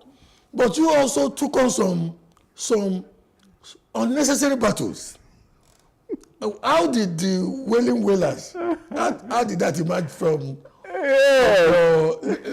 lexicography? Yes. If you also read my book, a whole chapter was dedicated. But you must tell our viewers. Yes, I'm going to tell it now. A whole chapter. Maybe that will even make some people buy your book. A whole chapter was dedicated to the Wailing Wailers. What happened? In the early days of the administration, Olisa Metu was a spokesman for PDP. Anything the president did or did not do, he will issue a statement. If it rained too heavily, he will issue a statement against Buhari. That was his portfolio. If it didn't rain, he will say it's Buhari's fault. Anything, he issues statement. It became very exasperating. To you? No, well, to anybody who was following the partisans of your party. Well, we were in a large number. So one day, he issued one unnecessary statement from my view. I then did a tweet. I said, these people were in power for 16 years. Now they have lost it. They do not seem to realize that they are not going to taste that power for a long time. I then ended it with Wailing Wailers. So who was I talking to? PDP, and his spokesman, Olisa Metu. That tweet was done in August 2015. Remember, the government came into power May 29. So it has only served June, July. The third month was when that tweet was done. War followed. He has abused us. Not PDP people generally on social media who were anti-Buhari. He has called us wailing wailers. He is disrespectful. He is this, he is that. So they assumed that epithet for themselves, that they were the wailing wailers. And because I didn't refer to them as wailing wailers, and they adopted it. So I said, well, if you have adopted it, you are welcome to it. Would you want to agree with me that you see sometimes you present a very innocuous facade or visage of a face, you act like you can barely kill an ant, but you are a very mischievous. When it comes to matters of the pen, you could be very mischievous. What instructed you signing, even if it was Metu and PDP, what instructed the phraseology Wailing Wailers? Yeah, because we knew Bob Marley and the Wailing Wailers. And then we had a party which wailed about everything. So I then called them Wailing Wailers. So as innocent and chubby as the face looks, don't be fooled. This man sometimes goes to hunt for a fight. Well, Shakespeare says there is no art to find a man's construction in the face. Okay. Now, reminds me of another TV host who said, talking about the same thing, he said, you are a gentle troublemaker. Indeed, a gentle. Some of us knew that you wouldn't want to run away from a fight, but you would pretend and give a facade of a very comely, homely. I don't give a poncho, but you may slightly be biting. Anyway, there were some unfortunate incidents in Asoro that any media professional would find it difficult to manage. Some reported encounters between Her Excellency the First Lady and some family members. One incident when there was a chase and somebody jumped the wall and there were some reported shots fired. I'm picking my phrases well. I wasn't there. It was in the public domain. And moments like that, somebody like you and Malam Garba Shehu would have to not only sit by yourselves, but sit with your coterie of strategists. What did it take? How did you manage such, on the one hand, it related more with the family than with the person of the president. Exactly. On the other hand, the people would need some modicum of logical explanatories, quote unquote. And I was thinking, I once told a friend then, what would you expect? What would you expect a Femi Adesina or a Garba Shehu to say about this now? If you say a bit too much, Madam could be offended. If you say a bit too much, president was such then that you would even know he had this emotional management style that he could go blank. You wouldn't even know. So how did you guys? Yes, for me and for us in the administration, family was off limits. Off limits. We didn't touch. I remember that you emotionally lashed us with that line too. Some of your lines are coming now to haunt. Who first used that line? I think it was it Obama during the campaign, and there was an issue about. But you borrowed it. Yeah. You borrowed it abundantly. I borrowed it. Obama said, "No, family is off limits." So, me too. That was the position I took. Family is off limits. I was feeling. You want me to give you? And I was feeling. But boy, you're not the only love, boy. You know, sorry for the French. No problem. There was one weekend I came home. You were on the radio station, and you were criticizing me so much. I said, "Who is this person?" Gola Oba. What did I do to him?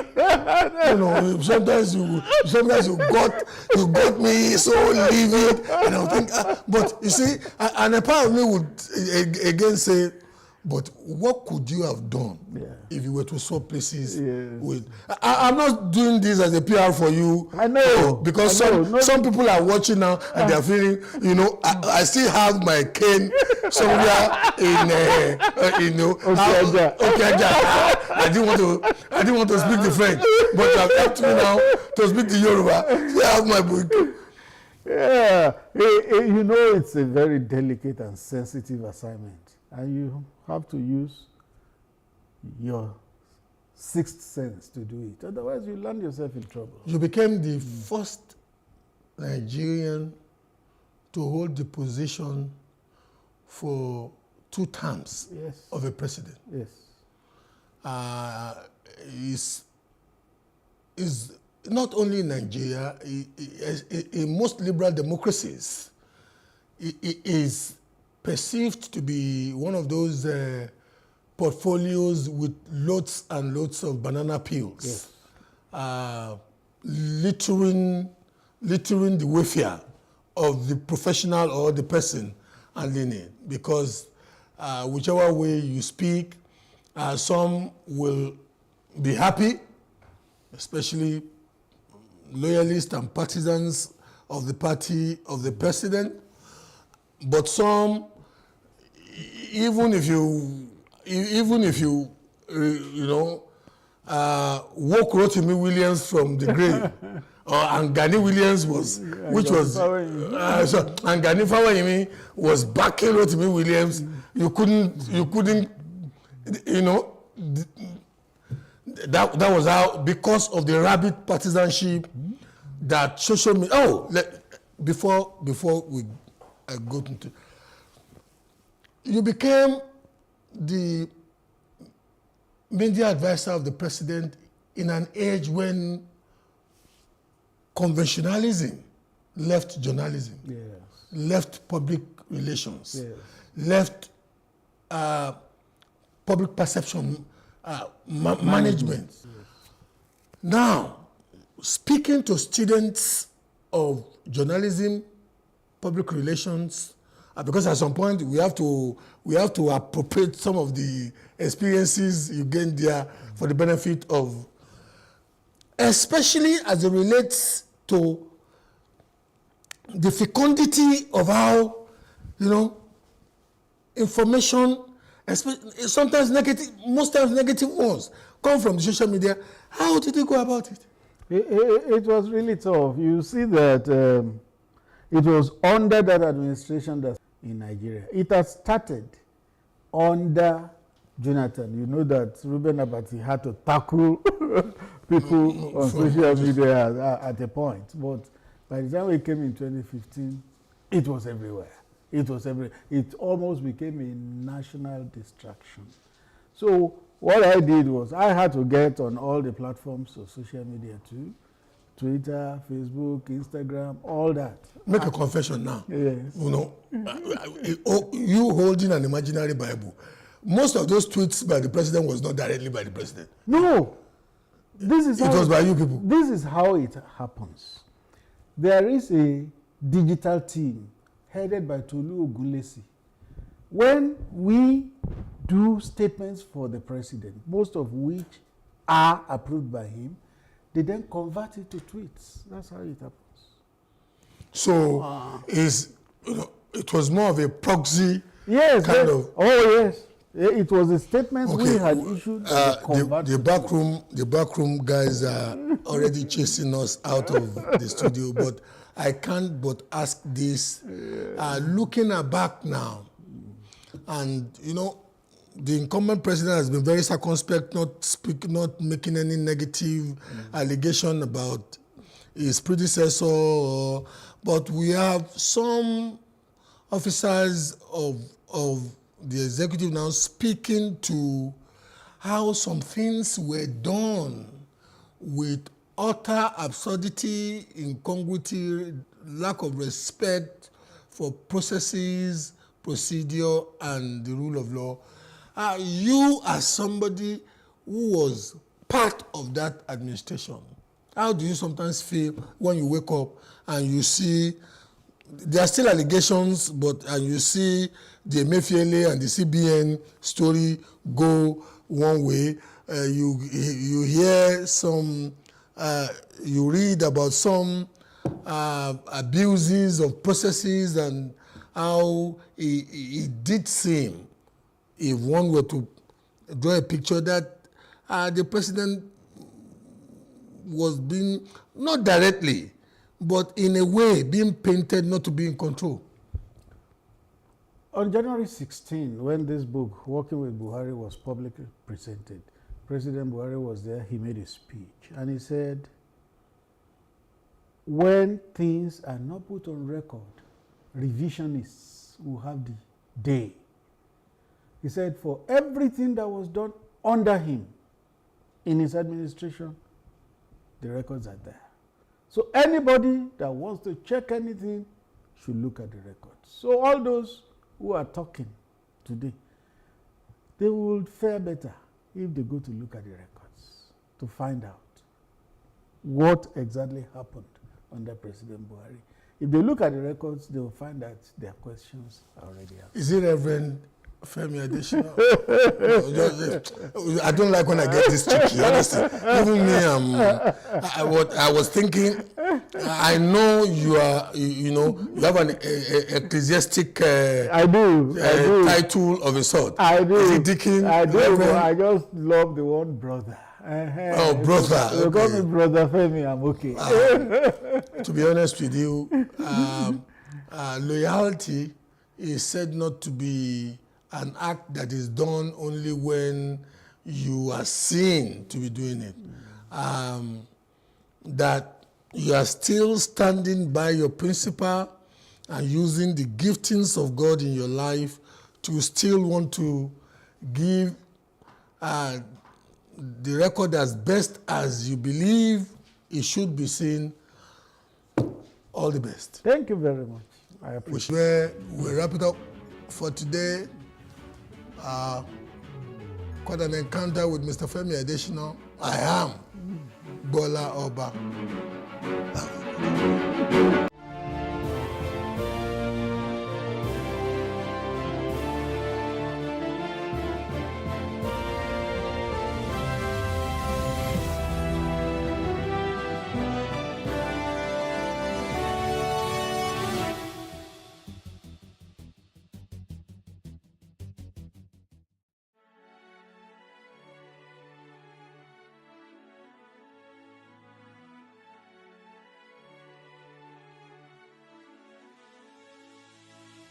It is engagement we need to have. Those who suffer miscarriages are never taken into account. Members of the National Assembly are also influence peddlers.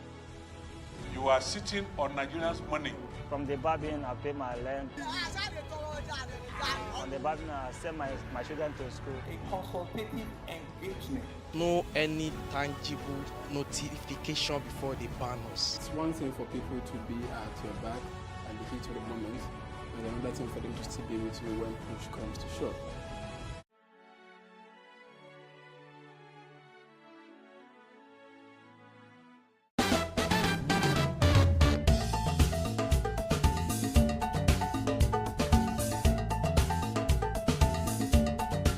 I will be faithful and bear true allegiance to the Federal Republic of Nigeria and that I will preserve, protect, and defend the Constitution of the Federal Republic of Nigeria. So help me God. May 29, 2023, President Bola Tinubu assumed office with an announcement that had grave impact on the people. Subsidy is gone. The president exclaimed during his inaugural address at the Eagle Square, Abuja, shortly after he was sworn in as the 16th president of the country. He also promised to lead the country with compassion and amity towards all. Unfortunately, the budget that I've glimpsed before I assumed office and what I've heard is that no provision is there for fuel subsidy. The fuel subsidy is gone. Despite the assurance by the president's team that the subsidy removal was not immediate, the announcement sparked reactions across the country. As soon as the decision was made, fuel queues popped up across the country as most filling stations quickly saw an opportunity to profiteer of the situation. As expected, the Nigerian National Petroleum Company Limited (NNPCL) announced an upward review of its fuel prices across filling stations in the country, setting the stage for a nationwide increase in fuel prices. Also, at the dawn of this administration, the Central Bank of Nigeria (CBN) abolished the country's multiple exchange rate system and effectively floated the naira. The nation's currency had seen a free fall ever since. Like every other Nigerian, this civil servant is struggling to eke out a livelihood. These decisions by the government couldn't have come at the worst time, when he is struggling with high inflation, unemployment and poverty. Even the rich are not left out. Honestly speaking, I think in Nigeria right now, anybody that tells you that is not feeling the pain is lying to you. Cost of living is very expensive in the market. All the landlord has added money for their rent. Transportation is not like before. So Nigeria is too hectic. It doesn't be easy. The high rack of fare, feeding, no matter how, no matter what, we will survive. In the wake of all of this, experts say the impact of the subsidy removal on the cost of living among Nigerians is expected to be significant and negative, at least in the short term. According to figures by the National Bureau of Statistics, the inflation rate could rise to 30% by December. Professor Christopher Imomolen is a serial entrepreneur. He speaks of how businesses have been impacted negatively. And would have been done in a way that, despite the fact that subsidy needs to be removed, because we cannot run an economy where a large chunk of our revenue is being used to pay subsidies, and these subsidies has a kind of racketeering that is not even helping the economy, which we must do. It must be done in a way that it does not largely affect the economy, which we currently see today. Inflation rate is at the highest rate ever. It's also have a ripple effect even in the exchange rate. We see how the exchange FX has shoot up tremendously just in the space of 6 months. We've had the kind of increment that we've not had since 1960. This has period effects just from one commodity which the nation is largely dependent on. I believe that before we can totally lift subsidy from the PMS, we must also ensure that we provide power, we provide alternative source of energy for the people. The world today is embracing green economy. It's not something that will happen in the space of 5 years. It will take a lot of time, but we must gradually do that. Everybody have their leadership style. But of course, we've seen the ripple effect of that decision on the economy. So we can at this point say that it was not really a good idea that was announced at that time it was announced. I felt that cabinet should have been drawn up because you need people to help implement policies. Your team the team should have been on ground. As at that time, there was no ministers, there was no anybody on ground, and just that same day it was announced. It so happened so that all stations were shut down. It was very harsh. And looking at the fact that we are coming out from a very bad situation where Naira was scarce, people could not have access to Naira, and immediately you were going into, at a time when people were looking for hope, where people were seeking to say, okay, maybe this person could be the Messiah to rescue us from. So that's, it's obvious. So it's not, it's obvious that that decision at that time was not too good to the economy. It should have been done at the time where you would have consulted, and you cannot consult as a president, and you would have gone through your team, and that would have been done through after you have set up at least to a large extent. Immediately you start running. Mukhtar Mohammed is an international finance and economic analyst. Although he supports the removal of fuel subsidy, he sheds light on how the Naira float and recent policies are affecting the economy. You just tell them that they pay high duty for bringing in those costs of those goods and services. That could encourage them to begin to think of establishing it here in Nigeria. Instead of you telling them you're banned, they'll find other ways to gain FX. And most of these 41 banned items are items that Nigerians generally want to make use of. So you need to also look at that also. So it all depends on the implementation of this policy. As it stands, the elimination of fuel subsidy has brought both challenges and opportunities. It has led to a 150 to 200% surge in fuel costs. That is about 500 to 600 Naira across the country, that is per litre. Food inflation is also skyrocketing. It's not cheap at all. Many people are suffering. To even get the money to buy food is a problem. And the market also now is very expensive. You are not making it at all. Even you that are selling it, there's no gain on the market these days. Small and medium-sized enterprises are facing difficulties in accessing affordable power. Come and tell us, how much did you buy it? How much are you buying it for? Residents say they cannot afford even alternatives as they are disillusioned by the hack in liquefied petroleum gas, LPG. We don't really, they should try and help us. The thing is tough, everywhere is hard, but they should, at least gas is what we survive with, we cook with it, so they should try and help us. So what alternative do you think you will use outside of gas? Charcoal stove, that's the alternative for me, because here you cannot use firewood inside your house. The gas 1 kg is 900. So before we are buying it, is it 350? Yeah, so it is our cost now, so I think they should help us to reduce it. As the debate on the merit and demerit of fuel subsidy removal, review your income and expenses, identifying areas where you can cut down or save money. Prioritize essential expenses and reduce discretionary spending. Consider taking up a side hustle or exploring additional sources of income to supplement your budget. Minimize air conditioning usage and explore natural ventilation options. Insulate your home to retain heat during cooler months and reduce the need for excessive heating. Make conscious efforts to conserve water and electricity, reducing associated costs. Explore fuel-efficient transportation alternatives. Optimize driving habits by maintaining proper tire pressure. Avoid rapid acceleration or braking, and keeping vehicle maintenance up to date.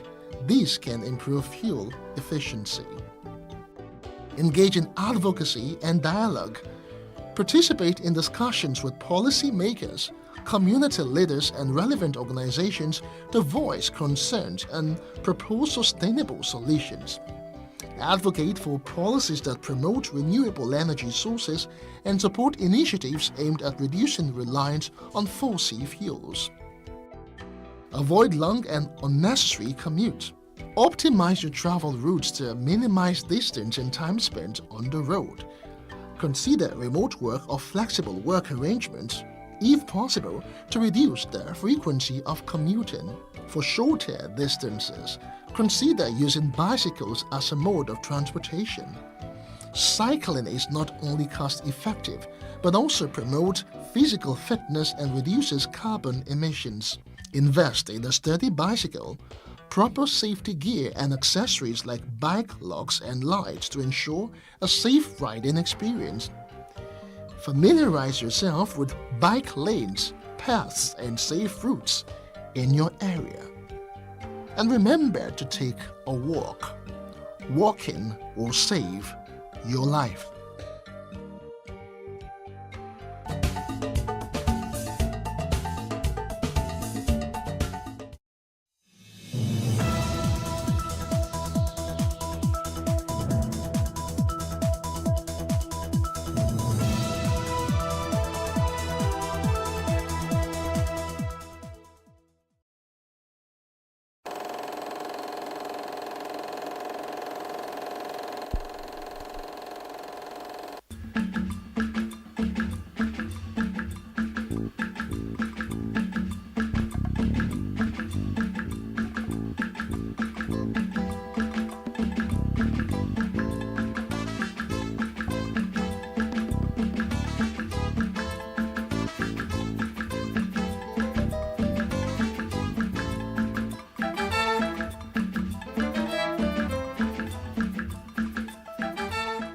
Hello, welcome to this edition of our program, Timeless Conversations.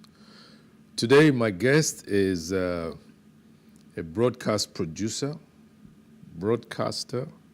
He is also a pastor now, and then he's an avid sports lover, avid football fan.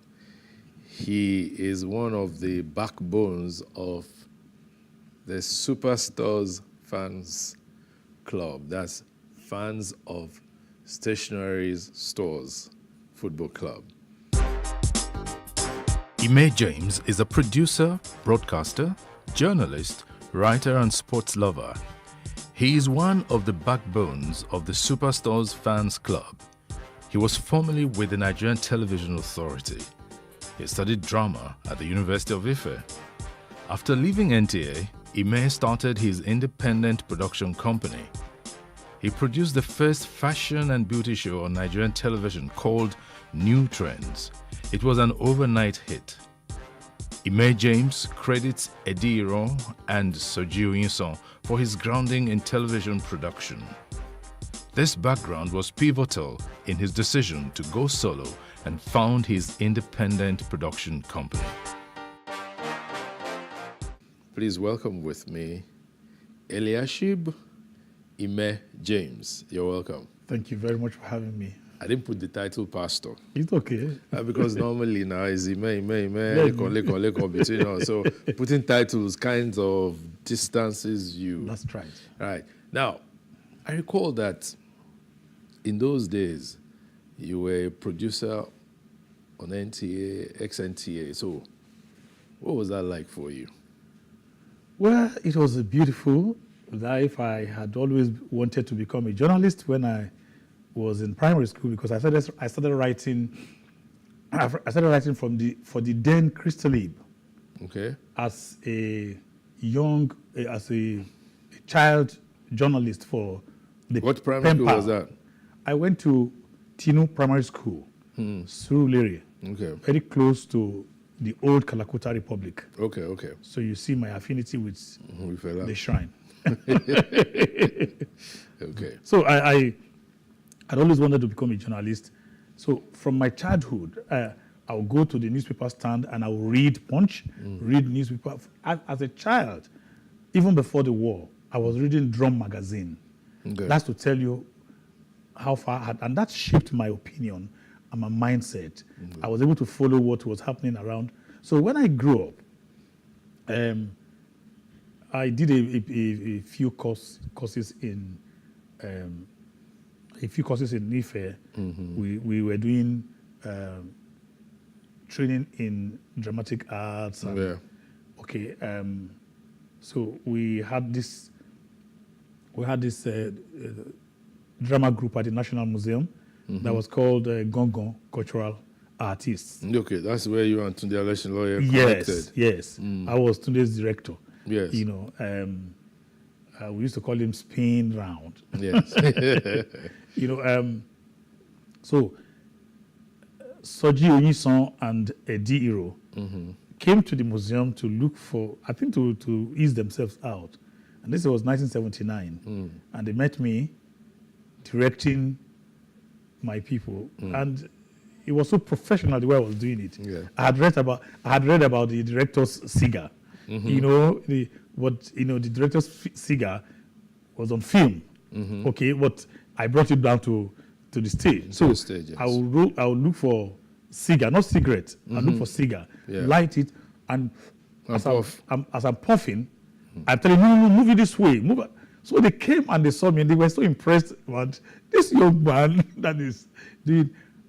So they invited me to NTA. I got employed, and it was a beautiful thing because I got involved in so many training. It was at NTA that I went to Times Institute of Journalism. Okay. You know, so this it was a beautiful time with me. But you know, in those days, production was a lot more hands-on. Yeah. Equipment were minimal. Yes. Right. A great deal of a great deal of your intellect. Yes, intellect, intuition, and all of that. Yes.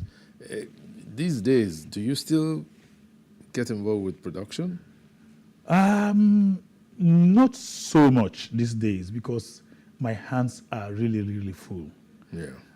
However, as the media communication head of Christ Embassy some years back, yes, I had the honor of establishing the newsroom, the news agency. So I was involved in production. But even at that time, between that time and now, production facilities has also evolved. Yes. Tremendously. Again, when it comes to the technicalities, directing and all that, of course, I'm hands-on. I know what to tell you. I know what to do. But in terms of technically handling the cameras, in those days, I could handle any camera. Yeah. I could edit on any platform. You know, but today, many platforms are there. And because of my pastoral responsibilities, I do not have time to do all that now. Okay, pastoral responsibility. Was that why you left NTA? No, I was actually retrenched. Oh, you were? Yes. Okay. I was in 1985. I got caught up in the power tussle between my bosses. So when my boss went to the Guardians, he went to the Guardian to start the Guardian with them. Retrenchment came, and those who didn't like my boss, I am a loyalist. And they saw that this man has been loyal to Ediro. No. I was loyal to Ediro. I was loyal to Soji Onyison. Okay. Those are my bosses. Soji Onyison is in Canada. Yes, he's in Canada. Yes. Yes, he's in Canada. Yeah. Great man. Yes. When I was retrenched and I left NTA, it was Soji Onyison who made it possible for me to start my independent production company. Good. I used his cameras. I used his editing facilities, free of charge. Free of charge. And he nurtured me, and I will never forget. Yes. He nurtured me, and I would never. So I started my independent production. I invented the first television fashion and beauty program on television. What do you mean by invent? Well, before then, there was no program there was no program on fashion and beauty on a weekly basis. Locally produced. Yes, locally produced. Okay. Now, yes, in Nigeria. Yeah. On Nigeria television, yes. Okay.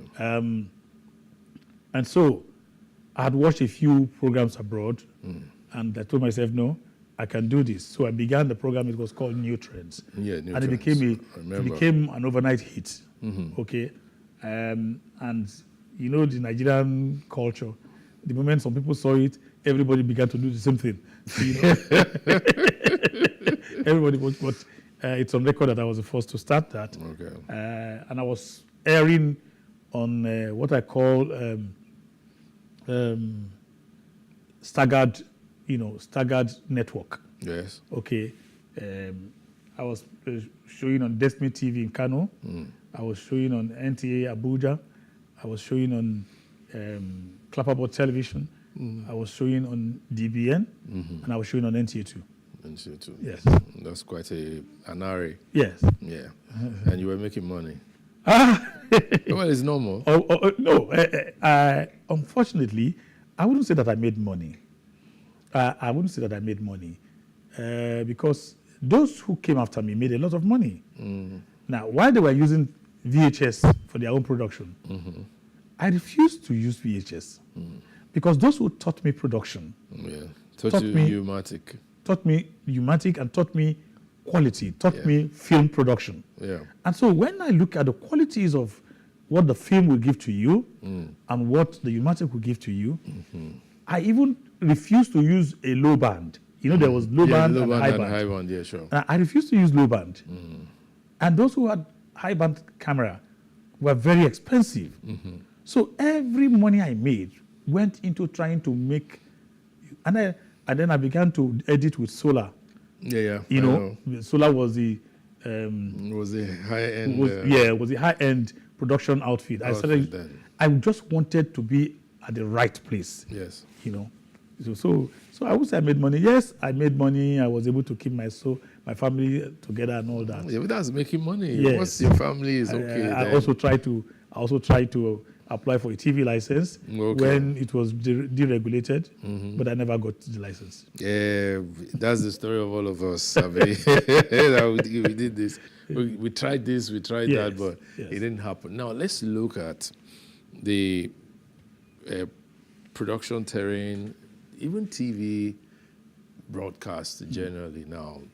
Technology has really stepped up and demystified a lot of things. Yes. A lot of stress that we used to have before.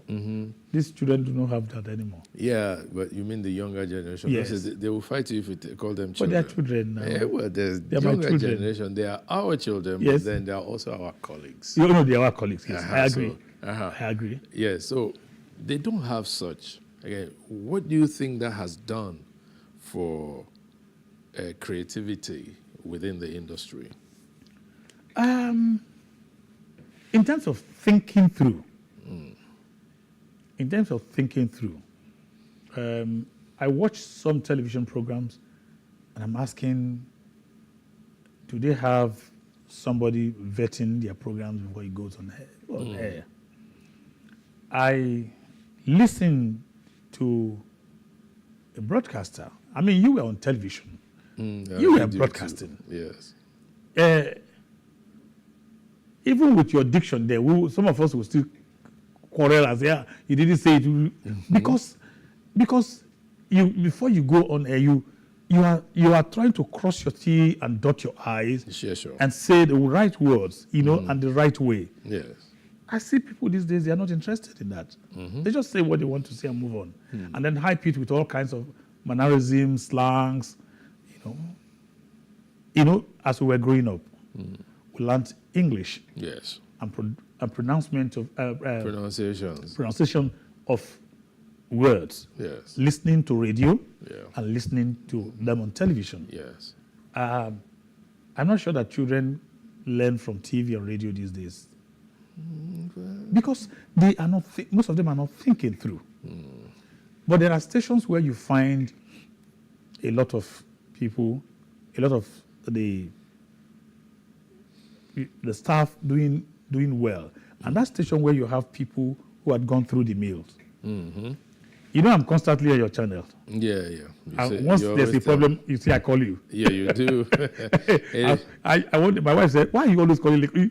I hope he doesn't get angry. I said, "No, he's a professional. He's not going to get angry." Sure. He knows that's like a carryover of what we grew up on. Yes. Yeah. So, but I can't say that to younger managing directors of other stations.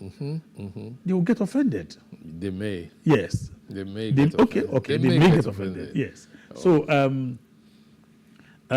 so the new technology, I would say, has made a few of them lazy.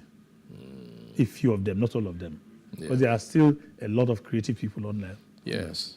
A lot of creative. So it's like technology has made it easier to produce. Yes. Technically high quality. Yes. Yes. materials, maybe not necessarily so much depth, but there's also been a lot of depth. In our time, you do not, if you want your pictures to come out well, you work on your camera. Today, whether your camera is working very well or not, you can enhance your picture quality. Oh yes. When you are editing. Even your phones these days your phone will shoot high def. High definition. So, yes. The technology has upped the ante, and it's a good thing. My children are into production. Yeah. My daughter does a lot of production with her phone and little laptop. Yes. A lot of them. Yes. One of my daughters too. Yes. Is heavily into production. Yes. So she produced. I think about a few days ago, she had a client abroad who wanted. I said, why are they not doing that? She said, that is very expensive for her to do it there. So she's doing it with me. We do it locally. So production, the new invention in technology here has made it easy for a lot of them to work better. Now let's look at the impact of new technology on new media, social media, and all the platforms through which they gain expression. In those days, there was nothing like that. So you walk But now there's so much freedom yes. and access. Do you think social media needs to be curtailed? Absolutely. Or regulated? Absolutely not.